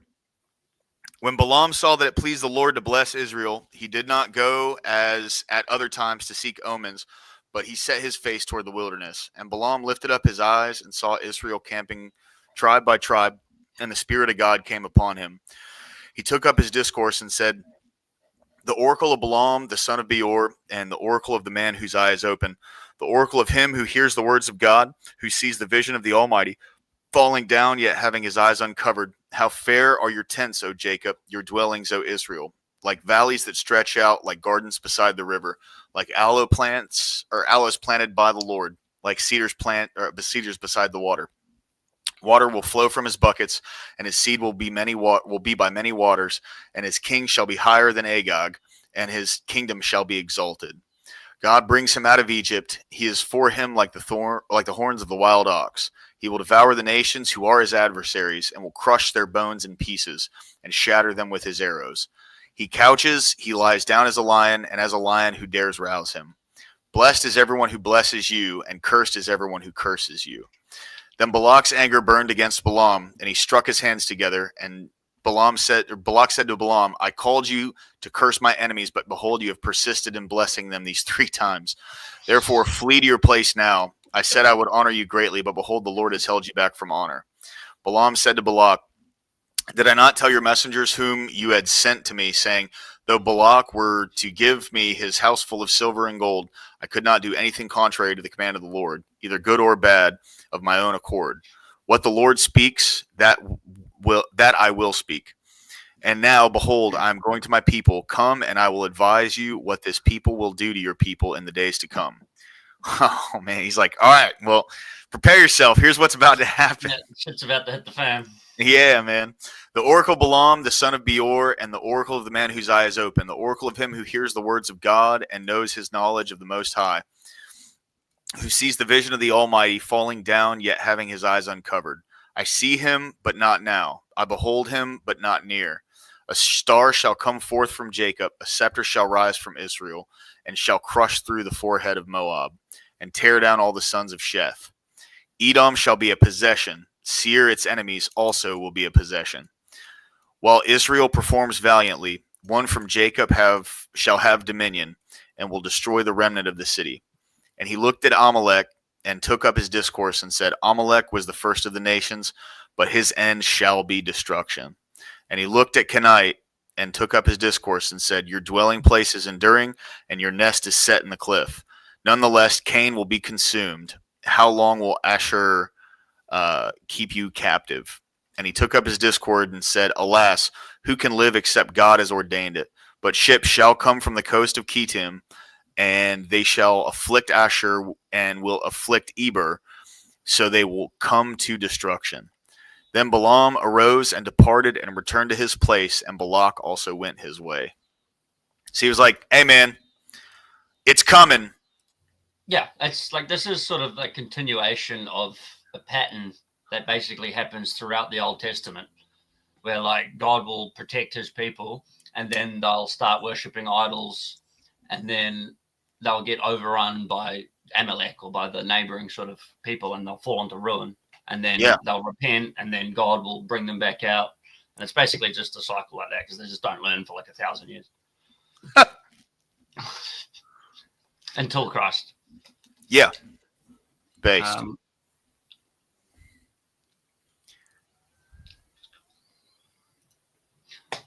The sins of Peor. While Israel remained at Shittim, the people began to play the harlot with the daughters of Moab. For they invited the people to the sacrifices of their gods, and the people ate and bowed down to their gods, so idol worship.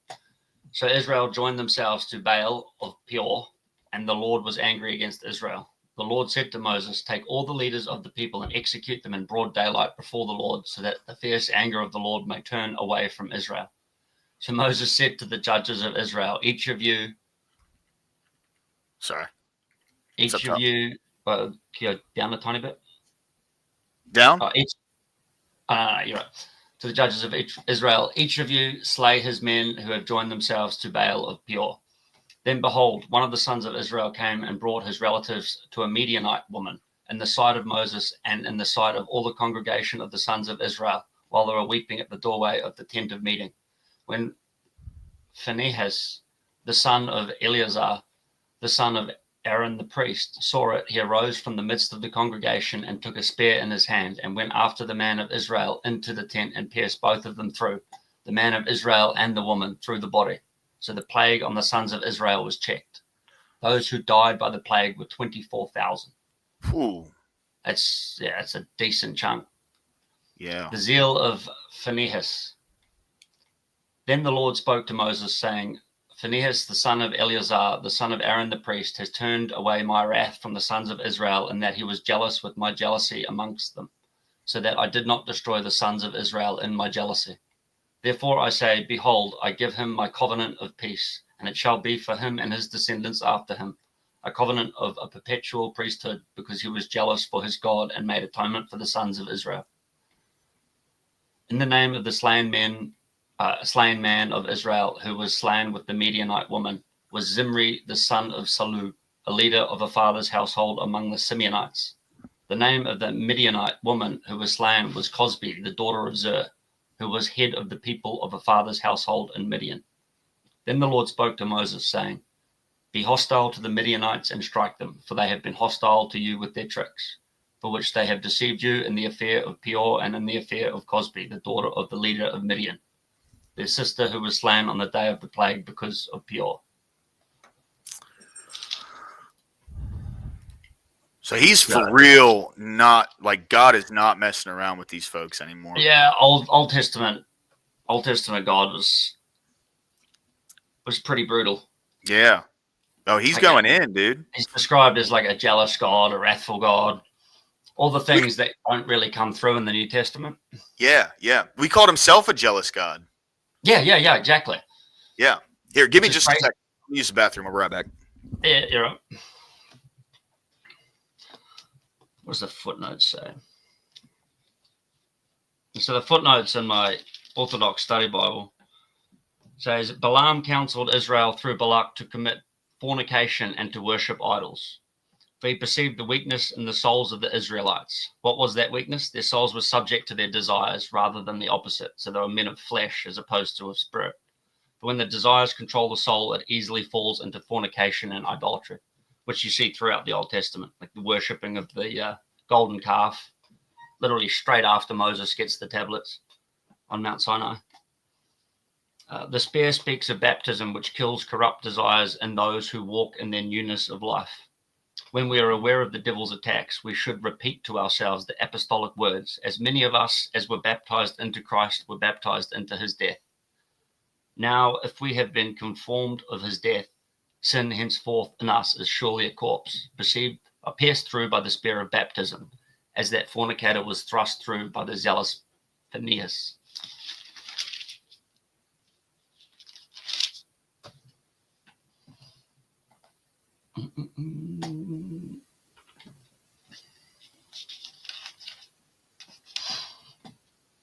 Tell Gibby I said, hey, Caroline, thank you. Thank you. All right. Let's go through this. Census of a new generation. Then it came about after the plague that the Lord spoke to Moses and to Eleazar and the sons of Aaron and the priests, saying, Take a census of all the congregation of the sons of Israel from 20 years old and upward, by their fathers' households, whoever is able to go out to war in Israel. So Moses and Eleazar the priests spoke with them in the plains of Moab by the Jordan at Jericho, saying, Take a census of the people from 20 years old and upward, as the Lord has commanded Moses. Now the sons of Israel who came out of the land of Egypt were Reuben, Israel's firstborn, the sons of Reuben, of Hanok, the family of the Hanokites, of Palu, the family of the Paluites, of Hezron, the family of the Hezronites, of Carmi, the family of the Carmites. And the families of the Reubenites and those who were numbered of them were 43,730. The son of Palu, Eliab. The sons of Eliab, Nemuel and Dathan and Abiram. These are These are the Dathan and Abiram who were called by the congregation, who contended against Moses and against Aaron in the company of Korah when they contended against the Lord. And the earth opened its mouth and swallowed them up along with Korah. When that company died, when the fire devoured 250 men, so that they may become a warning. The sons of Korah, however, did not die. The sons of Simeon, according to their families, of Nemuel, the family of Nemulites, of Jamin, the family of the Jaminites, of Jachin, the family of the Jachinites, of Zerah, the family of the Zerahites, of Shaul, the family of the Shaulites. These are the families of the Simeonites, 22,200. The sons of Gad, according to their families, of Zephon, the family of the Zephonites, of Hagi, the family of the Hagites, of Shuni, the family of the Shunites, of Ozni, the family of the Oznites, of Eri, the family of the Erites, of Ara, the family of the Aradites, of Areli, the family of the Arelites. These were the families of the sons of Gad, according to those who were numbered of them, 40,500. The sons of Judah were Er and Onan, but Er and Onan died in the land of Canaan. The sons of Judah, according to their families, were of Shelah, the family of the Shalonites, of Perez, the family of the Perizzites, of Zerah, the family of the Zerahites. The sons of Perez were of Hezron, the family of the Hezronites, of Hamuel, the family of the Hamalites. These were the families of Judah according to those who were numbered of them, 76,500. The sons of Issachar according to their families, of Tola, the family of the Tolaites, of Puvah, the family of the Punites, of Jeshub, the family of the Jeshubites, of Shimron, the family of the Shimronites. These were the families of Issachar according to those who were numbered of them, 64,300. The sons of Zebulun, according to their families, of Sered, the family of the Seredites, of Elon, the family of the Elonites, of Jaleel, the family of the Jaleelites. These were the families of the Zebulunites, according to those who were numbered of them, 60,500. The sons of Joseph, according to their families, Manasseh and Ephraim. The sons of Manasseh, of Machir, the family of the Machirites, and Machir became the father of Gilead. Of Gilead, the family of the Gileadites. These were the sons of Gilead, of Lezer, the family of the Lezerites, of Helek, the family of the Helekites, of Azriel, the family of the Azrielites, and of Shechem, the family of the Shechemites, and of Shemida, the family of the Shemidaites, and of Hefer, the family of the Heferites. Now, Zelophehad, yeah, and the son of Hefer had no sons, but only daughters. And the names of the daughters of Zelophehad were Malal, Noah, Haglah, Milcah, and Tirzah. These were the families of Manasseh, and those who were numbered of them were 52,700. These were the sons of Ephraim according to their families. Of Shuthalah, the family of the Shuthalahites, of Becher, the family of the Becherites, of Tahan, the family of the Tahanites. These are the sons of Shuthalah, and of Iran, the family of the Iranites. These are the families of the sons of Ephraim, according to those who were numbered of them, 32,500. These are the sons of Joseph, according to their families. The sons of Benjamin, according to their families. Of Bela, the family of the Belaites. Of Ashbel, the family of the Ashbelites. Of Ahiram, the family of the Ahiramites. And Shephupham, the family of the Shephuphamites. Of Hupham, the family of the Huphamites. The sons of Bela were Ard and Naaman. Of Ard, the family of the Ardites. Of Naaman, the family of the Naamites.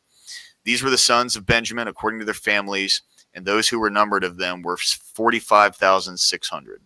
These are the sons of Dan according to their families. Of Shuham, the family of the Shuhamites.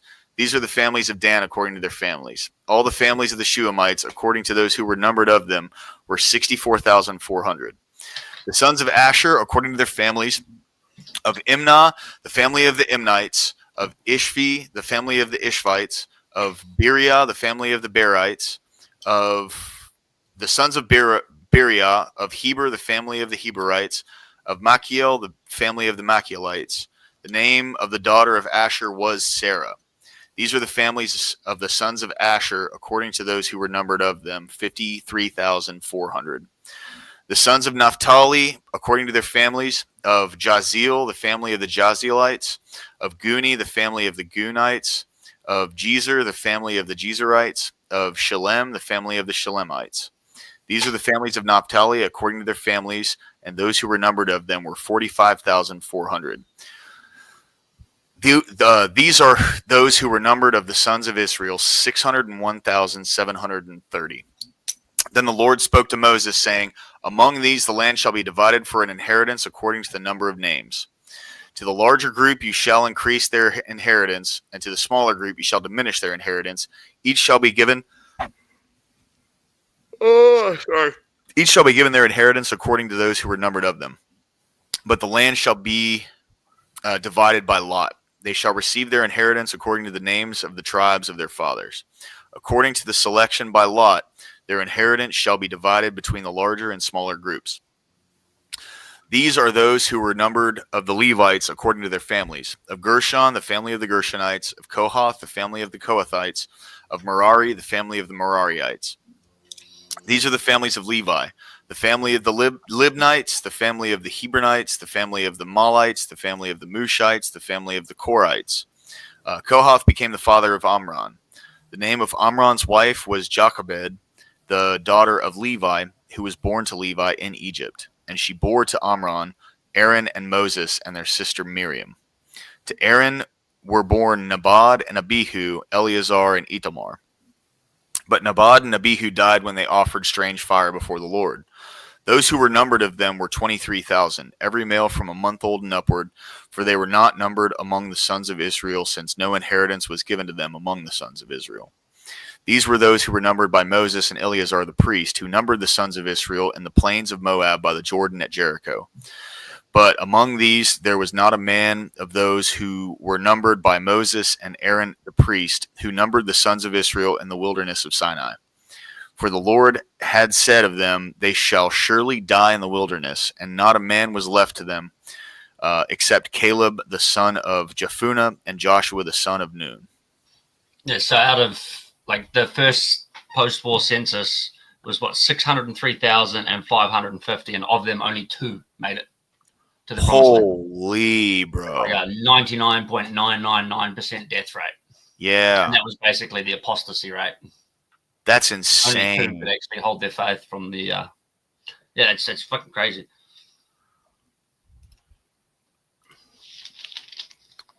Wow.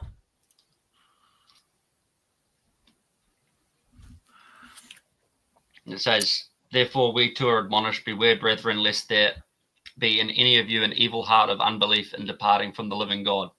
This evil heart of unbelief is equated with the sin of rebellion, which is inexcusable, or the sin against the Holy Spirit, which Jesus said is the one thing you can't, like, a law of inheritance. Then the daughters of Zelophehad, the son of Hepher, the son of Gilead, the son of Machir, and the son of Manasseh, of the families of Manasseh, the son of Joseph, came near. And these are the names of his daughters, Mahlah, Noah, and Hoglah, and Milcah, and Tirzah. They stood before Moses and before Eleazar the priest and before the leaders and all the congregation at the doorway of the tent of meeting, saying, our father died in the wilderness, yet he was not among the company of those who gathered themselves together against the Lord in the company of Korah. But he died in his own sin, and he had no sons. Why should the name of our father be withdrawn from among his family because he had no son? Give us a possession amongst our father's brothers. So Moses brought their case before the Lord. Then the Lord spoke to Moses, saying, the daughters of Zelophehad are right in their statements. You shall surely give them a hereditary possession amongst their father's brothers, and you shall transfer the inheritance of their father to them. Further, you shall speak to the sons of Israel, saying, if a man dies and has no son, then you shall transfer his inheritance to his daughter. Like, this was unheard of in those days. Yeah. Absolutely unheard of. Yeah. If he has no daughters, then you shall give his inheritance to his brothers. If he has no brothers, then you shall give his inheritance to his father's brothers. If his father has no brothers, then you shall give his inheritance to his nearest relative in his own family, and he shall possess it. And it shall be a statutory ordinance to the sons of Israel, just as the Lord commanded Moses. Then the Lord said to Moses, go up to this mountain of Abarim, and see the land which I have given to the sons of Israel. When you have seen it, you too will be gathered to your people, as Aaron your brother was. For in the wilderness of Zin, during the strife of congregation, you rebelled against my command to treat me as holy before their eyes at the water. These are the waters of Meribah of Kadesh in the wilderness of Zin. Then God spoke to the Lord, saying, May the Lord, the God of the spirits of all flesh, appoint a man over the congregation who will go out and come in before them, and who will lead them out and bring them in. So the congregation of the Lord will not be like sheep which have no shepherd. So the Lord said to Moses, Take Joshua the son of Nun, a man in whom is the Spirit, and lay your hand on him, and have him stand before Eleazar the priest and before all the congregation, and commission him in their sight. You shall put some of your authority on him, in order that all the congregation of the sons of Israel may obey him. Moreover, he shall stand before Eleazar the priest, who shall inquire for him by the judgment of the Urim before the Lord. At his command they shall go out, and at his command they shall come in, both he and the sons of Israel with them, even all the congregation. Moses did just as the Lord commanded him, and he took Joshua and set him before Eleazar the priest and before all the congregation. Then he laid his hands on him and commissioned him, just as the Lord had spoken through Moses. That was a nice short one. Yeah. Oh, yeah. Some of them are real short, man. Than other ones, they're other ones are just like pages and pages of just names. Yeah. And it's like names sound like you're trying to summon a demonic spirit or something. yeah, right. My neighbors heard that, they'd be going, "What the? What's going on?" You know what I mean? Call an exorcist. All right. Then the Lord spoke to Moses, saying, Command the sons of Israel and say to them, You shall be careful to present my offering, my food for my offerings by fire of a soothing aroma to me at their appointed time. You shall say to them, This is the offering by fire which you shall offer to the Lord, 2 male lambs, 1 year old without a defect, as a continual burnt offering every day. You shall offer the one lamb in the morning, and the other lamb you shall offer at twilight. Also, 1/10 of an ephah of fine flour for a grain offering, mixed with 1/4 of a hin of beaten oil. It is a continual burnt offering which was ordained in Mount Sinai as a soothing aroma, an offering by fire to the Lord. Then the drink offering with it shall be 1/4 of a hin for each lamb. In the holy place you shall pour out a drink offering of strong drink to the Lord. The other lamb you shall offer at twilight as the grain offering of the morning, and as its drink offering you shall offer it in an offering by fire, a soothing aroma to the Lord. Then on the Sabbath day, 2 male lambs, 1 year old without defect, and 2/10 of an ephah of fine flour mixed with oil as a grain offering, and its drink offering. This is the burnt offering of every Sabbath, in addition to the continual burnt offering and its drink offering. Then at the beginning of each of your months you shall present a burnt offering to the Lord, 2 bulls and 1 ram, 7 male lambs, 1 year old without defect, and 3/10 of an ephah of fine flour mixed with oil for a grain offering for each bull, and 2/10 of fine flour mixed with oil for a grain offering for the 1 ram, and 1/10 of an ephah of flour mixed with oil for a grain offering for each lamb, for a burnt offering of a soothing aroma, an offering by fire to the Lord. Their drink offering shall be 1/2 a hin of wine for a bull, and 1/3 of a hin for the ram, and 1/4 of a hin for a lamb. This is the burnt offering of each month throughout the months of the year. And 1 male goat for a sin offering to the Lord. It shall be offered with its drink offering in addition to the continual burnt offering. Then on the 14th day of the first month shall be the Lord's Passover. On the 15th day of this month shall be a feast. Unleavened bread shall be eaten for 7 days. On the first day shall be a holy convocation. You shall do no laborious work. You shall present an offering by fire, a burnt offering to the Lord, 2 bulls and 1 ram, and 7 male lambs, 1 year old, having them without defect. For their grain offering you shall offer fine flour mixed with oil, 3/10 an ephah for a bull, and 2/10 for each ram. 1/10 of an ephah you shall offer for each of the 7 lambs. And 1 male goat for a sin offering to make atonement for you. You shall present these besides the burnt offering of the morning, which is for a continual burnt offering. After this manner you shall present daily for 7 days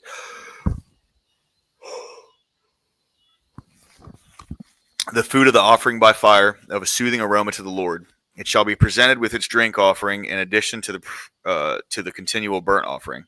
On the 7th day you shall have a holy convocation. You shall do no laborious work. Also on the day of the first fruits, when you present a new grain offering to the Lord in your feast of weeks, you shall have a holy convocation. You shall do no laborious work.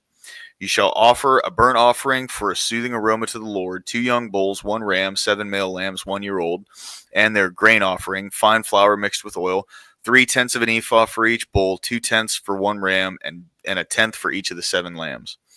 Also 1 male goat to make atonement for you. Besides the continual burnt offering and its grain offering, you shall present them with their drink offerings. They shall be without defect. So this is basically just establishing the entire liturgical calendar for ancient Judaism. Okay. So you know how it was established in Leviticus, and that once they essentially conquered Canaan, then they could fully establish their liturgical rites for the whole year. It says, where is it?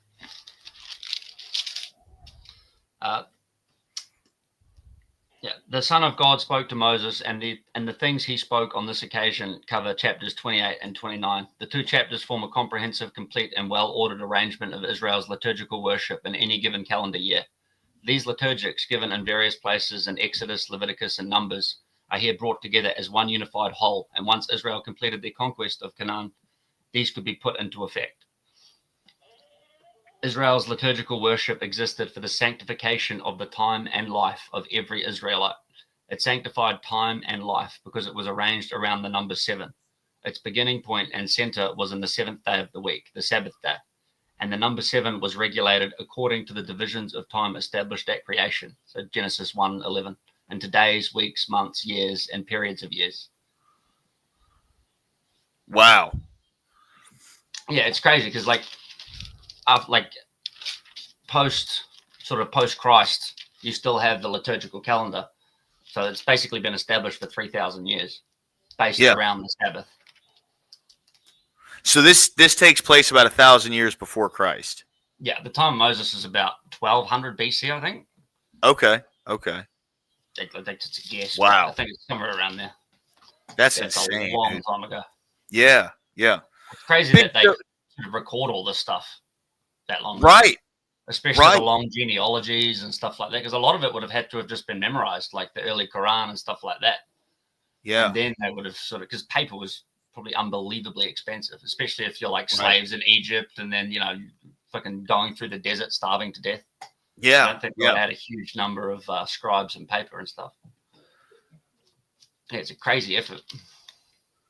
That is a good thought. Like I never thought about that. How they would get all of this down. It definitely had to be like rote memorization, I'd say. Yeah.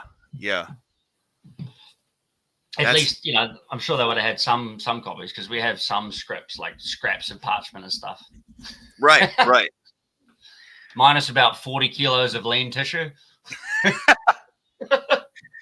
Corey Barton, welcome in, dude. Missed you, man. There's always a spot up here for you, my dude. You can jump up whenever. Links posted in the chat. I am going to make you cam up, though, just to be safe. Dude, motherfuckers out here cloning accounts and shit. You know what I'm saying? I mean, I know that's actually Corey, but, you never know who's sitting in back chat waiting. Okay, I can clone weird this people on YouTube, man.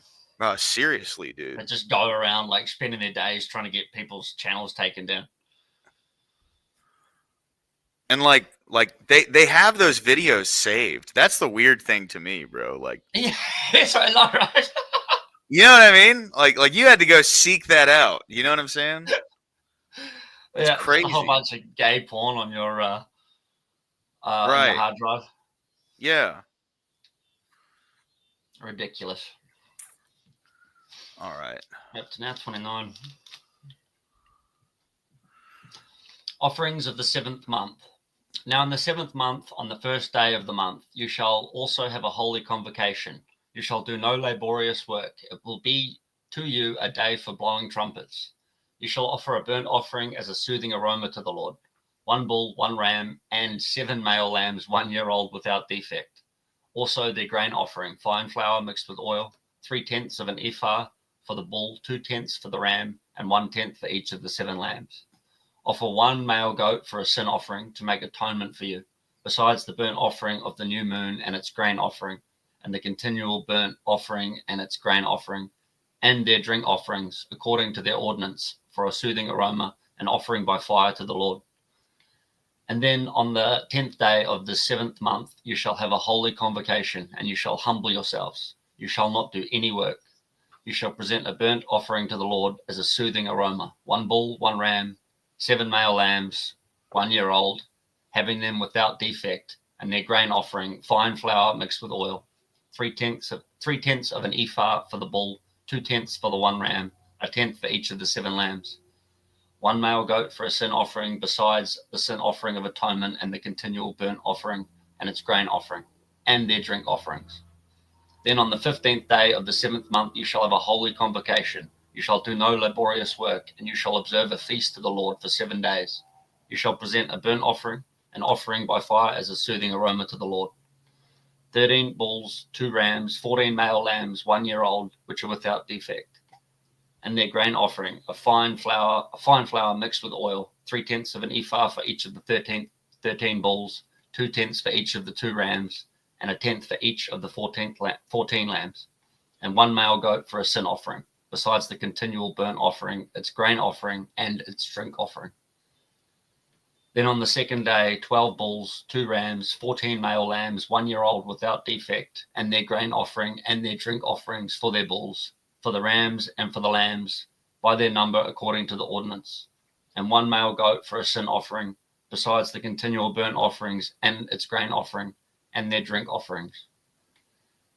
Then on the 3rd day, 11 bulls, 2 rams, 14 male lambs, 1 year old without defect, and their grain offering and their drink offerings for the bulls, for the rams, and for the lambs, by their number according to the ordinance, and 1 male goat for a sin offering, besides the continual burnt offering and its grain offering and its drink offering. Then on the 4th day, 10 bulls, 2 rams, 14 male lambs, 1 year old without defect, their grain offering and their drink offering for the bulls, for the rams, and for the lambs, by their number according to the ordinance, and 1 male goat for a sin offering, besides the continual burnt offering, its grain offering, and its drink offering. Then on the 5th day, 9 bulls, 2 rams, 14 male lambs, 1 year old without defect, and their grain offering and their drink offerings for the bulls, for the rams, and for the lambs, by their number according to the ordinance, and 1 male goat for a sin offering, besides the continual burnt offering and its grain offering and its drink offering. Then on the 6th day, 8 bulls, 2 rams, 14 male lambs, 1 year old without defect, and their grain offering and their drink offerings for the bulls, for the rams, and for the lambs, by their number according to the ordinance, and 1 male goat for a sin offering, besides the continual burnt offering, its grain offering, and its drink offerings.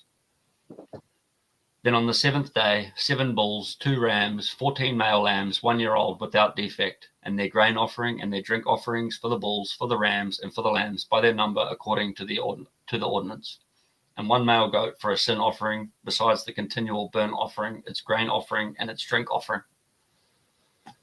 On the 8th day you shall have a solemn assembly. You shall do no laborious work, but you shall present a burnt offering, an offering by fire as a soothing aroma to the Lord, 1 bull, 1 ram, 7 male lambs, 1 year old without defect, their grain offering and their drink offerings for the bull, for the ram, and for the lambs, by their number according to the ordinance, and 1 male goat for a sin offering, besides the continual burnt offering and its grain offering and its drink offering. You shall present these to the Lord at your appointed times, besides your votive offerings and your freewill offerings, for your burnt offerings and for your grain offerings and for your drink offerings and for your peace offerings. Moses spoke to the sons of Israel in accordance with all that the Lord had commanded Moses.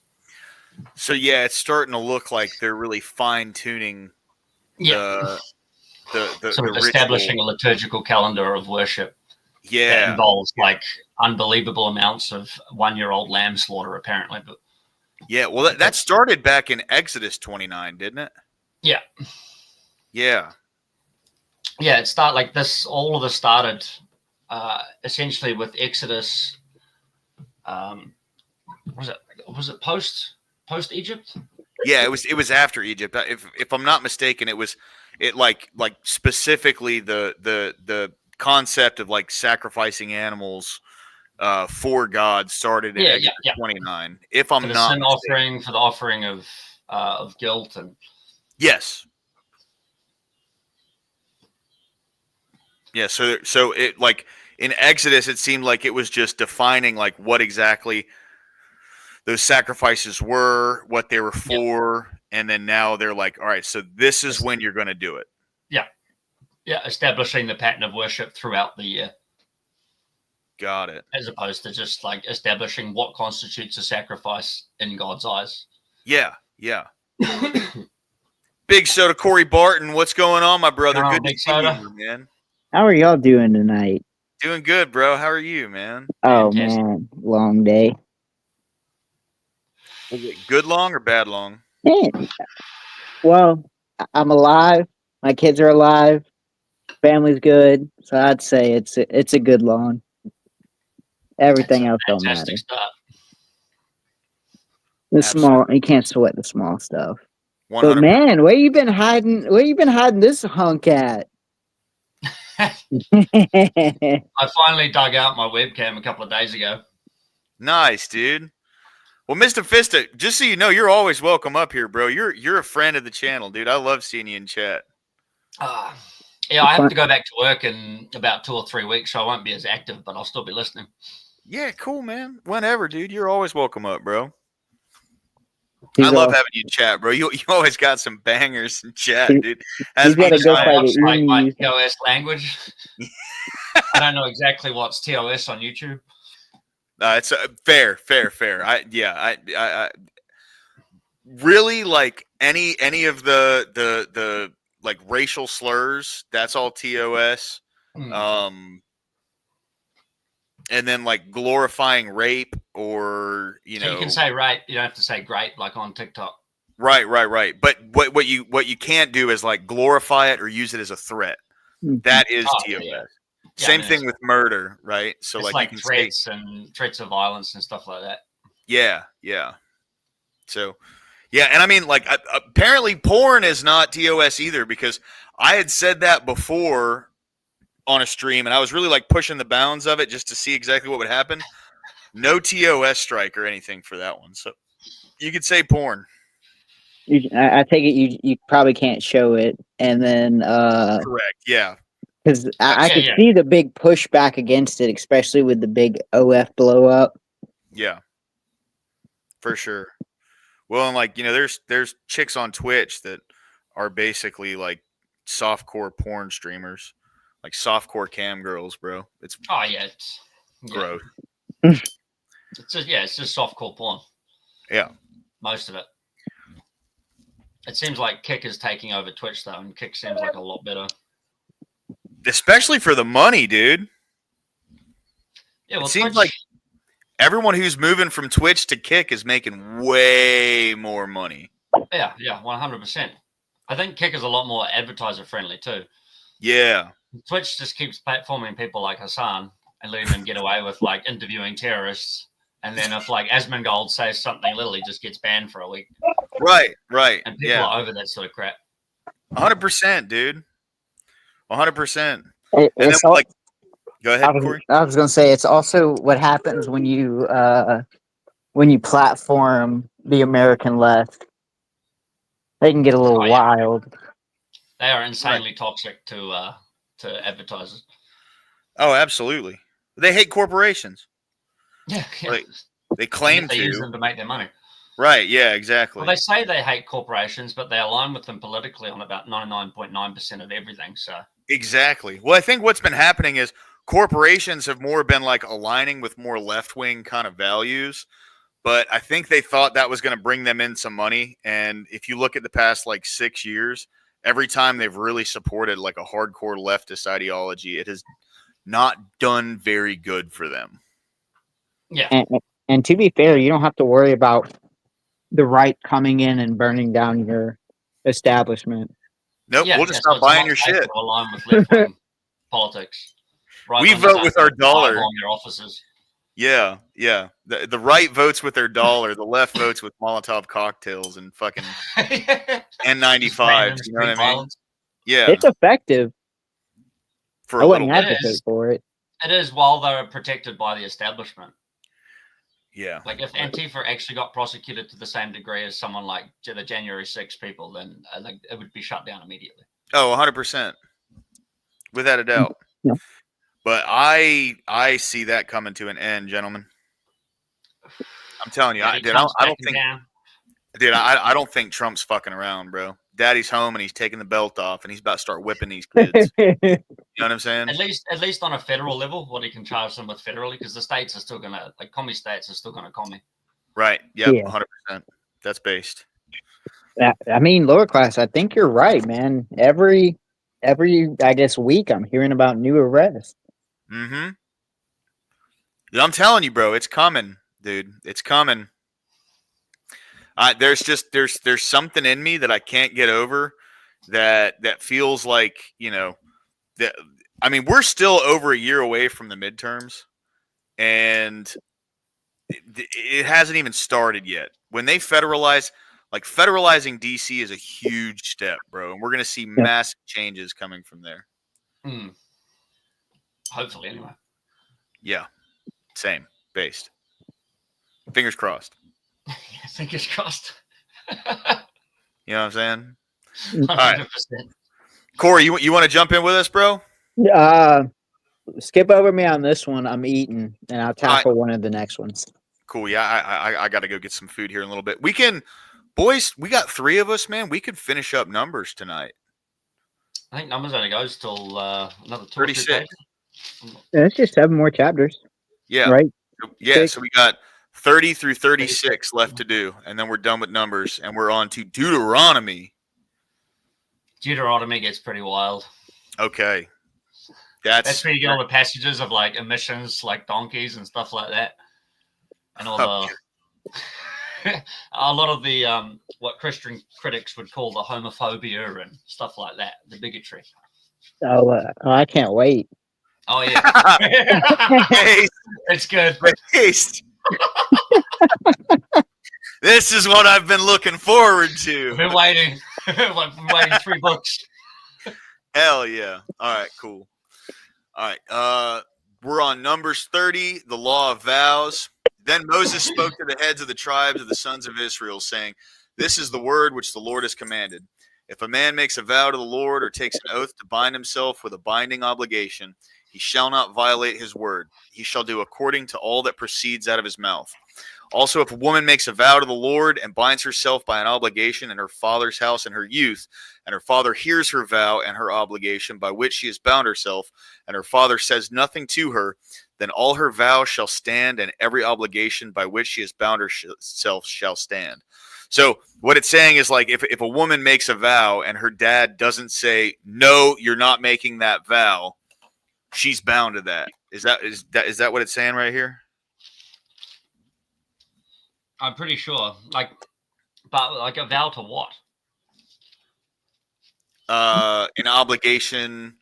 It says, also, if a woman makes a vow to the Lord and binds herself by an obligation in her father's house in her youth, and her father hears her vow and her obligation by which she has bound herself, and her father says nothing to her, then all her vows shall stand, and every obligation by which she has bound herself shall stand. But if her father should forbid her on the days he hears of it, none of her vows or obligations. Yeah, okay. I should have just read literally one more verse, and it would have told me that. None of her obligations by which she has bound herself shall stand, and the Lord will forgive her because her father had forbidden her. However, if she should marry while under her vows, or the rash statement by her lips by which she has bound herself, and her husband hears of it and says nothing to her on the day he hears it, then her vows should stand, and her obligations by which she has bound herself shall stand. But if on the day her husband hears of it he forbids her, then he shall annul her vow which she is under, and the rash statement of her lips by which she has bound herself, and the Lord will forgive her. It's like But establishing the authority of the household. Yeah, absolutely. Yeah. Like the father, husband, daughter. Yep. Wife. But the vow of a widow or of a divorced woman, everything by which she has bound herself shall stand against her. Yeah. If she doesn't have a man to straighten her out, she's just got to meet all of her commitments. That's based. However, if she vowed in her husband's oath or bound herself by an obligation with an oath, and her husband heard it, but said nothing to her and did not forbid her, then all her vows shall stand, and every obligation by which she bound herself shall stand. But if her husband indeed annuls them on the day he hears them, then whatever proceeds out of her lips concerning her vows or concerning that obligation of herself shall not stand. Her husband has annulled them, and the Lord will forgive her. Every vow and every binding oath to humble herself, her husband may confirm it or her husband may annul it. But if her husband indeed says nothing to her from day to day, then he confirms all her vows or all her obligations which are on her. He has confirmed them because he said nothing to her on the day he heard them. But if he indeed annuls them after he has heard them, then he shall bear her guilt. These are the statutes which the Lord commanded Moses, as between a man and his wife, and as between a father and his daughter, while she is in her youth in her father's house. Yeah, that is the structure of the family. You want me to tackle this one? Sure, or Mr. Vista. It don't matter. Amazing. I'll tackle it and jump in and help give everybody a break. It says, Then the Lord spoke to Moses, saying, Take full vengeance for the sons of Israel on the Midianites. Afterwards, you will be gathered to your people. Moses spoke to the people, saying, Arm men from among you for the war, that they may go against Midian to execute the Lord's vengeance on Midian. 1,000 from each tribe of all the tribes of Israel you shall send to the war. So there were furnished from the thousands of Israel 1,000 from each tribe, 12,000 armed for war. Moses sent them 1,000 from each tribe to the war, and Phinehas, the son of Eleazar the priest, to the war with them, and the holy vessels and the trumpets for the alarm in his hand. So they made war against Midian, just as the Lord had commanded Moses, and they will kill every male. They killed the kings of Midian along with the rest of their slain. Evie and Rakim and Zur and Hur and Reba, the 5 kings of Midian. They also killed Balaam, the son of Beor, with the sword. Oh yeah, they got him. Oh yeah. The sons of Israel captured the women of Midian and their little ones, all their cattle and all their flocks, and all their goods they plundered. Then they burned all their cities where they lived and all the camps with fire. They took all the spoiled and all the prey, both of man and of beast. They brought the captives and the prey and the spoil to Moses and to Eleazar the priest, and to the congregations of the sons of Israel, to the camp at the plains of Moab, which are by the Jordan opposite Jericho. Moses and Eleazar the priest and all the leaders of the congregation went out to meet them outside the camp. Moses was angry with the officers of the army, the captains of thousands and the captains of hundreds, who had come from the service in the war. Moses said to them, Have you spared all the women? Behold, these caused the sons of Israel through the counsel of Balaam to trespass against the Lord in the matter of Peor. So the plague was among the congregation of the Lord. Now therefore kill every male among the little ones. Kill every woman who has known man intimately. But all the girls who have not known man intimately, spare for yourselves. And you camp outside the camp 7 days. Whoever has killed any person, and whoever has touched any slain, purify yourselves, you and your captives, on the 3rd day and on the 7th day. You shall Purify for yourselves every garment and every article of leather, and all the works of goat hair, and all the articles of wood. Then Eleazar the priest said to the men of war who had gone to battle, "This is the statute of the law which the Lord has commanded to Moses. Only the gold and the silver, the bronze, the iron, the tin, and the lead, everything that can stand the fire. You shall pass through the fire, and it shall be clean. But it shall be purified from water for impurity. But whatever cannot stand the fire, you shall pass through the water.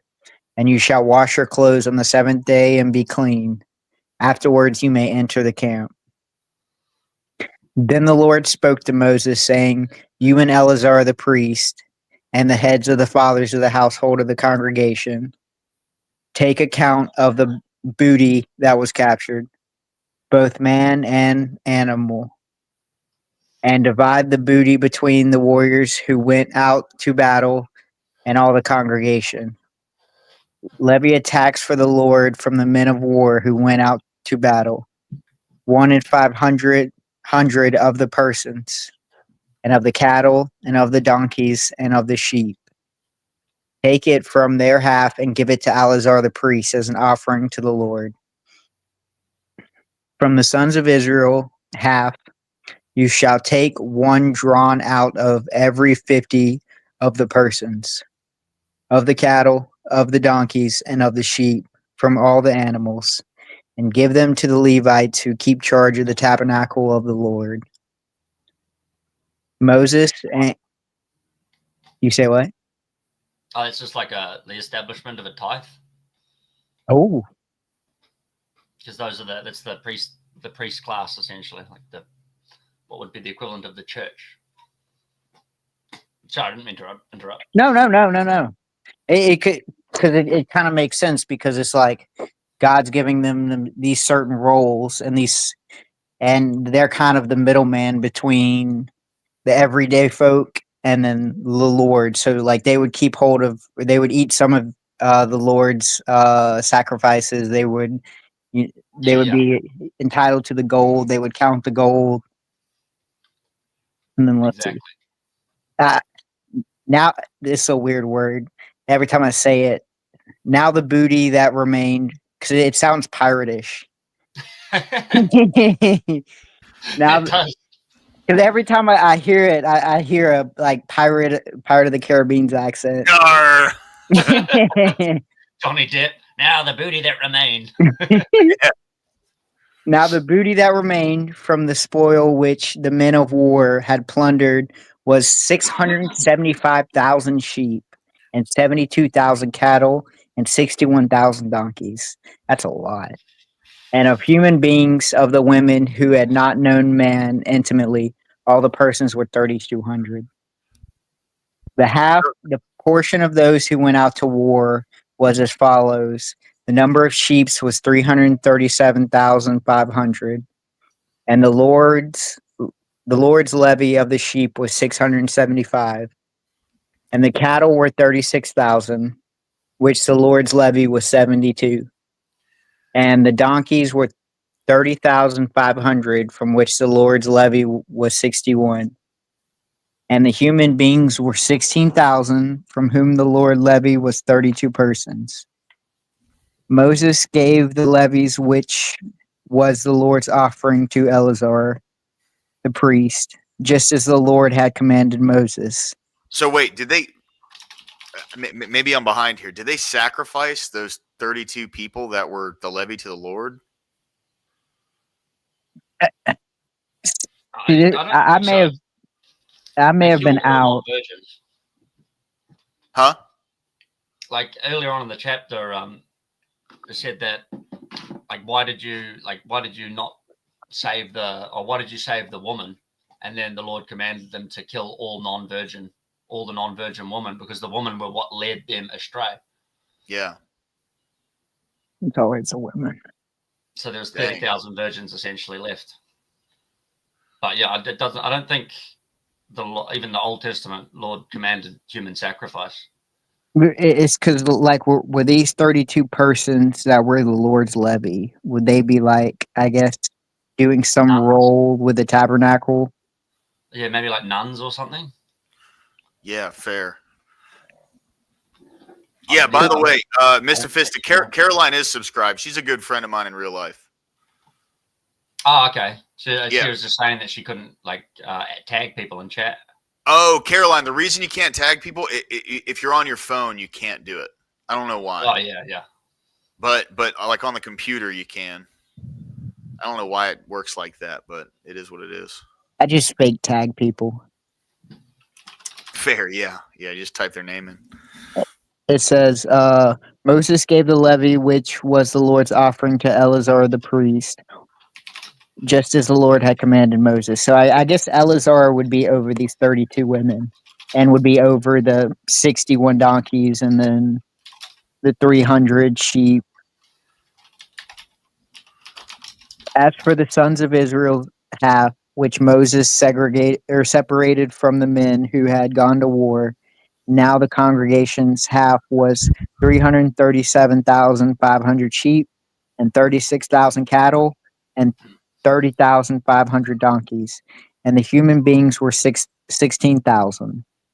And now from the sons of Israel's half, Moses took one drawn out of every 50, both of man and of animals, and gave them to the Levites, who kept charge of the tabernacle of the Lord, just as the Lord had commanded Moses. Then the officers who were of the thousands of the army, the captains of thousands and the captains of hundreds, approached Moses, and they said to Moses, your servants have taken a census of men of war who are in our charge, and no man of us is missing. So we have brought as an offering to the Lord what each man found, articles of gold, armlets and bracelets, signet rings, earrings and necklaces, to make atonement for ourselves before the Lord. Moses and Eleazar the priest took the gold from them, all kinds of wrought articles, all the gold of the offering which they made up to the Lord from the captains of thousands and the captains of hundreds, was 16,750 shekels. The men of war had taken booty, every man for himself. So Moses and Eleazar the priest took the gold from the captains of thousands and of hundreds and brought it to the tent of meetings as a memorial for the sons of Israel before the Lord. So I just looked it up, and according to Gab AI anyway, he said that the Lord took no direction against them. They became a dedicated harem to God, which basically means like I think a nun class or something. So they just stay virgins for life. Oh wow! And work with the priests, and then also referencing the earlier part of that chapter when it talks about how Balaam was killed. He was killed because he became a false prophet. It said Balaam had prophesied in the Lord's name, but he caused Israel to worship idols and commit fornication. He became a false prophet and in the end was killed for his actions because he despised the Lord's word and taught Israel to do the same. He replaced love for the true God with love for money. His false love then led him to worship Baal and to commit fornication. As St. Paul said, the love of money is the root of all kinds of evil. Money in itself is not the root of all evil. The love of money is. For as the Lord said, you cannot serve God and mammon or riches. The love of money is idolatry. Mm-hmm. Yeah. And I mean, I think that's not even arguable that society globally has shifted 100%. so far to idolize money. Like money is God to many people. Yeah. Well, it also kind of, it's like, especially if you think into today's time, if you don't have the work ethic or the discipline before you have the money, it's like the money is just going to lead you down an evil path. Yeah. It's Yeah, like it's why you see all these kids like get so lost when they're handed a shit ton of money from either their parents or being, a child star. Yep. Yeah, or like the TikTok stars and that are blowing up and become millionaires at like 22 and just end up like just becoming insane. To be Yeah, fair, we see it in our space too. Look at like people like Destiny. Look at people like Lawrence Southern. All these people who gained internet fame. Yep, we find out they're degenerates. Degeneracy.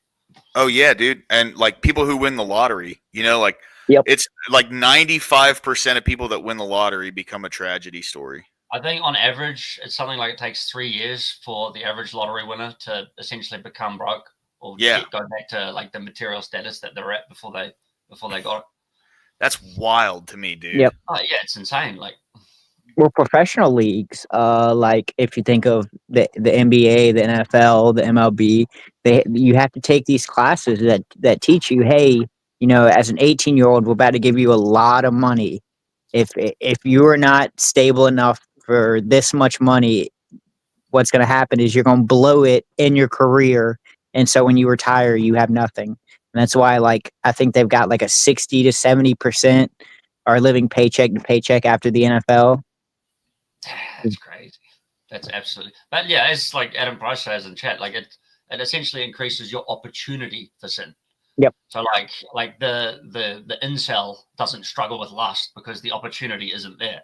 It's like it's not some great will of like spiritual virtue that you're not getting, committing the sin of fornication because you can't get laid anyway. The option's not open to you. Yep. Right. Same with like, I don't know, having $10 million and then becoming a degenerate. Suddenly you can do all sorts of shit with it. Dude, that's what I was saying. Like, if I won the lottery when I was still getting high, I'd have been dead in like 2 days, bro. If I won the lottery now, I'd probably like immediately morph back into a peak degenerate. I would hope that my relationship with God is strong enough for that not to happen, but that's all speculation based on my human form, right? You know what I'm saying? Exactly. Like, you don't know how you would act. Yeah. Am I doing this one? Yep. You're up, bro. Reuben and Gad settle in Gilead. Now the sons of Reuben and the sons of Gad had an exceedingly large number of livestock. So when they saw the land of Jazer, and the land of Gilead, that it was indeed a place suitable for livestock, the sons of Gad and the sons of Reuben came and spoke to Moses and to Eleazar the priest and to the leaders of the congregation, saying, Ataroth, Dibon, Jazer, Nimrah, Heshbon, Eliah, Sibam, Nebo, and Beon, the land which the Lord conquered before the congregation of Israel, is a land for livestock, and your servants have livestock. They said, if we have found favor in your sight, let this land be given to your servants as a possession. Do not take us across the Jordan. But Moses said to the sons of Gad and to the sons of Reuben, shall your brothers go to war while you yourselves sit here? Why are you discouraging the sons of Israel from crossing over into the land which the Lord has given them? This is what your fathers did when I sent them from Kadesh Barnea to see the land. For when they went up to the valley of Eshcol and saw the land, they discouraged the sons of Israel so that they did not go into the land which the Lord had given them. So the Lord's anger burned in that day, and he swore, saying, none of the men who came up from Egypt, from 20 years old and upwards, shall see the land which I swore to Abraham, to Isaac, and to Jacob, for they did not follow me fully, except Caleb the son of Jephunneh, the Kenizzite, and Joshua the son of Nun, for they have followed the Lord fully. So that's 2 people out of 630 odd thousand that actually made it. Yeah. So the Lord's anger burned against Israel, and he made them wander in the wilderness for 40 years until the entire generation of those who had done evil in the sight of the Lord was destroyed. Wow. Now behold, you have risen up in your father's place, a brood of sinful men, to add still more to the burning anger of the Lord against Israel. For if you turn away from following him, he will once more abandon them in the wilderness, and you will destroy all these people. Then they came near to him and said, we will build here sheepfolds for our livestock and cities for our little ones. But we ourselves will be armed, ready to go before the sons of Israel, until we have brought them to their place, while our little ones live in the fortified cities because of the inhabitants of the land. We will not return to our homes until every one of the sons of Israel is possessed as inheritance. For we will not have an inheritance with them on the other side of the Jordan and beyond, because our inheritance has fallen to us on this side of the Jordan towards the east. So Moses said to them, if you will do this, if you will arm yourselves before the Lord for the war, and all of you armed men cross over the Jordan before the Lord until he has driven his enemies out from before him, and the land is subdued before the Lord, then afterward you shall return and be free of obligation toward the Lord and toward Israel, and this land shall be yours for a possession before the Lord. But if you will not do so, behold, you have sinned against the Lord, and be sure your sin will find you out. Build yourself cities for your little ones and sheepfolds for your sheep, and do what you have promised. The sons of Gad and the sons of Reuben spoke to Moses, saying, Your servants will do just as my Lord commands. Our little ones, our wives, our livestock, and our cattle, all our cattle, shall remain there in the cities of Gilead, while your servants, everyone who is armed for war, will cross over in the presence of the Lord to battle, just as my Lord says. So Moses gave command concerning them to Eleazar the priest, and to Joshua the son of Nun, and to the heads of the fathers' households of the tribes of the son of Israel. Moses said to them, If the sons of Gad and the sons of Reuben, everyone who is armed for battle, will cross with you over the Jordan in the presence of the Lord, and the land is subdued before you, then you shall give them the land of Gilead for possession. But if they will not cross over with you armed, they shall have possessions amongst you in the land of Canaan. The sons of Gad and the sons of Reuben answered, saying, As the Lord has said to your servants, so we will do. We ourselves will cross over armed in the presence of the Lord into the land of Canaan, and the possession of our inheritance shall remain with us across the Jordan. So Moses gave to them, to the sons of Gad, and to the sons of Reuben, and to the half-tribe of Joseph's son Manasseh, the kingdom of Sihon, king of the Amorites, and of the kingdom of Og, the king of Bashan, the land with its cities, with their territories, the cities of the surrounding land. The sons of Gad built Dibon and Ataroth and Aroer, and Atroth Shofan, and Jazer and Jogbehah, and Beth Nimrah and Beth Haran as fortified cities, and sheepfolds for sheep. The sons of Reuben built Heshbon and Eliah, and Kiriathaim, and Nebo and Baal Meon, their names being changed, and Sibmah, and they gave other names to the cities which they built. The sons of Machir, the son of Manasseh, went to Gilead and took it, and dispossessed the Amorites who were in it. So Moses gave Gilead to Machir, the son of Manasseh, and he lived in it. Jair, the son of Manasseh, went and took its towns and called them Havoth Jair. Nobar went and took Kenath and its villages and called it Nobar after his own name. So they're basically restructuring, like, are they like fortifying would be the better word, would you say? Well, yeah, the armies of Israel secured the lands east of the Jordan, which were suitable for cattle. The sons of Reuben and Gad requested these lands as their inheritance without the necessity of crossing the Jordan to help their brothers fight for theirs. So they appealed to Moses as the arbitrator and judge, but Moses called these sons a body of sinful men. They coveted what they saw at the expense of their brothers. This covetous spirit eventually led them into idolatry and captivity in Assyria. So they wanted an inheritance without actually having to fight for it, like their brothers on the other side of Jordan. Got it. And that's wild. Yeah, well, I mean, Assyria didn't end up essentially taking them over for like another couple of hundred years. Yeah. I think it was in about 700 BC. So this basically was the start of their downfall, but it wasn't for another several hundred years before they ended up getting completely smoked by the Assyrians and the first temple being completely destroyed. What's the timetable we're looking at generally for right now? Hey, real quick, Right now, Steelman. BC. Hey, can you cam up real quick just so I can make sure it's you? Yeah, I think Moses was about 1200 BC. I'll just double check. No, bro, that's not working.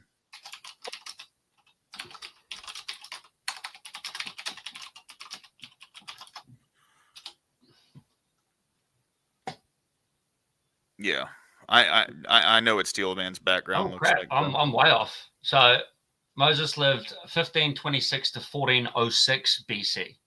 Okay. So that's and so he dies in like midway through or late Deuteronomy. So this would have been about probably 1450 BC. Okay, so I guess to be fair, that they had them, I would say, closer to 1,000 years before I guess Assyria starts. Yeah, before the first yeah. temple gets totally destroyed. Because I think the Assyria, the Babylonian exile and the Syrian conquest, I think it was about 650 BC. These timescales are wild. Hey, Steelman, someone just tried to come in acting like you, bro. Yeah, someone was in back chat acting like Steelman.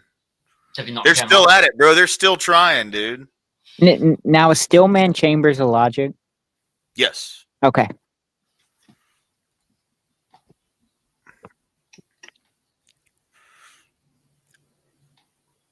Here, give me just 1 second. I'm gonna fill up my my Brita filter. One moment. I got another note here. Go for it. It says, a man from the crowd asked Jesus to make his brother divide the inheritance with him, but Jesus declined because he did not come to be a judge or arbitrator like Moses. Then he went on to say to this man, take heed and beware of covetousness, for one's life does not consist in the abundance of the things he possesses. Luke 12:15. Jesus came to save the world, but we cannot be saved if we are covetous. We're attached to physical things, and because that's shit of this world as opposed to of God. And to be fair, this could be kind of like a similar situation where they're feeling the entitledness, especially because God's promising them these things, but it's not just a free inheritance.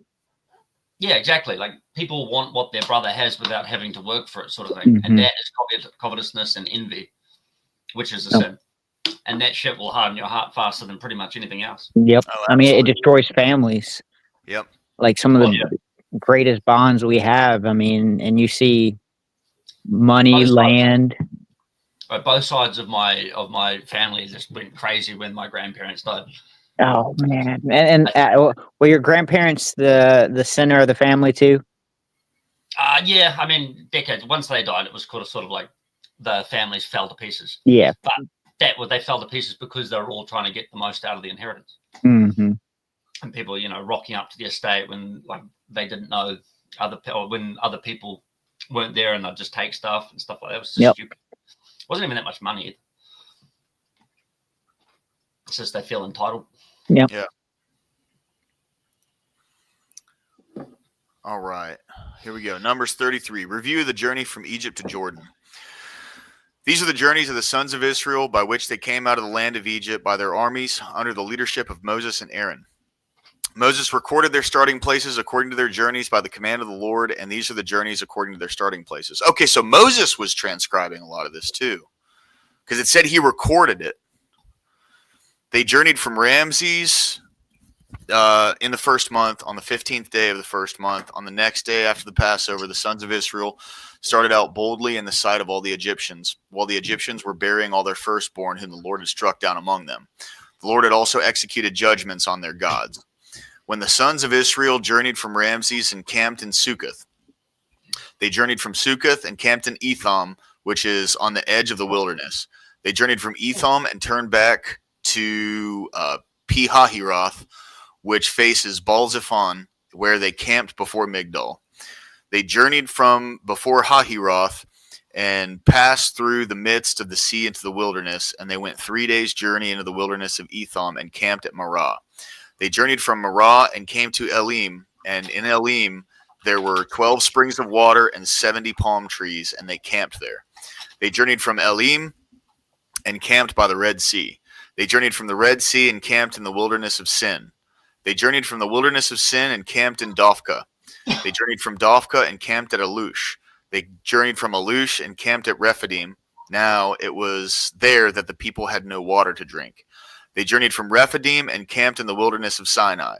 They journeyed from the wilderness of Sinai and camped at Kibroth Hattaavah. They journeyed from Kibroth Hattaavah and camped at Hazeroth. They journeyed from Hazeroth and camped at Rithmah. They journeyed from Rithmah and camped at Ramon Perez. They journeyed from Ramon Perez and camped at Libnah. They journeyed from Libnah and camped at Rissah. They journeyed from Rissah and camped at Kehelatha. They journeyed from Kehelatha and camped at Mount Shephir. They journeyed from Mount Shephir and camped at Haradah. They journeyed from Haradah and camped at Makeloth.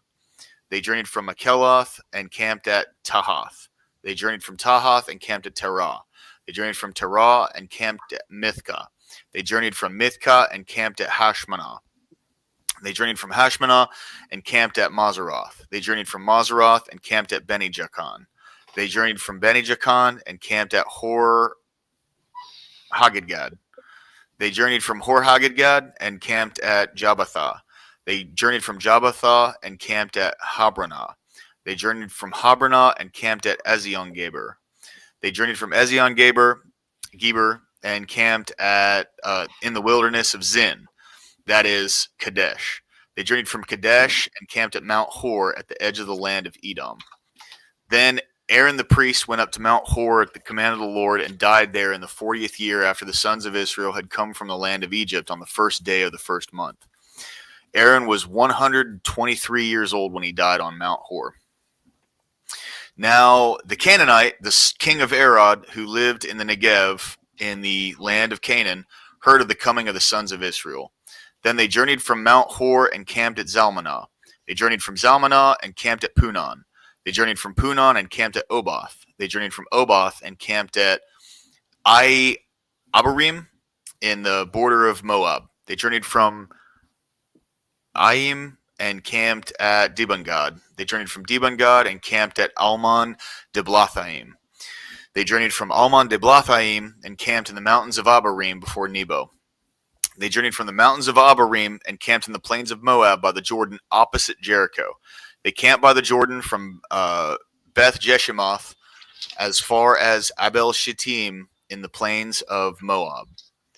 Law of possessing the land.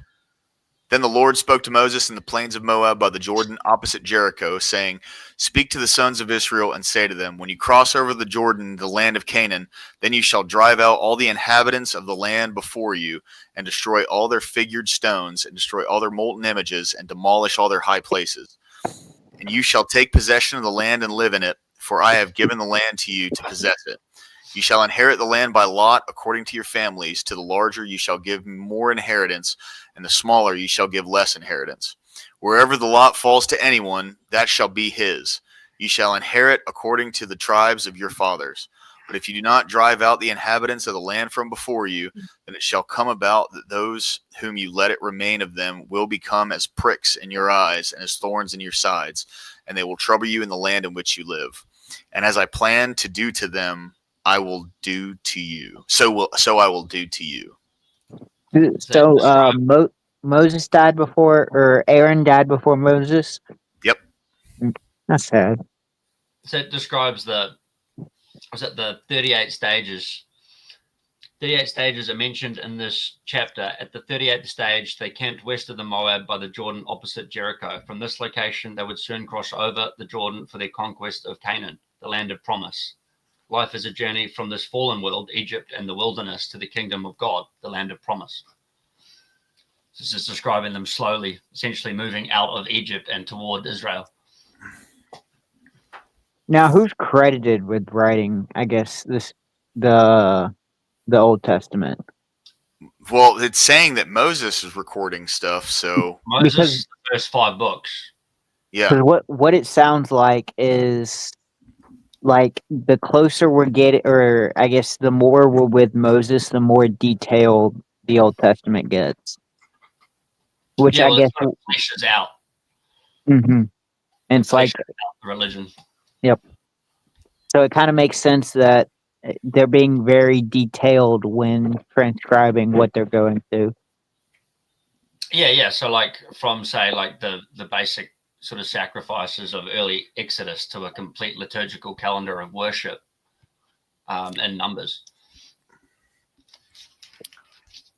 All right, I'm going to grab this one. It says, Then the Lord spoke to Moses, saying, Command the sons of Israel and say to them, When you enter the land of Canaan, this is the land that shall fall to you as an inheritance, even the land of Canaan according to its borders. Your southern sector shall extend from the wilderness of Zin along the side of Edom, and your southern border shall extend from the end of the Salt Sea eastward. Then your border shall turn direction from the south ascent of Achiram and continue to Zin. And its termination shall be the south of Kadesh Barnea, and it shall reach Hazarada. Say it one more time. Hazarada. And continue to Asmon. The border shall turn direction from Asmon to the brook of Egypt, and its termination shall be at the sea. As for the western border, you shall have the great sea, that is its coastline. This shall be your western border, and this shall be your northern or your north border. You shall draw your border line from the great sea to Mount Hor. You shall draw a line from Mount Hor to the Lebo Hamath, and the termination of the border shall be at Zedad, and the border shall precede Zipron, and its termination shall be at Hazar Enan. This shall be your north border. For your eastern border, you shall also draw a line from Hazar Enan to Shepham, and the border shall go down from Shepham to Riblah on the east side of An.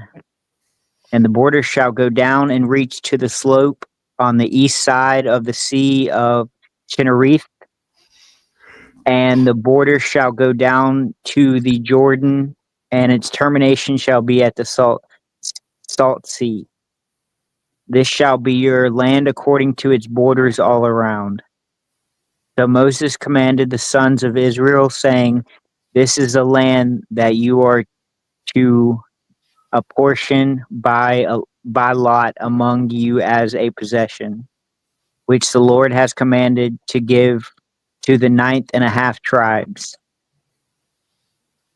For the tribes of the sons of Reuben have received theirs according to their father's household, and the tribes of the son of Gad according to their father's household, and the half tribe of Manasseh have received their possessions. The 2.5 tribes have received their possessions across the Jordan opposite Jericho, and eastward toward the sun rising. Then the Lord spoke to Moses, saying, These are the names of the men who shall apportion the land to you for inheritance: Eleazar the priest, Joshua the son of Nun. You shall take one leader of every tribe to apportion the land for inheritance. These are the names of the men of the tribe of Judah: Caleb the son of Jephunneh,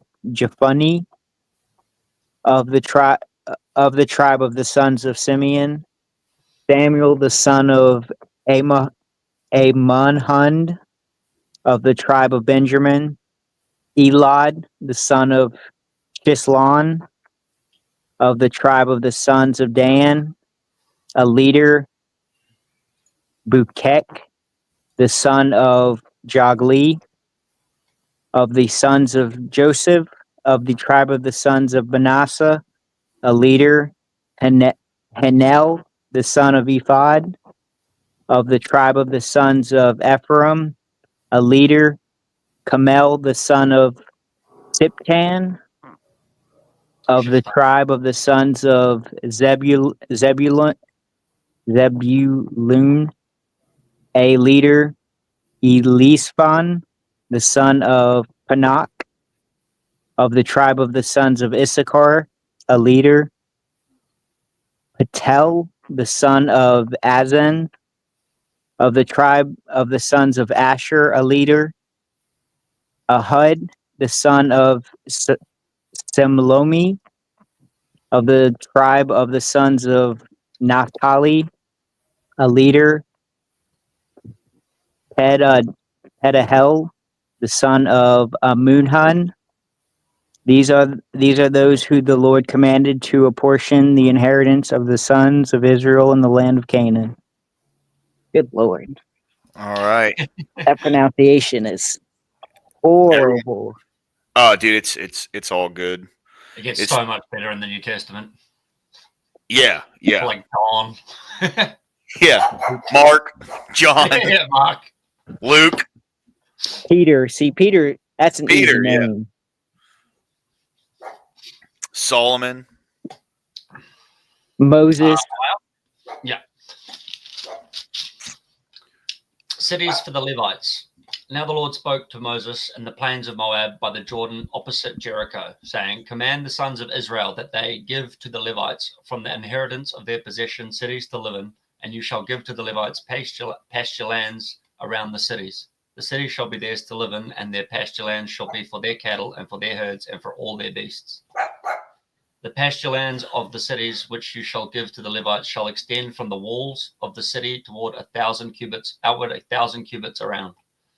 You shall also measure outside the city on the east side 2,000 cubits, and on the south side 2,000 cubits, and on the west side 2,000 cubits, and on the north side 2,000 cubits, with the city in the center. This shall become theirs as pasture lands for their cities, for the cities. Cities of refuge.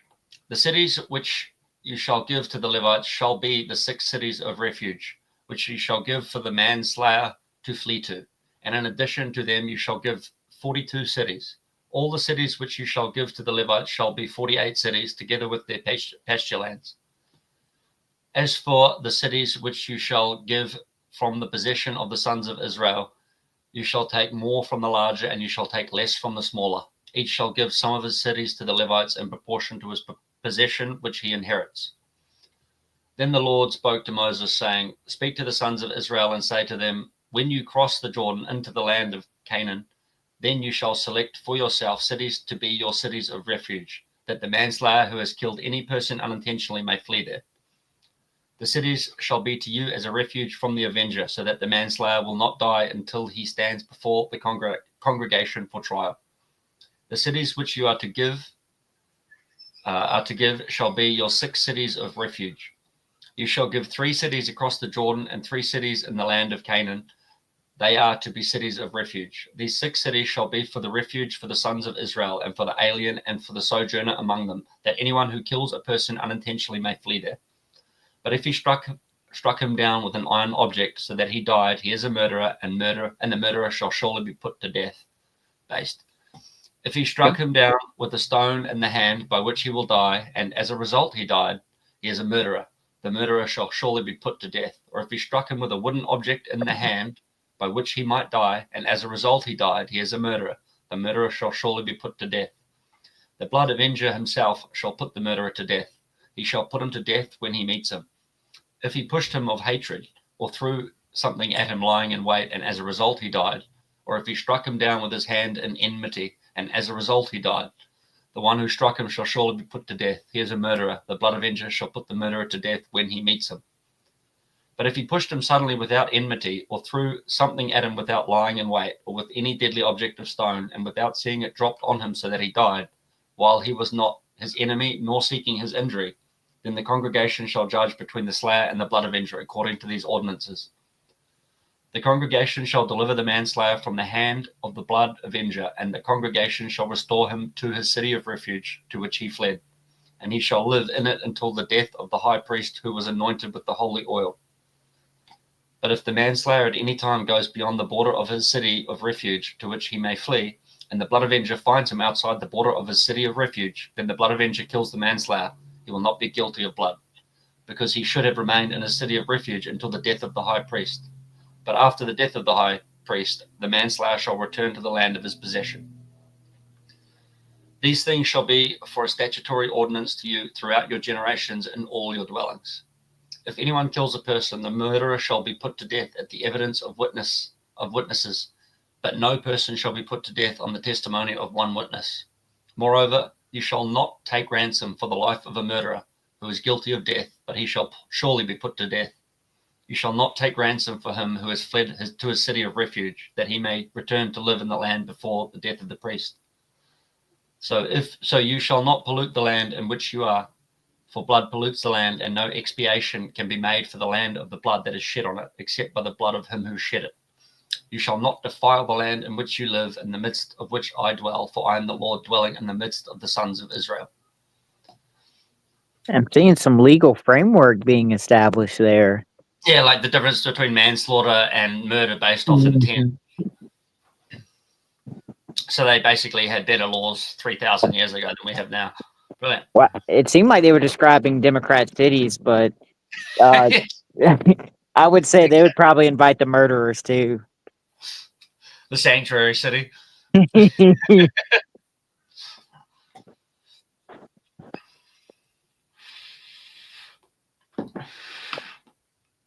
right, it's the last chapter.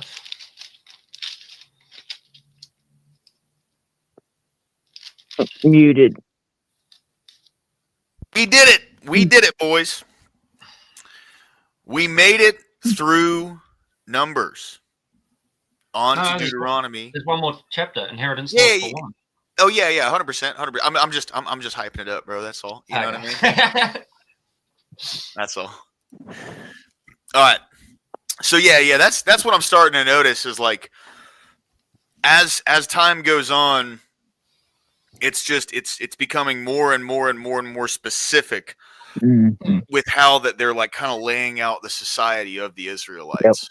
Yeah. Like so that sort of plan is slowly being released. It's a guide to build a civilization. Yeah. That's interesting because this is the framework, it seems like, with which Western civilization was developed. Mm-hmm. Well, and you probably look at all the other civilizations that were around, like Egypt and stuff like that, and it's kind of arbitrary. And this is establishing a non-arbitrary system. Yeah. Yeah. So the Torah is essentially the core of both Judaism and the beginnings of Christianity. Yeah. Those are the first 5, and then after that, it's basically like prophets and like proverbs and other wisdom scripture, like Solomon and stuff like that. Psalms. Psalms. Like the first 5 books are essentially like the beginnings and the establishment of God's covenant with Israel, with his people, and then with the death of Christ, we all become Israel.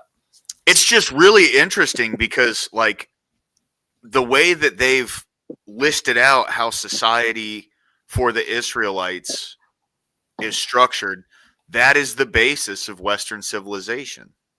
Yeah, like Adam Price just said in chat, like the Levites didn't get land; they just got offices in every city, and it actually mentions that in the footnote for that. Like the tribe of Levi was to be supported by the 12 tribes. These gifts enumerated here would teach love to the 12, for Levi served them in the liturgical service of the tabernacle. Therefore, it was only fitting that the 12 should show loving support to Levi with money and possessions. On the other hand, their love would teach the Levites lowliness of mind, so their liturgical service might not puff up the Levites with arrogance as being above the laity or above, the everyman. Yeah. But that, like, you look like 1,200 years later, you have the what they call the priest class, the really arrogant priest class in Jesus' time. The rabbis, Pharisees, the Pharisees. Yep. The Pharisees and the Sadducees and that, and they just, they walk around with gold-colored or gold-covered robes and jewelry and stuff and think that they were hot shit. Yeah. Look at me, listen to me, I will teach you the law of the land. Yeah, and they would, like, what did they call them? Like empty, whitewashed tombs. So basically they're pretty on the outside and they'd follow the law, but they didn't actually have any spiritual transformation taking place. So it was just all shallow, superficial nonsense. Kind of like the Joel Osteens of the pre-Christ era. They followed the law so much they lost the spirit of it. Yeah, exactly. And why they were doing it. Yeah, they're clean toilets, sparkly and white on the outside, but still a bowl of shit. On the inside. It's also why I love Matthews, because it seems like Matthews kind of delves into a little bit of the Pharisees and the hypocrisy side of it. Yeah. John's gospel is more like mystical, and like I think it was Luke's is more like just a sort of direct counting of events, and then Matthew sort of goes into a bit more context. Mm-hmm. That's why the synoptics are so good, because you got 4 different perspectives from the same sort of event of Jesus' ministry. Yeah, dude. The 7 woes that's badass, dude. Like you're going to the top people and just calling them on their shit back to back to back to back to back. Going into the temple and just fucking pushing over all the moneylenders' tables. Yeah, dude. That whip. Yeah. You're a bunch of hypocrites. Yeah. Whitewashed tomb is like a deadly insult back then. That is the most like manly shit too, dude. Like, Well, wasn't Vipers I guess a pretty rash like reflection, or like I guess a rash insult for that time period? If you're calling someone a snake, it's like it don't get much. The serpent was associated with Satan Yeah. in the Garden of Eden in Genesis. So calling somebody a serpent is like basically saying they're like Satan. Yeah, you're the devil. You're actually against God. And that's like the high priest class, which was like the the people that basically were the most important in that society, and you're just going and calling them demons or evil. Dude, Jesus was a badass, man. It's a wonder why they wanted to have him killed. Exactly, dude. Even though Pontius Pilate wanted nothing to do with it. Inheritance by marriage. Numbers 36.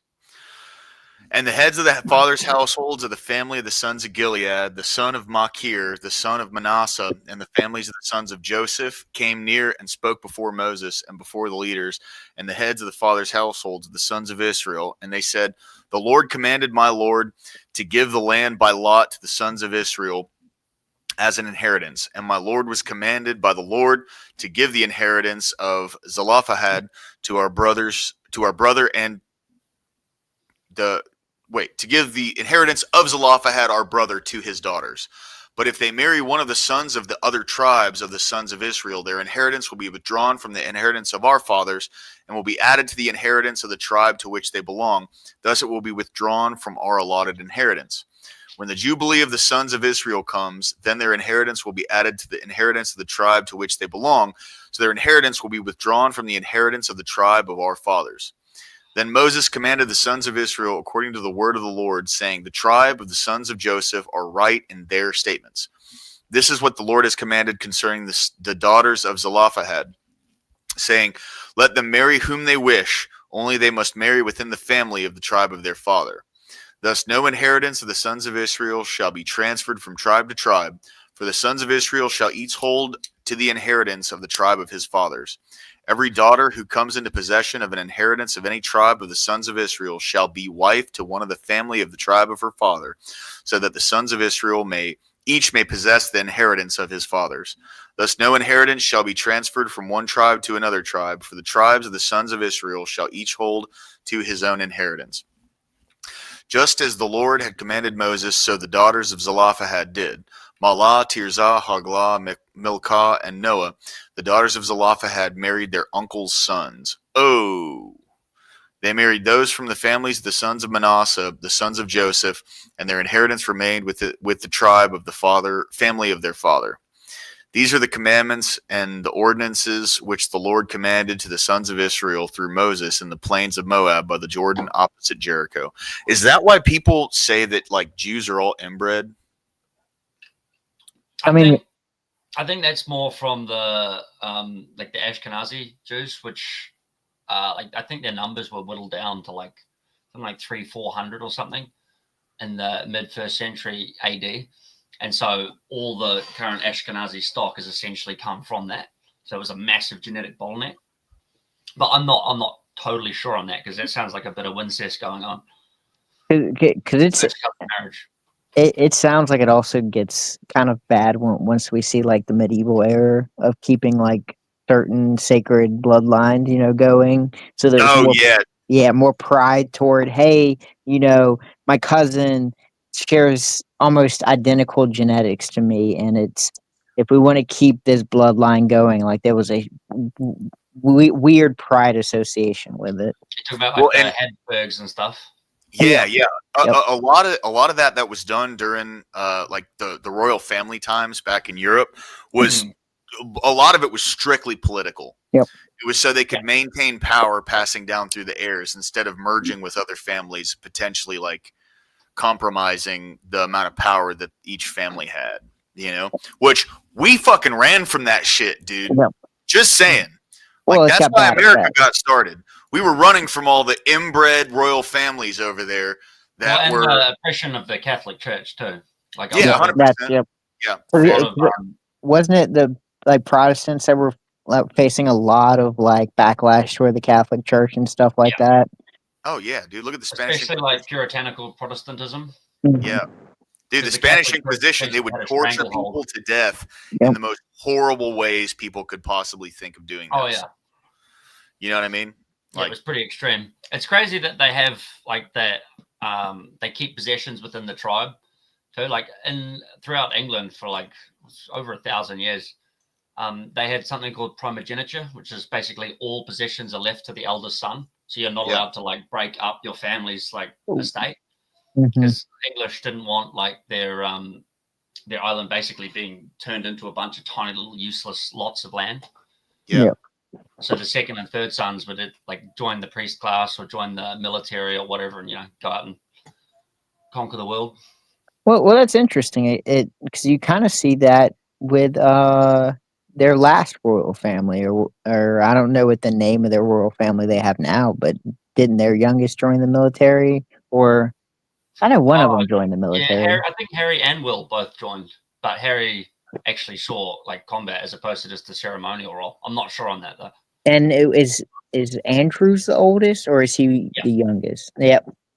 I think he's the in line for the throne. What? But the current king is such a Charles. Is that his name? Yeah. Mummy boy Charles. Yeah. Yeah, I was going to say, it seems like he's kind of a secondary image compared to his wife or ex-wife, or however whatever status they have going on. Queen Elizabeth was like hailed across the world as like a great queen of England. Oh yeah, she was great. Yeah. Although she did oversee the destruction of her country. Yep. So, and to be fair, probably facilitated in it. Well, and what role she has left, I know she still has some, I guess, influence, if not power. Yeah, see, that's what I was going to ask, because I'm not too incredibly familiar with how the UK like conducts their politics in that regard. Like, does the Queen actually have a lot of power, or is that technically the monarch can dissolve government, but that hasn't been done in like they can disband the House of Lords, I think it is, and essentially take charge. Wow. But like they haven't done that in so long, and I think it would just cause like a political crisis, and they'd just get rid of the monarchy if that happened, because the power has been basically fully taken away from them. Yeah, I think didn't King Charles ceremoniously say, "Hey, Canadians, we're giving Canada back to the natives," which really meant nothing, but yeah. He said, he acknowledged the traditional landowners, which basically means like. He's acknowledging that it's not part of the Commonwealth anymore. Yeah, it seems ridiculous, but I'm gonna be honest. French colony though. I think it was aspects of both. I think there's a French section and a English section. Like Quebec. Yeah, Quebec speaks French, but I think the rest of it is primarily in English. Because England in like 1900s, I mean, their empire, like if we're talking like 1900 exactly, their empire was massive, and then it just slowly dwindled. The known world, they have the largest empire in the history of man, like by far, and it's just some small island of, some tiny little island. Yeah, the sun never set on the British Empire, that's for sure. When you look at like the map, I mean, it literally like surrounded the entire Earth. But they basically went broke in the late 19th century by destroying the global slave trade, and then by the end of World War I, in about 1920, their empire started breaking up, because they basically spent the last of their power destroying the Ottoman Empire. Yep. Yeah. And then by World War II, it was basically Dunskies for it. Yeah. And then America came along and basically took the mantle. Yeah. We're thinking like Australia, India, Israel. I don't know what Canada's situation looks like. I don't really keep up with them a lot. Under the British Raj, 25,000 administrators essentially controlled a country of 400 million Indians. That's crazy. And the Indians are still molding about it. Meanwhile, they basically were dragged forward like 300 years of technological and civilizational development in the space of like a generation, and they're still molding about it now. Hold on. They figured out how to ride trains now. They've got the trains on lock. But Like trains are a natural predator in India. Have you seen those videos? They don't understand you can just run to the side and get out of the way. They just keep running away from it, and they keep getting smoked. Something like 20,000 Indians die a year from trains. It's a danger. It's a double-edged sword.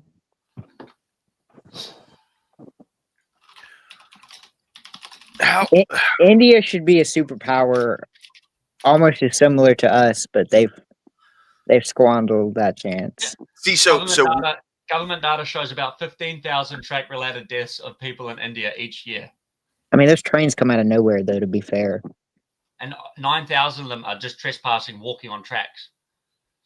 And is it the kind of thing where, like, the conductor pulls the thing and it goes, "Excuse me, please get out of the way." Sir, you must move, sir. 9,000 of them, just while walking on tracks. That's crazy. They had the largest derailment in history last year because there was so much dried fecal matter on the track that it actually derailed the train and it killed 410 people. But India is not a real place. Like, Australia might not be a real place, but India is definitely not a real place. No, dude, no. Australia's a real place. I would. The only reason Australia is not a real place is because I don't know how y'all have condensed most of the most deadliest things on Earth in one island. That's because it broke away from Pangea like 1 million years ago, and then everything's just like, oh, how toxic can we become? It's just a bunch of dinosaurs. Snakes. Y'all just keep throwing the Aboriginals as sacrifice to them, right? But the Aboriginals know how to deal with them. So the white fellas that rocked up were like, what the fuck? We need to kill everything before it kills us. Why the fuck am I here right now? But we lost a war with emus. I mean, dude, emus are scary. The birds here beat our army, and they can't even fly. Those are. That's why people don't think Australia is a real place. And honestly, even though I live here, I kind of believe them. I mean, how much of Australia is actually, like, I guess, populated like more urban areas? Basically, 90% of the population exists in the 5 large capital cities, all on the coast. Yeah. You go inland, like I drive my truck inland sometimes to places like Emerald and that. There's just nothing for hours and hours and hours, just green fields. And then you go inland far enough, it turns into desert. Wow. So yeah, this country's primarily empty. It's a good prison. Primarily uninhabitable. There's no water inland. So is Australia a country or a continent or just both? Both. I think it's the only one. Is it the only one that's both? Yeah. I think so, yeah. Aside from Antarctica, but that's not a country. That's just where we do our experiment. Yeah. It's where the ice wall is to the flat Earth. Right. Exactly. Well, boys, that was good going through numbers with you today, man. Charlie's he's got to poop. So. Yeah, he's like, get me the fuck out of here. Yeah. He's like, why am I still take my dog on a hike too? Oh, hey, hike. Mr. Fista, dude, thanks for jumping up and reading with us today, bro. I know, it's good. I appreciate you, man. When's the next one? Next Monday, right? Sunday. Yeah, that's Monday for me. I should be able to hop on that one. I'm going on a fishing trip on Tuesday, but you got to remember he's in the future. Yeah. 100%. That's it. It's about 11:30 in the morning here on a Lord. Oh shit! So it's Thursday for you right now. Yeah, all day. He's about 8:30 for me. He's about to have to go fight the emus in his yard. I just sent my dog on them. I got a dog that's over 100 pounds and is from a pig hunting breed. It just chases fucking everything away from me, and I can walk in peace. Yeah, awesome, dude. Anything smaller than that's getting carried off by the wildlife. Oh fuck yeah! Kangaroos, spiders. Yeah, kangaroos will fuck up a dog too. Like they'll hold them in like a fucking headlock and try and crush them. Really? There's no kangaroos around me, thank God. But I live in like a swamp, so it's like there's tons and tons of snakes and toads and shit like that. So if you just like, I guess, train them to fight in your wars, Australia would be unstoppable. We would, but unfortunately the emus just destroyed us. So I don't really listen. Fucking birds, man. Those fucking birds. I've got hope for them. Gentlemen, it was a pleasure, dude. It was a pleasure. I'm gonna take Charlie out. Mr. Fisto, thanks for jumping up, bro. Big soda Corey Barton, you always know. Thank you all very much. God bless y'all. Everyone, God bless. Y'all have a great week. You all. Absolutely. Y'all have a great night, okay? Peace out, brother. Peace.